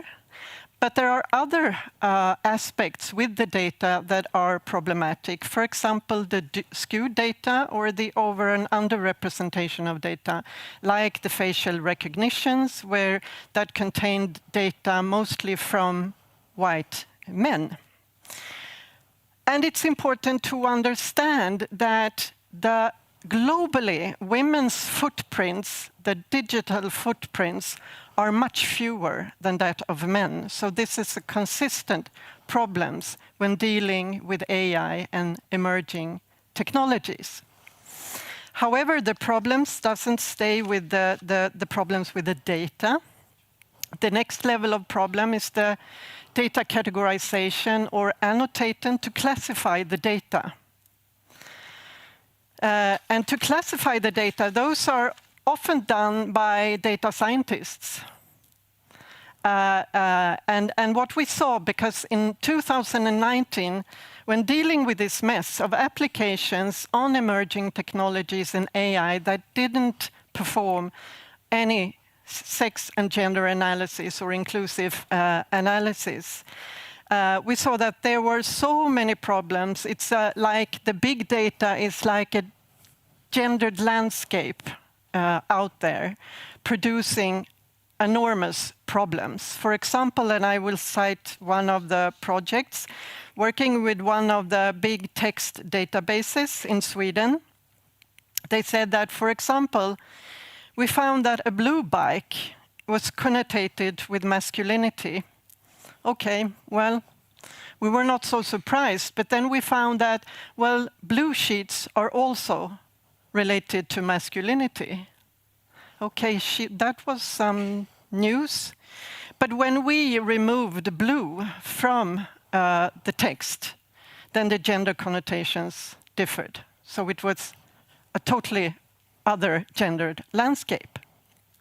And this might not pose a lot of problems, of course, but it was also found that many of the businesses and enterprises and in research trying to deal with this gender data landscape, they said that, okay, but we can remove gender as a variable in the algorithms. That is much better, then we don't have to deal with this mess. And in one of the recruitment assistants, it was found that when they removed gender as a variable in this recruitment assistant, the algorithms predicted and suggested that persons that had a previous experience of coaching football teams would be those best suited for this leadership position. And this variable was, of course, strongly related to men and masculinity. And these, you could say, are the problems with the indirect gender effects and algorithms. And we see it in all kinds of AI developments, in the text recognition, in the image recognition, in voice recognition, all over the emerging technology's place. Now you could see that, luckily, we now have launched the EU AI Act. It's the world's first regulation on artificial intelligence to ensure better conditions to make AI safe, transparent, traceable, and non-discriminatory. And there are regulations related to different obligations related to the different levels of the risks. However, our studies show that even if this EU AI Act can actually decrease and mitigate some of the gendered and intersectional discrimination, it won't help. It will still be this enormous gendered landscape out there in big data, which means that I would say I would be very uncomfortable not to require all our applicants to make thorough, inclusive sex and gender analysis of all their projects, because this regulation won't do the work. And I would also be very uncomfortable if our evaluators would not be educated enough or experts enough to thoroughly assess the applications in these dimensions. So in our studies that we have made, we have some key takeaways that we provide our evaluators with to look at this when they assess applications containing AI or emerging technologies. Inclusive sex and gender analysis must be performed at all levels. And it's not enough to just ask them in the application phase and leave them to that, as Lydia pointed out. We have to make sure that our researchers and innovators pursue this analysis throughout the whole project time and development phase. We need gender and sex and intersectional analysis to be systematically performed as soon as we put or integrate any new data. We have to do it again. We have to pre and post-process all of these phases. And what's also important, that how the data are being chosen for this specific application of AI, it must be based on gender researchers. I would say that gender researchers and gender experts have never been so important in this research and innovation landscape as they are now. We also find that it is important to require all our applicants to identify, to verify, and to communicate, to be transparent on at least the 20 most important variables that are driving these algorithms and how they affect gendered outcomes. We also see that gender experts need to be involved in AI development from the start along the journey. They need to be involved in the reviewer panels, in the assessment process. But we also found this might seem that AI is extremely aggressive and risky, but we also found in our studies that we've been performing since 2019 that it could also, dealing with it in the right way, it could also help us. It could actually make gender biases that we didn't know about visible. And it could be a tool that actually can promote gender equality, but it has to be developed and used in that way. Thank you for this short presentation.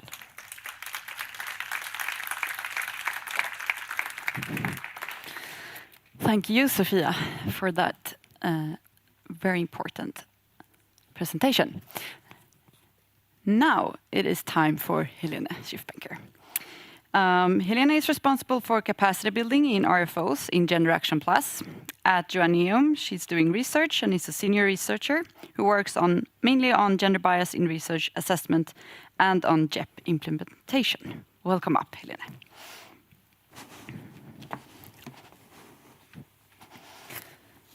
All right, thank you, Moa. Yeah, we've heard quite a lot now about the integration of this sex and gender dimension from the perspective of RFOs, how it is implemented, and also from the perspective of policymakers, so what are the challenges and the strengths. And I would like to add here a few insights from the perspective of reviewers. So reviewers who are the ones who really have to assess how applicants took up this policy, how applicants integrated the sex and gender dimension in their research proposal or in their innovation projects. Right, and here I I refer to the already mentioned Granted project that we have conducted. In Granted, we looked how assessment procedures were organized, and one specific aspect that we analyzed in this context was also how the policy to take gender into account was assessed. Was assessed by panels, but also by the remote reviewers, who often are the ones who really assess this as part of the excellence definition or as a specific criterion. So the data here are from observations that we did in 2 RFOs in 5 panels, and from the many interviews that we conducted in the 5 core RFOs that we analyzed in this project. I have brought with me one quote that I have selected from the many quotes that illustrated how difficult it was for reviewers to really get an impression what this policy is and to really understand this. So it stands for many similar quotes from other panels, from other RFOs. This is a remote reviewer, and he argues, I have never been asked this question anywhere before. He refers to the RFO, they wanted to know whether the research is going to impact so. I said, this PI might be female. Because within the US, if the PI is a woman or a female or comes from an underrepresented group, we can point out and talk about it. They, the RFO, said, no, that's not what we want. We want you to comment on the project's impact on gender equality. And then he thinks about it, and that's confusing a bit to me. It took me a while to really understand what they are trying to do, You need to say how the project will be impacted. That's not the team. So if we look at this a little bit in more detail, I have never been asked this question before. For many of the people we talked to, how they assess this criterion, it was quite or completely a new topic that they were not familiar with. And I think a particular challenge here is that this criterion is often assessed by the remote reviewers who work isolated, who have no panel or who have not any instructions. Most of the time, these people have no direct contact to the RFO. And then to really bring this policy to them and make it understood and illustrate what it aims for, this is really a challenge. And the remote reviewers have, of course, no peers around them to reflect specifically in their research field on this policy. So I said this PI might be female, and in the US, if the PI is a woman or a female or comes from an underrepresented group, we can point out this. What we also noticed is that many reviewers, when we asked for the gender in research policy, simply came up with any gender policy, pointing out to unconscious bias, that they made some training on this, that women in the field are underrepresented. So some said, for example, gender in research doesn't count for me because in my field we have hardly any women who apply. So it's about the number of female PIs. And of course, very often it was mentioned that there are not so many researchers, not so many female researchers in the team. So it's about representation and team composition. And here I just would like to make the remark that we all working on gender, having all the portfolio funding instruments in our mind, I think we need to know and need to be aware that many of the reviewers still do not take this issue important. And coming from not social science fields in particular, gender does not play any role in their work yet and not in their assessment practices. So here it is completely new and it is simply confusing what it should be. yeah, it's confusing. It took me a while to know and to really understand what they are trying to do, the RFO. And this was even more the case as some of the reviewers are really active in different RFOs. And different RFOs, we've heard this before, have different policies in place, have different indicators to assess. And then it becomes really confusing for someone who is not really working on this topic to figure out what this means in the specific context of this RFO, and how this issue to take gender into account in the proposal, meaning in the research questions, in the data collection, in the data analysis, in the data interpretation, in the outcomes, in the dissemination, that this is something that is not easy to do for many of the reviewers, to think about this and to have an idea how this could work. And I think even more that gender even plays any role in the research assessment is very new to some of the reviewers. And here I think we really should think about it, what we ask them to assess against the background of their gender expertise, of their limited gender expertise, and what it then means to assess proposals against this background.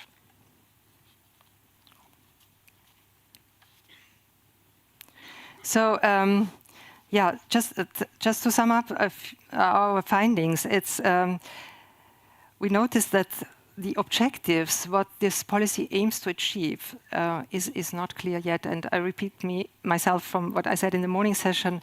I do think that explaining the policy aim and having a clear definition on it, explaining why we need this, explaining why we have implemented this policy, explaining why research is better and why it can be better for research careers, or why different people of researchers benefit from having a different perspective on research. That this is a really important issue that we need to work on. In particular for the remote reviewers, I would say, and here we should really collectively think how we can raise awareness here and how we can build up their capacities. I think this is a specific challenge.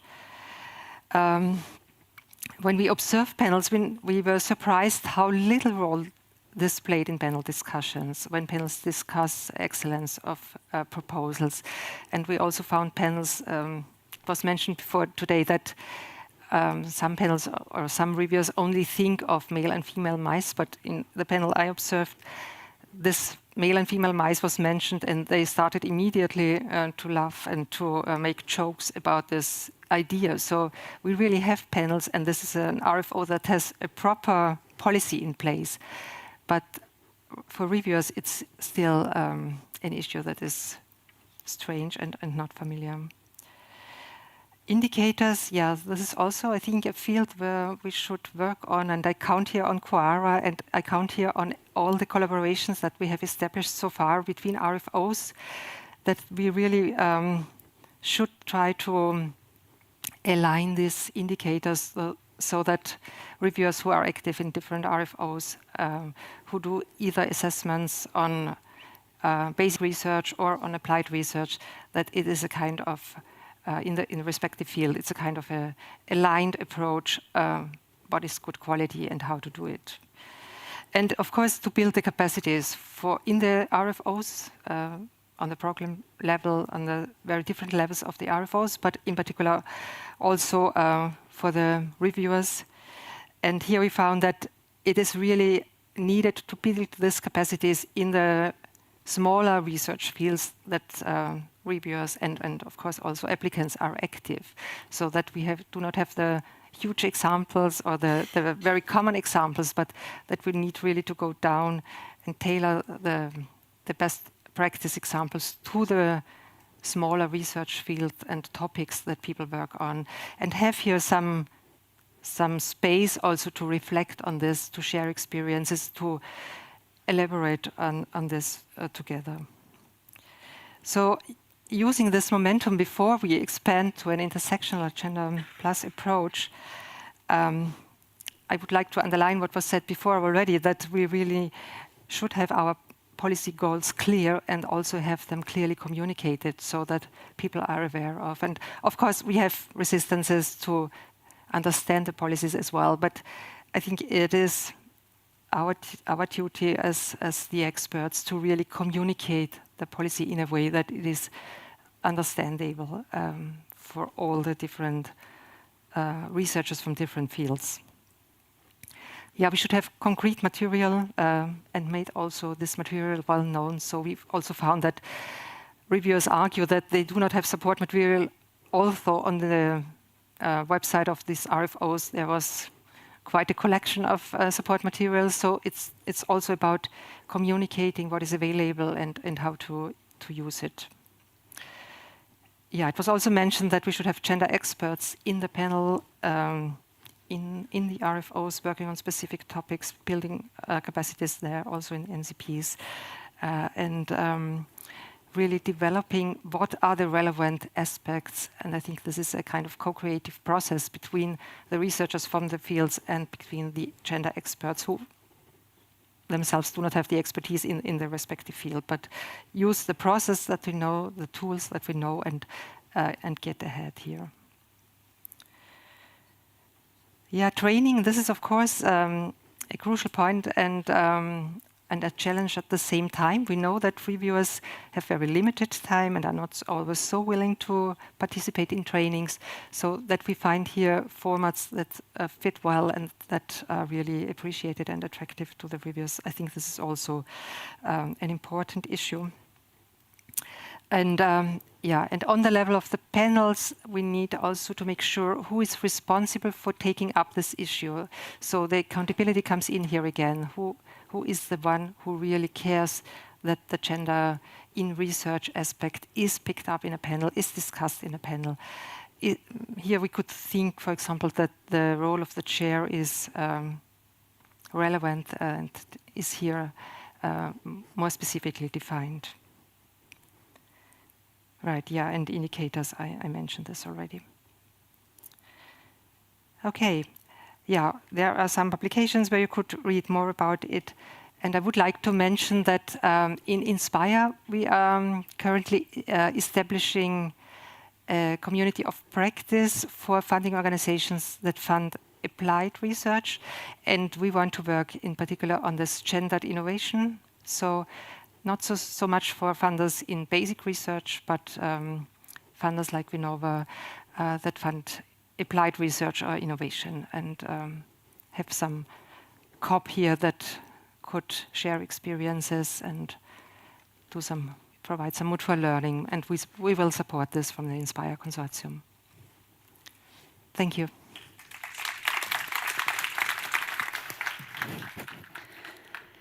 Thank you, Helene. So the last short presentation will be from Silvia Botaro. And Silvia Botaro from the European Commission is working on the project Quora, and more specifically, working group on improving practices in the assessment of research proposals. There you are. Welcome up, please. Thanks very much, Moa, and also to the organizers for the invitation. I will indeed explain a bit about the working group of Quora, improving practices in the assessment of research proposals. But I thought, although I know that you had as well another presentation on a Quora working group in the morning, but I thought still it would have been useful to put in perspective this movement on the reform of research assessment and how it is relevant in this context, because I think, well, it's not only that I think research assessment has really a lot to do also in fostering the way in which we assess research, and researchers can really contribute a lot to inclusiveness and equality. Sorry. As you know, actually we had an initiative on reforming research assessment, which is a priority action in the European research area, and why we had actually this action and why it is important. So as you know, most often, still today, research and researchers are assessed based on a narrow set of indicators, mainly quantitative indicators, the quantity of publications, and the venue where these publications are published. So so the so-called journal impact factor of the venue. And this is, of course, creating a lot of negative consequences, neglecting other important outputs beyond publications, other important activities of researchers, and of course, it's also benefiting certain profile of researchers rather than others. And these are all the reasons why many thought that we need a reform of research assessment. This movement started already a few years ago, and as you can see, already bared some fruits. We started in 2021 already with a scoping report where actually the principles for a reformed research assessment were agreed among stakeholders, and this was the basis for the co-creation process that led to the agreement on reforming research assessment that was published in 2022. And as you can see, the agreement has now been signed close to 700 organizations. These are not only universities, but also research funding organizations, learned societies, researchers associations, and even national evaluation agencies. So really the broad spectrum of all organizations that are responsible for research assessment. And where it comes QARA, so QARA is actually the coalition that will help the signatories in implementing the commitments of the agreement, because the agreement, it's not just another declaration. The agreement contains 10 concrete commitments that signatories agree to implement over a specific time frame. And how is QARA doing this? Through a series of activities and tools that foster mutual learning and also support the implementation by the organization. And one of these tools are the working groups.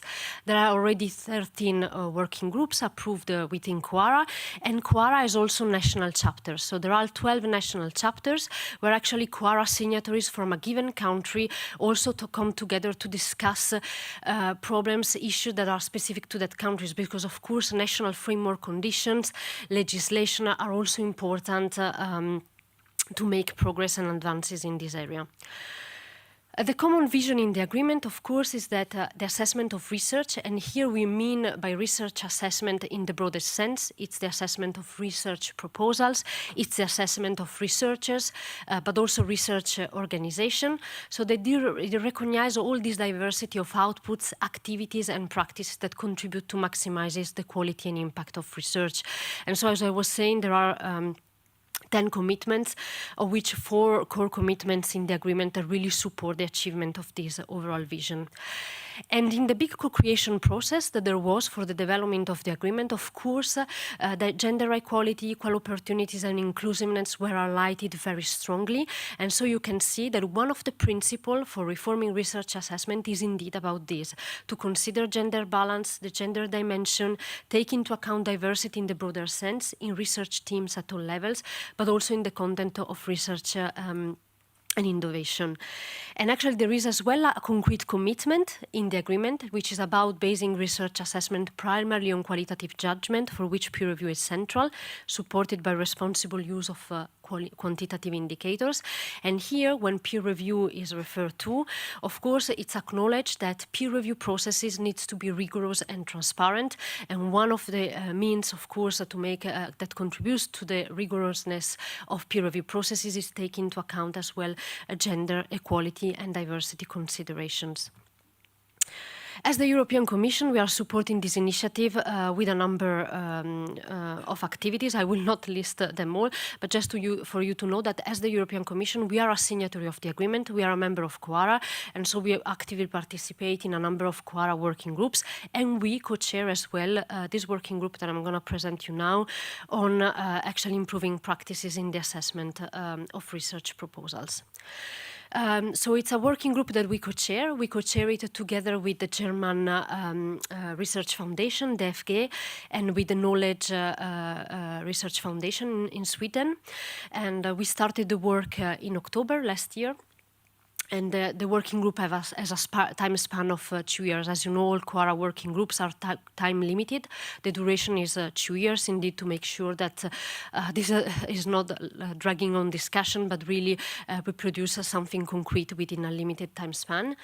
The objective, it's a bit self-explanatory in a sense from the title. It's really about looking at the practices in the assessment of research proposals that support really the selection of of quality and impactful projects, and how these practices and how we can reform the practices in a way that they comply with the overarching vision of the agreement and of QARA. We have 44 members in this working group. The core nucleus is research funding organizations, but we also have academies, learned society, university, national evaluation agencies, and as well research centers, and DORA and the Marie Curie Alumni Association as observers. So in a nutshell, what the working group is going to focus on, we have three work strands. So the first is the criteria and processes for the selection of research proposal. So this work strand is really about how quality is understood and operationalized by research funding organization and other organizations. So as you know, certain funders, like the European Commission in Horizon Europe, we made, for example, the inclusion of the gender, appropriate inclusion of the gender dimension in R&I content as part of the excellence criterion. So these, indeed, the work strand, we look at good practices, how quality is understood by the different funders, and how it has been operationalized through various funding assessment criterion.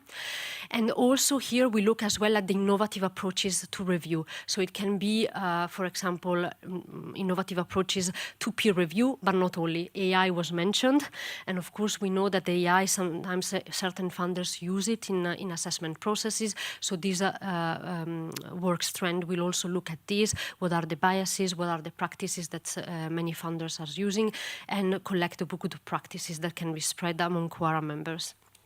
And the second work strand is really about the selection and guidance to reviewers. I think Elena pointed out about the importance of not only a proper selection of reviewers, so how we make sure that panels have the appropriate expertise, but also are well balanced, so to ensure diversity, because this, of course, has an important impact on the funding outcomes, but as well which guidance we give to reviewers. So once we have a nice policy in place, it's not just important that we have a sound policies, but also that it's applied.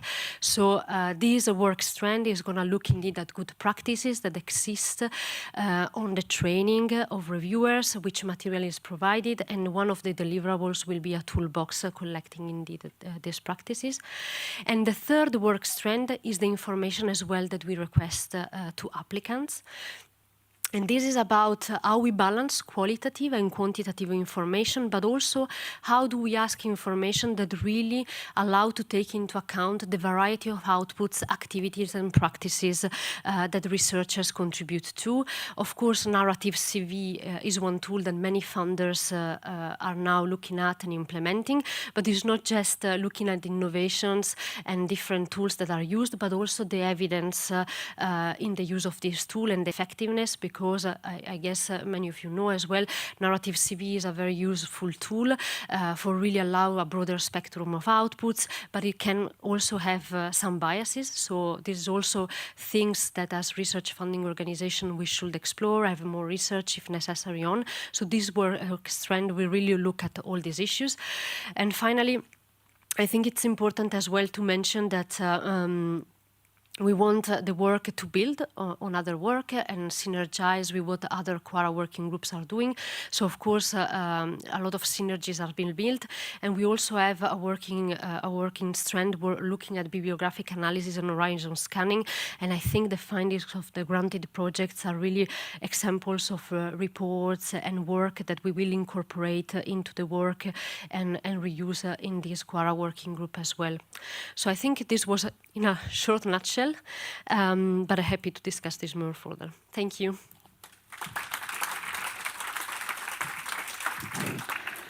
Thank you, Sylvia. So we are running a bit out of time, but we will have a Q&A session. So please start putting in your questions through the Mentimeter. And I will rechange these so you get your name right. Lydia over here. We have Sylvia over here and Sophia over here. Okay, great. So while we're waiting for the questions to come into Maria, I'll just give you a quick chance to reflect on each other's presentation. So please, Lydia.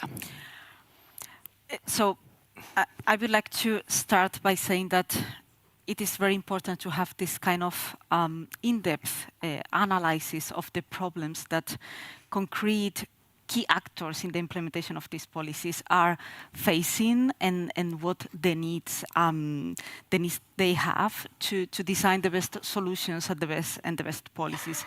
And this is thanks to having qualitative techniques and qualitative insight in this kind of analysis of these policies. And related also to the needs of the different stakeholders, from our experience, for instance, in GenderActionplus with Horizon Europe NCPs that we consider key stakeholders, but also keeping in mind the concerns of researchers, in particular research areas at national level, they always stress the need to have concrete examples. So this is why I think it is so nice to have the concrete example of artificial intelligence, because it covers one of the areas where we have had fewer examples, technologies and digital technologies. And also because the intersectional perspective is quite clear in it, for instance, in the gender innovations report. And we can see the implications of it and help us understand as well that the gender dimension in research and innovation speak volumes on research integrity, which is one of the core concepts of all these debates on the reform of research assessment. So I see a lot of common ground with QARA, the QARA endeavor and objectives in the assessment of research and innovation projects, but also in the debates of what quality means, what integrity means. So I think that all of these insights join forces and allies as well to spread the message. Thank you. Sophia, please. Well, I would like to pick up on Fredrik and Emer. Fredrik, you were saying what is mandatory is important, and I agree on that. And when it's not mandatory for private sector and for the business sector, this becomes a problem. So I do hope that for the FP10 we will see that the JEPs will be mandatory also for private sector. And to pick up on what Emer said about educating the young people, I hope that the example that I gave also show that these discussions and debates cannot be only within the research communities. It needs to be expanded to society, because we are actually, it will reflect us in our daily lives. I think you said that, Emer, and I do agree. So it's about bringing this knowledge to the broader society and not keeping it close to the research communities. That's some of my reflections for now. Yeah, thank you. Helena, please. Mm-hmm. Yeah, I do think that this is an important issue, that we really point out what are the benefits and what are the added values for the quality of the research and for the society. And I think that this needs a space to reflect on this, and where we really bring together the researchers and the gender experts and then develop this. I think this is, as Sophia did today, point out how this could look like and what it means in terms of artificial intelligence. But I think we need space where we meet the gender experts and the researchers from other fields and go into what it means in this specific field. And then it becomes easier to apply, and then it's not a policy that is so strange and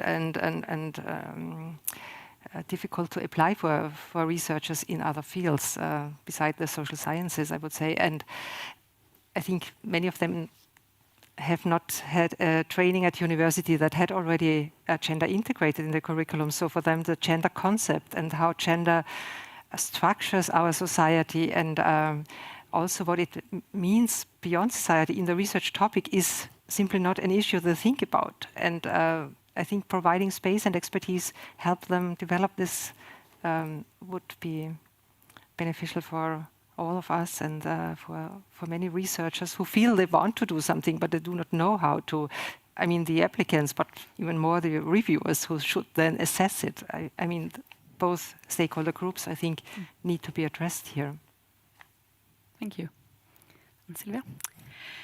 Yeah, for me, what I found very interesting, I think, in the presentation was, and I touched it a bit upon already in my slides, was really the work that was done and the feedback that you reported as well, Sophia, in the slide about certain panel members who did not understand really what the policy was about, how to apply it, and then this had an impact on how proposals were evaluated. So really the importance of not only produce training and proper training material, but as well that this, and I think your project showed that as well, in an attractive manner. How do we make sure that the materials we produced are also used and that the format is attractive enough so that reviewers understand it, but can also, and this, I think, it's a challenge for research funding organizations ours, because of course, especially in the program, we have many dimensions: open science, gender equality, so we cannot have experts that are experts in all the fields. So how do we train them properly, and how do we give materials that, okay, everybody is really very busy, but how do we make them understand the policy and apply it in a manner that it's effective? And I think this is a challenge, not only for us, but for all funding organizations. And then second point, I found very interesting as well, the need indeed to have a common definition. What do we mean by quality? Because sometimes we see a mismatch about what we consider quality. We always go to shortcuts. Is just the number of publications, is where they are published, or how do we look more into intrinsic quality? And this is also a challenge as well, because the journal impact factor, other metrics were also successful because they were easy to use. And so here comes as well the challenge on how we substitute them. And then finally on AI, because indeed, as I was saying, and the working group, we have as well the ambition on looking into innovative approaches to review processes.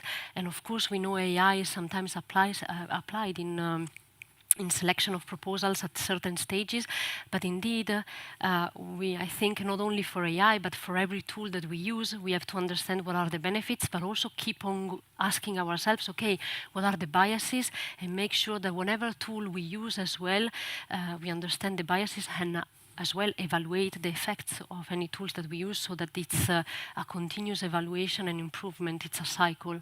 So I think these are a bit the key messages I got from. Thank you. So unfortunately, we don't have so much time, but Maria, do we have a quick question from the mentee? We'll see if it's quick. How are we going to deal with protection of ideas if AI businesses are used in research assessment?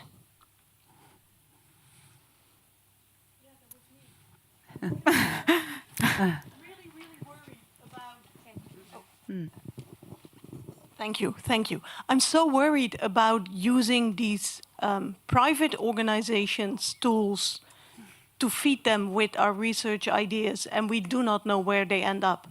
So we would be so careful, unless we have public AI. But maybe I can come as well on another point in the agreement, so that I think was quite important in the negotiation of the agreement, and an important point that underpinned the reform is also that maintaining for research organization the ownership of the tools that they use for research assessment, because indeed we see many private and proprietary owners, and then once the data are given to them, that's the paradox that the research organization don't own themselves anymore their own data. So this is another point, and I think we see as well many research organizations that have started, for example, to say we don't want to use proprietary and private tools anymore, but we want to use tools that actually are owned by the research community. And so this is an important point that was mentioned in the agreement as well, the importance of not giving up actually data that are owned by research organizations to the private providers.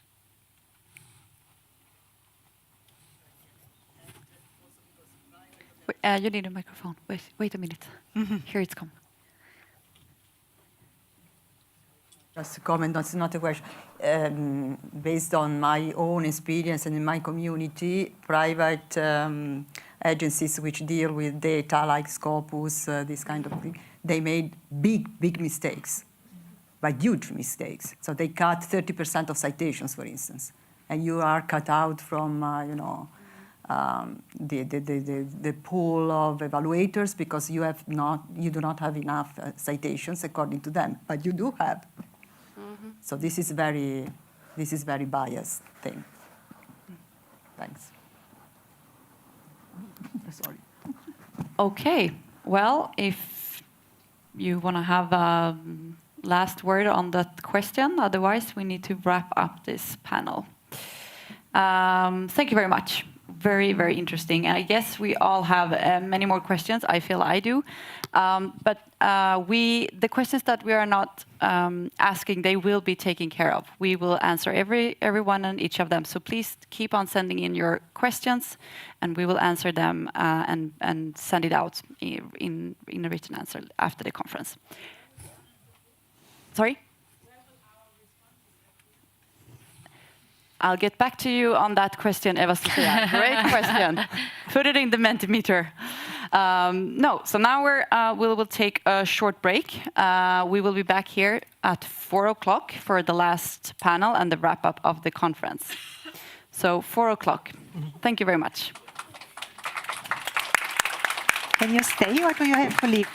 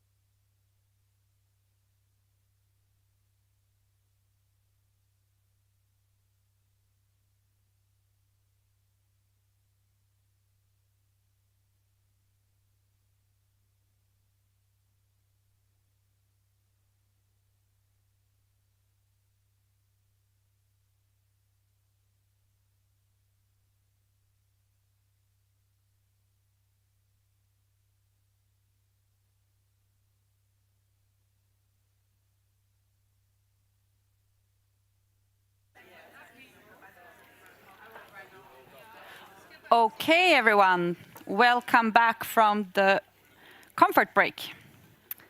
I would now need you all to be seated again.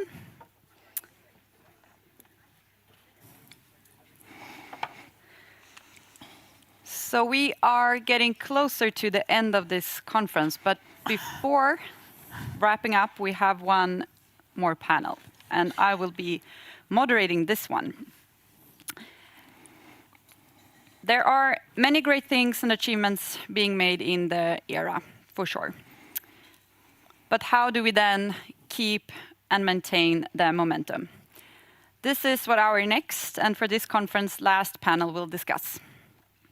And in the panel, we have Marcela Linkova, co-chair of ERA Forum Subgroup on Inclusive Gender Equality. We have Anne Pepin from the European Commission, Gender Sector Team Leader. We have Professor Anna Wahl, Royal Institute of Technology, Chair for Gender Organization and Management, and Lena Falset Belsbo, Belgian Federal Science Policy Office, Monitoring and Evaluation of Research and Innovation, a member in the steering committee of She Figures. So, I will move on to this chair. To start, please let us hear your thoughts on the most important advancement regarding the gender equality agenda already in place, as well as the motivation or situations that led to those advancements. Marcela, start with you. Okay. So I guess in terms of where we are, I think the one thing that is really helping us along, and it's the Commission's doing, I think, for a large bit of it, is the fact that we have a huge community of practitioners and scholars built through all those sister projects since 2009. And we may bemoan the budgets. I mean, yes, in the whole, large scheme of things of Videra and all, the funding could be bigger. Yes, we discussed this. But it has had huge tangible impact. We now have such a huge community of practitioners, servants in the institutions, scholars, that have been producing knowledge on institutional change, understanding the dirty secrets of institutions when they don't want to do what they are supposed to do for gender equality. And we have been learning so much from this. And I think that this is truly an achievement that needs to be acknowledged. It's, again, the Commission helping, in a way, leading the way with the funding that it provided, because in many countries we would have none of this. The member states were not providing money for structural change projects, for gender equality plans. I mean, in some countries, yes. In many countries, we would not have anything. So this has been, I think, really, really instrumental. And it's not only having these people, it's having a community of those people. And we can mobilize that community. And I mean, I can't tell you how happy this makes me, because in the past we have had situations where you learn things are in the pipeline and you don't like those things. So you get in touch with people, they get in touch with other people, and soon enough, you have a petition, for example, and the petition garners a lot of signatures in a very short time. And then things change. So this community, the fact that we can fall on each other's backs, that we can mobilize, we have mailing lists from the sister projects that keep growing. I think that this is so huge. And I mean, when we talk about the future, this is something that, I will mention again, because we will need this network. We will need this network of practitioners that is there at the institutional level to support the policy level and, to support this whole network. So I think that this is a huge achievement that is definitely going to have an impact, and I hope that it will help us in keeping the momentum, the thing that we're discussing here. Thank you. Anna, please. Yes, I had just first have to say that my take here in this panel will be very much on the implementation and organizational change. So I'm very sort of into the how question. And this is because I had the opportunity to be Vice President for Gender Equality and Values for this huge technical university in Stockholm for 6 years with a very solid support from the president. That was very pro-gender equality woman, first woman president at KTH. So as I am a scholar in organization theory, leadership theories, and work for change, it was 6 years where I could live my theories in practice, which was great. And very, very sort of meaningful, exciting, but of course also challenging in a lot of ways. So this is where I have my mind when I think about your questions. And I definitely think that the growing awareness around academic organizations and research as gendered and that inequalities matter is the most important sort of basic thing to drive change, that you have to have this awareness among many, a critical mass in the organization, that they understand that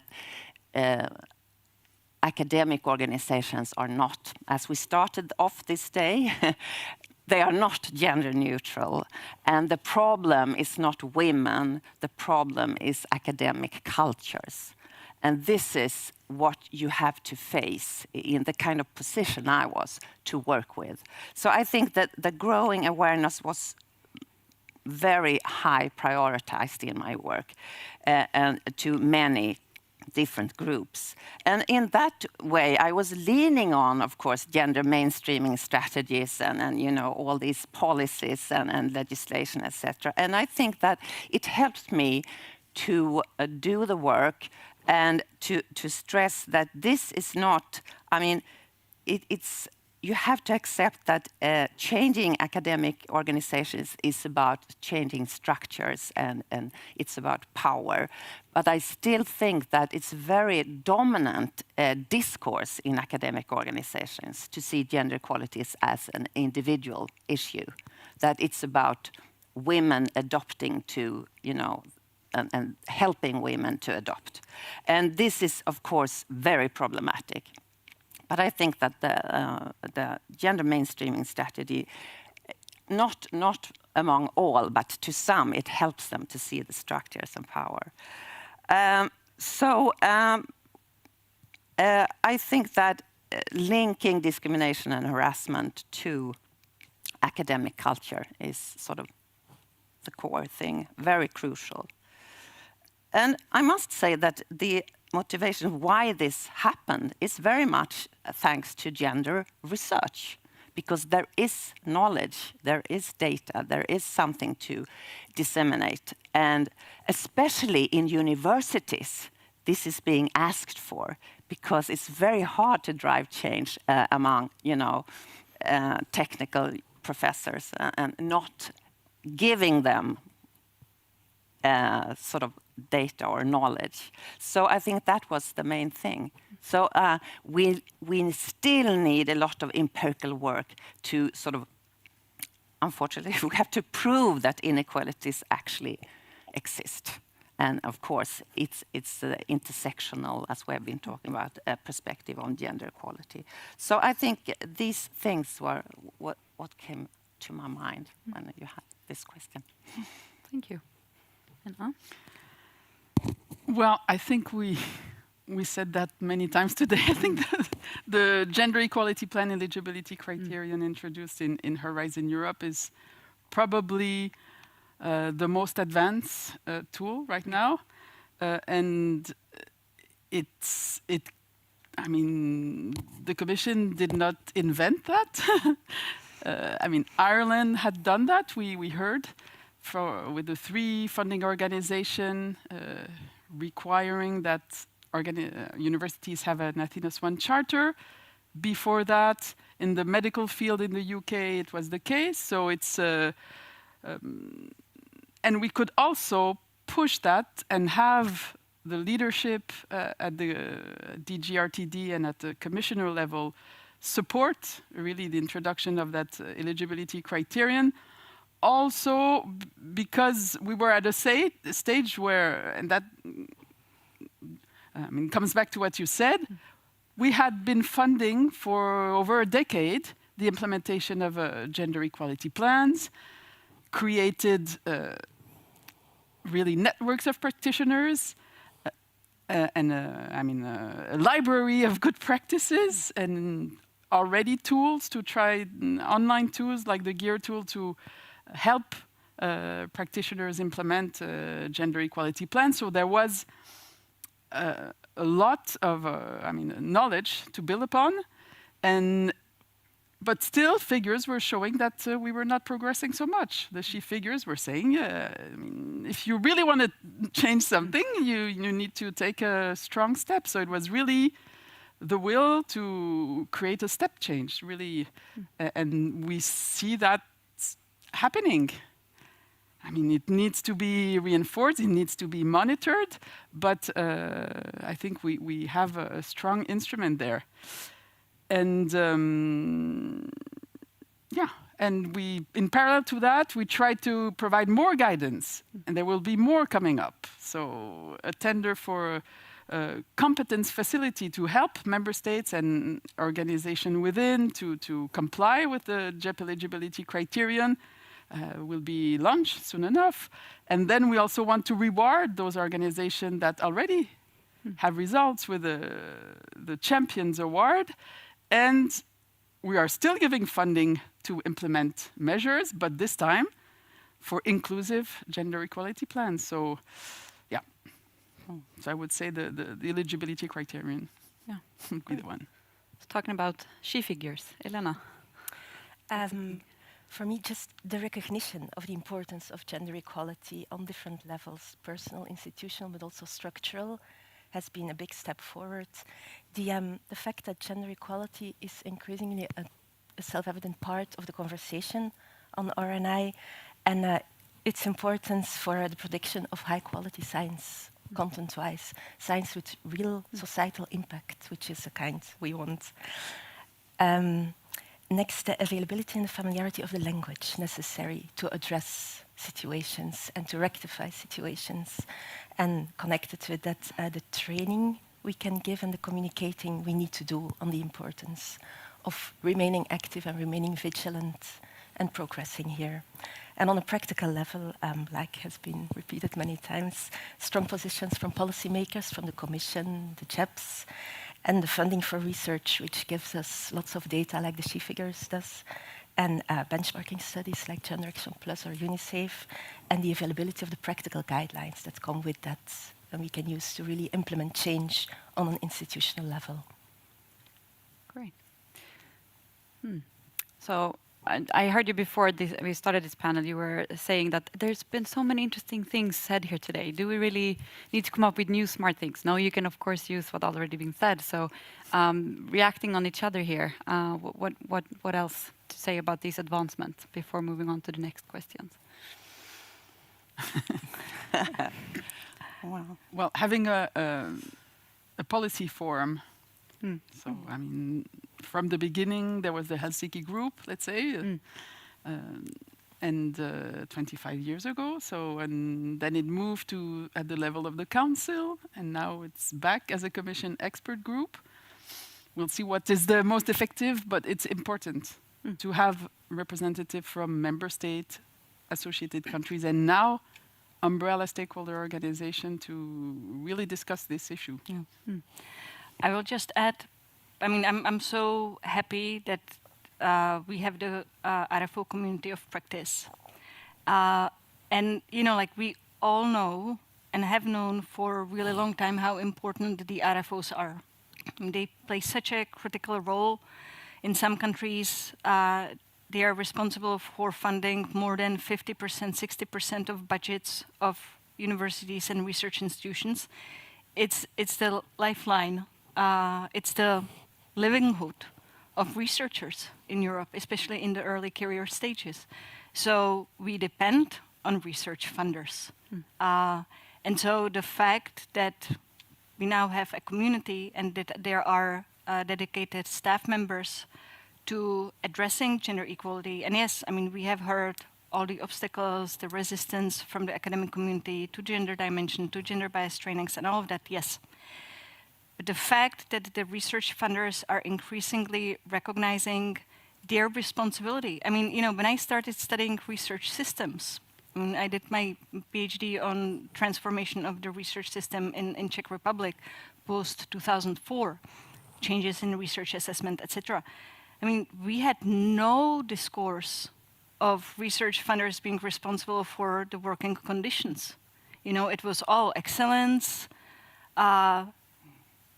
metric systems, H-index, all of that. Let's do away with the communist legacy. Indexes are best instrument to do that, right? Yes, so indexes are the best instrument for anything.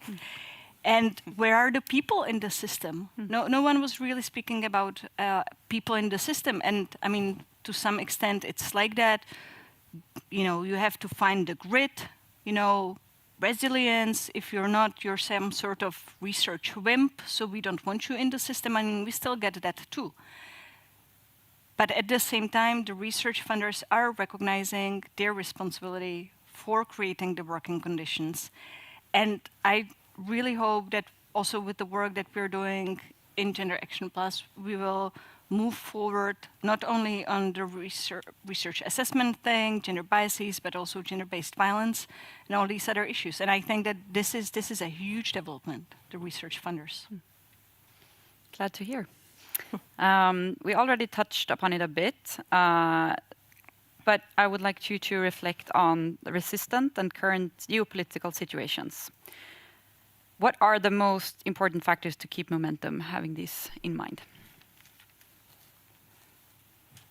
Good outcome in the European elections.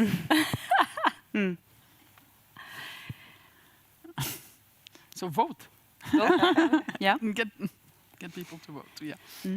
I mean, I think that we have to brace ourselves for the worst.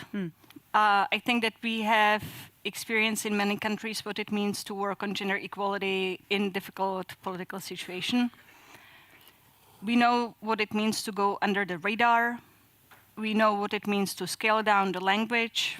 We are very apt at translation work.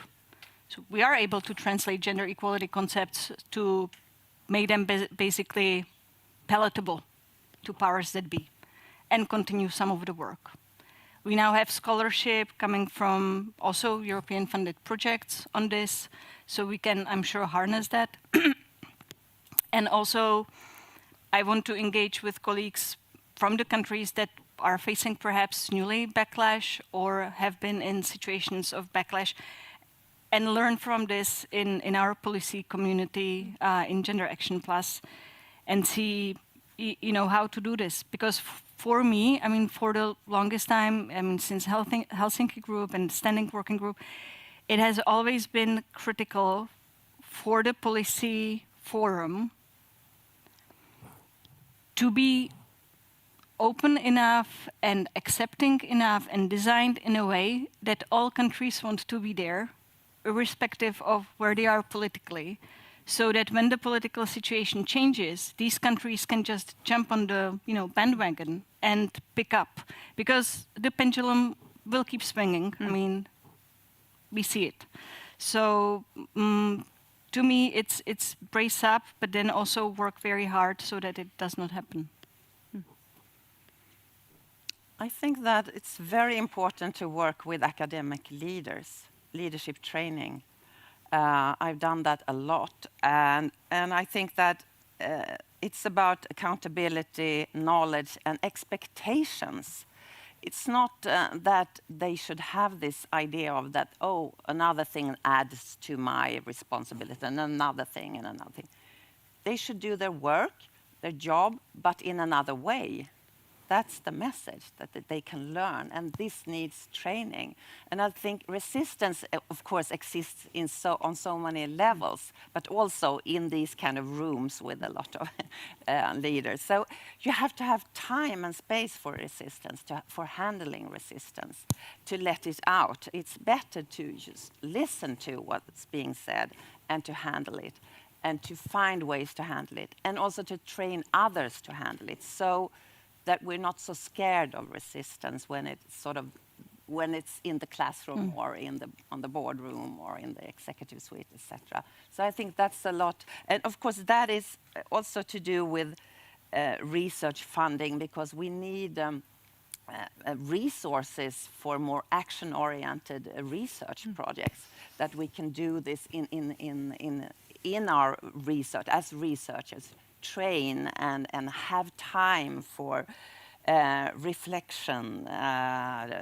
experience. And I mean, you cannot turn all resistance around, but quite a lot. So I think if you try and if you're prepared and not surprised, then there's a lot you can do through methods and reflection, etc. So I think that's quite hopeful. And also among men, I have experienced that you could sort of trigger them to sort of handle the resistance themselves and support kind of competition to become good leaders. And that, I mean, there are so many ways, but it takes competence, resources, time, and this kind of readiness to do it and to train others. Great. Marcela, please. Can I react? The leadership, that's so important, and of course we have it as one of the mandatory building blocks in the JEPs. We have to have the commitment, and we are used to thinking about this more at the institutional level, right? And working with the leaders, etc. And I have always wondered, like, is there anything in the way of the political leaders in the countries that actually stand for gender equality and take it seriously, to do some sort of back-talking, back-pressuring? I don't know if that happens. And I would need to ask Sergey, for example, if that's something that happens ever in the ERA Forum or in ERAC. But I always wonder about this, like, how come the political leaders and political representatives from the countries where gender equality is very clearly advancing, don't take the colleagues at the EU level aside and it's like, get your stuff together. It's like, I mean, wake up. I mean, they should put this pressure. I mean, we're expecting the same at the institutional level. How difficult, and so maybe this is also a homework for us, to go to our leaders and ask, what are the conditions under which this could happen, and under which this would be feasible at all to do in ways that would not be threatening, let's say, but would also make it clear that, okay, we have this value and we should do more to protect it. So this leadership thing, I really wonder, because we're building this together. But how to keep... May I add just one thing? Because at KTH we have implemented that when we do assessment, I mean, when people in tenure track want to have promotion from one level to the next and up to professor, it's mandatory to write in your application what kind of, competence you have in this area when it comes to leadership, but also gender equality, diversity issues. And in what way, if you're promoted as a professor, in what way are you going to contribute to the organizational culture as a professor? And everyone they are expected to write something about this, and it's being always picked up in the interviews. So we also have to train all the recruitment committees to be able, because if you ask these questions, you have to know how to interpret the answer, because of course all kinds of answers come up, and you have to be firm on that. But it's something that is mandatory to all. It's very, very, very, very good way to sort of have that as a part of being an academic leader. Thank you. Anne? So you have the institutional level, you have the link between the institutional level and the national level, and I think indeed the ERA Forum and actually the work of the subgroup should also be that. You know, these are the experts on gender equality and that should liaise with their national representative, and the Commission has a role as well, of course, to prompt the member state and I mean the representative in the forum and the research working party and higher up. And leadership at the Commission level is also very important. So right now, we have a very committed president and who created the first ever Commissioner for Equality. There's a task force on equality with all directorates general that are represented. And there's 5 strategies, 6 if we count the one for external action, and there's really regular meeting, inter-service groups. So there's really a momentum, and it's kept. I mean, and at the DG level also, I mean, there's an important commitment. Yeah, we hope this will stay in after the European Parliament elections. So it is important. Yeah. And it's also important that there's a structure such as the gender sector that has enough strengths and expertise and resources to coordinate that. Yeah. Thank you. Please. As a gender funding organization, I'd say we need work on addressing the implementation gap. We have all these guidelines, all this very important, interesting information, but what actually happens at the institutional level very much depends on specific circumstances, the available resources, which is often a problem, and the individual people's commitment of the people who actually have to implement this. So exchanges like today are very interesting. What Anna said was very interesting, taking it all with me. Also, like we've mentioned before, monitoring and evaluation, the policy measures other countries and other institutions implement should be available publicly so we can all profit from the experience. And secondly, I'd say we shouldn't lose sight of the structural aspects of bias, which keep popping up left and right. We have this momentum, we do so many things, and yet there was this professor who said just a few months ago, who after a presentation about the underrepresentation of women in his department, he said, yes, this is a problem. What should we do? Should we lower the bar for women applicants? Mm-hmm. This is just a few months ago. Mm-hmm. So there's work to be done. This fix the woman approach is still very prevalent, even with all the information we have. Yeah, so we need to communicate better and we need to address this. Communication is really key for these things. Thank you. So something that we do at Vinnova in our foresight team is that we use a method that we call look back to look forward. So I want you to reflect on how you envision the future of possible scenarios for gender equality in the research and innovation landscape. We all have been talking about it in some panels, but please give your thoughts on this. Who starts? You start? Marcela? The scenarios for gender equality in research. The good and the bad one, is that it? Which one to start with? Okay, so I will speak about something that may seem little offhand, but I want to speak about mental health of the people doing this work. And the fact that many of us are on the verge of actually dealing with burnout, that it's extremely difficult to navigate this, that we're overworked, that we are always coming up with new ideas for what needs to happen because the work never ends and there's so much more that we keep coming up with.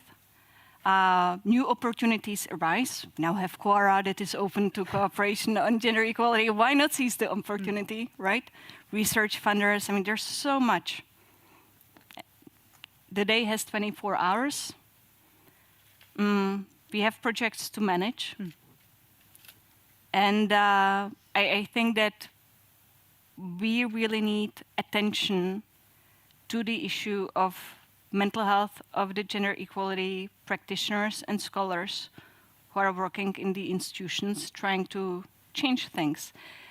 Because our institutions, and I mean, I see it in our community of practice in the Czech Republic, our institutions don't appreciate the demands of this. They don't provide the resources that people might need for supervision, intravision, some sort of support. Don't get me started on gender-based violence. I mean, people who are responsible for addressing gender-based violence are often so alone in the institutions, they don't have anyone to speak to, and they are dealing with extreme cases that are really difficult. So, I mean, I know that mental health is a topic on the agenda for the research community, for researchers, and it's a huge issue across board, especially in the early career stages. People are taking drugs to withstand the neoliberal culture that we have in our research systems. But it's not just the researchers, it's also the people doing the gender equality work that need this support. And so maybe, maybe for the future, if you want funding from the European Commission and you have to have a JEP, the institutions need to allocate a portion of the indirect costs for supporting the people doing the work. Because the institutions won't give their budget to support people. That we need to have earmarking of overheads for mental health of the people doing the hard work. You want JEPs, support the people. So that's a completely maybe off topic. No, I don't think so. On this, but I think that we really need to openly discuss the issue of the conditions under which we labor. Thank you. Anna. Yeah. I couldn't agree more. I think we have been talking about searching around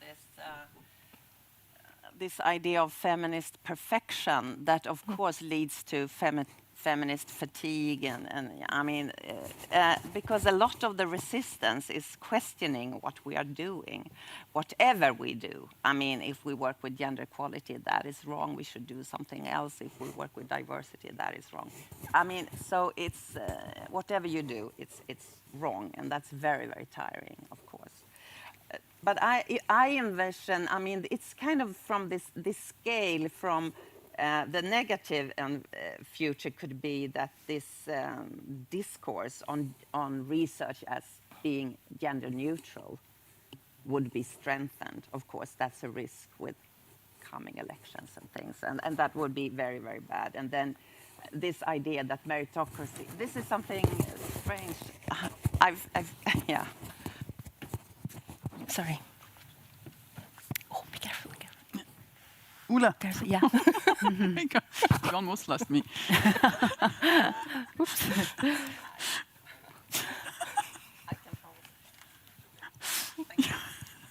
Meritocracy, I mean, it's a vision, it's not a fact. It's something to struggle for every day in thousands of ways. I mean, it's so many details. We want to achieve it, but it's not there. But the belief that it is already in the room is quite hilarious in many cases. So, but the other end of that negative scale is what we quite often meet in the Scandinavian countries that, well, you have been working with gender equality for so long, you should move on, you know, you should do something more modern or something more, you know, but whatever you do, it would be wrong. And this idea is, of course, connected to the idea that excellence is gender neutral and AI is gender neutral and all this. So I think that, but that's quite common in the Nordic countries, that you know, we've been doing this for so long, it's already in place, move on, do something else. So we have really to always show how gender matters in all these other intersectional perspectives as well.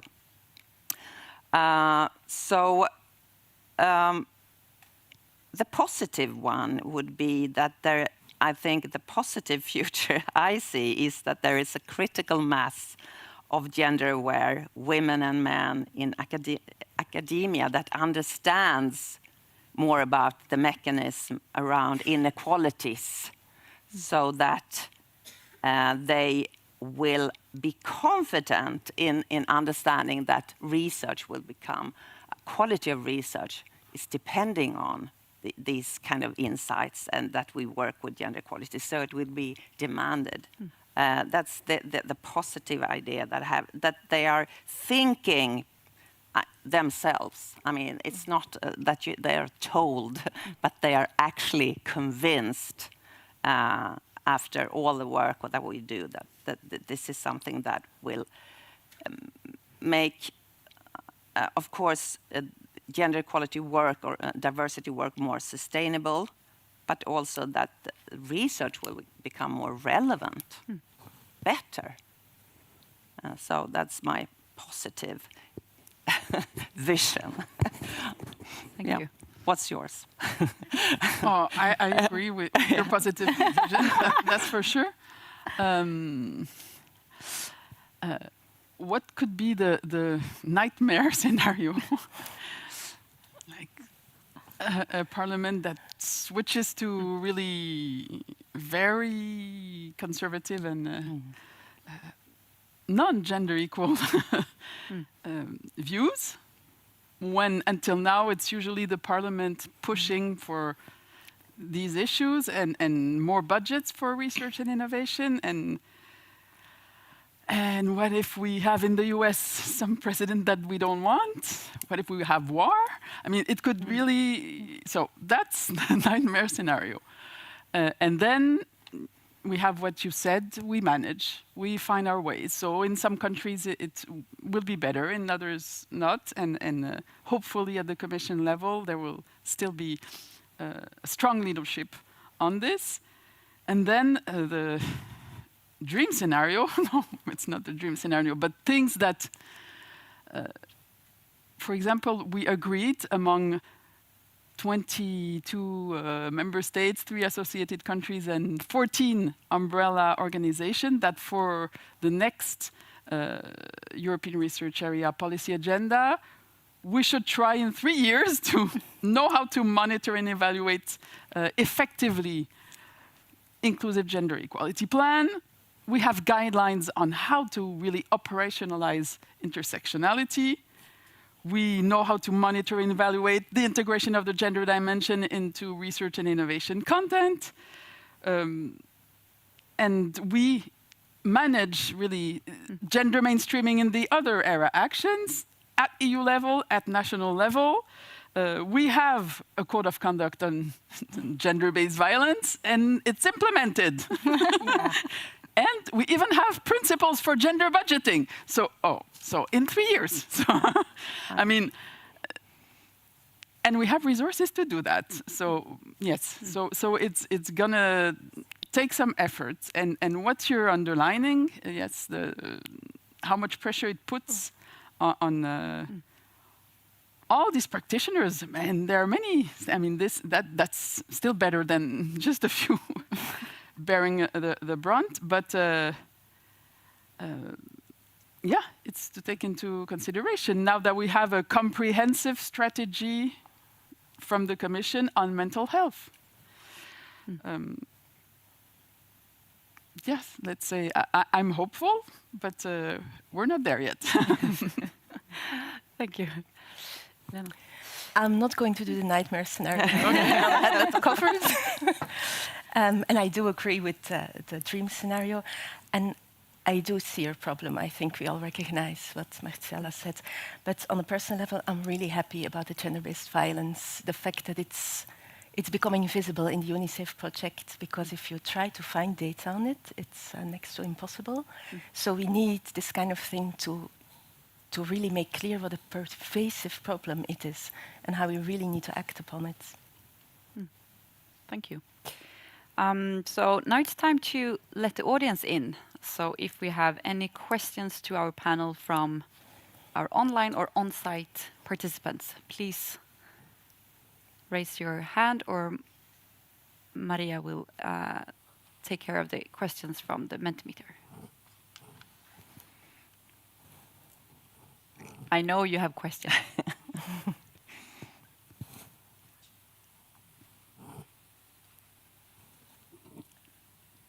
Then maybe we can start with some question from the Menti, if we have anyone there.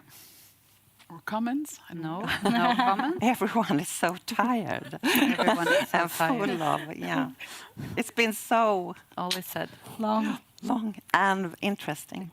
Well, that's also fine. I won't. We will finish on time. We will finish on time. But I will give you a chance if you want to give some short key takeaways or main points that you want to give to the audience before wrapping up this panel. It's not a wrap-up. It's the hope for me. The young generation, we have touched upon this already today. But I think that, especially in relation to the issue of gender-based violence in universities and higher education and research more generally, I think that in many countries we have seen the huge importance of mobilizations of students and early career researchers in putting the issue on the agenda. And it's so extremely encouraging to see the fact that we have change in how younger generation perceives this issue, what they will tolerate or not tolerate, and when they speak up. And I don't want to overestimate it. I mean, the power imbalances are huge. The people are extremely difficult situations. But at the same time, I think it's really safe to say that compared to my generation, there is tangible difference in when people speak up and what they put up with and what they call out.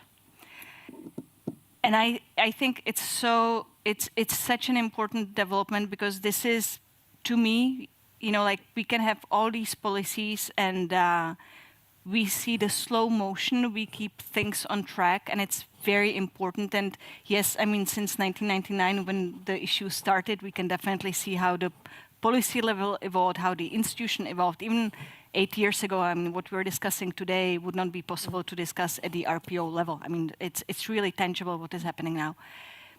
But I think that the young generation has a huge role to play in this and will continue to do so. And I think that we really need to take care to work with this opportunity that presents itself more strongly, and also engage the young people in the policy process, that they also come to understand how the policy process works, because I'm sure it's so, you know, it's like policy, who cares? It's like council conclusions, communication from the commission. What are these documents? You know, I want to go dancing. But okay, so Heidi talked about, you know, making things simple and translate. Yeah, so let's translate the policy process to the young people so that they understand why it's so important to have these pieces of paper in place, that we can then go back to our leaders and say, look, you know, you signed this, you know, so let's do something. And yeah, so the young people, I'm really hopeful because of what we have been seeing in some of the countries in terms of the mobilizations around gender-based violence. I think it's very important. Yeah. Thank you. Mandatory gender content in all student programs all over Europe. Because that's the way we could also support young people to have, that they get the knowledge they need. I mean, basic knowledge about inequalities and how to sort of work for change. It's so important. So empowering, and also that they will have possibility to engage in policies and things like that. So it's from a, university sector should be able to do this. Thank you. And it's a recommendation right now in the gender equality plan. Great. Not yet a requirement, but it's a requirement by default in research projects in Horizon Europe.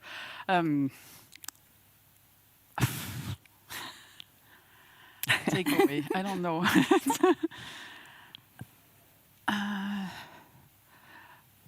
Well, I guess, what's our motto? It's united in diversity, no? The united in intersectionality, no? I don't know. But united for sure. I think, yes, we have communities of practice. We have a policy forum. We have young people, maybe more young women right now, but yeah, we need to keep the momentum. Take a step back from what actually happens day to day and see, like Marcella said, see what's changed, see how different my teenage children react to things than I did when I was a teenager. This is all reason to be positive.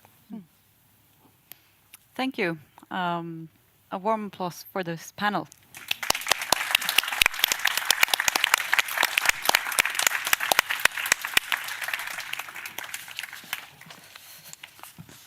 We are so close now to say that we reached an end of this conference. But first, some more practical information from me. So please have a look in the goodie bag that we started this day with. There are so many good recommendations and the position paper, etc., available in that one. We will also send out an evaluation form, and you can use your phone here to scan the QR code and already fill it out. And to come back to Eva-Sofia's question regarding what will happen with all the non-answered questions from the Q&As, we will take care of them. We will use them in our documentation and send them out to you with the presentations shown here today, as well as the recording of the conference. Well, with that being said, as the conference host and the head moderator of this conference, I would like to take the opportunity to thank all the people that have been working on this midterm event, from Marcella's team, all the ones from GenderActionplus, the VP leaders, everyone in the technical team, and of course to all of you showing up here as audience online and on site, showing how important this subject is. We have come a great way in addressing challenges through joint action. Now, further work is required. And we can all act to keep this momentum, and I am sure that we will. So, with that being said, thank you so much, and take care.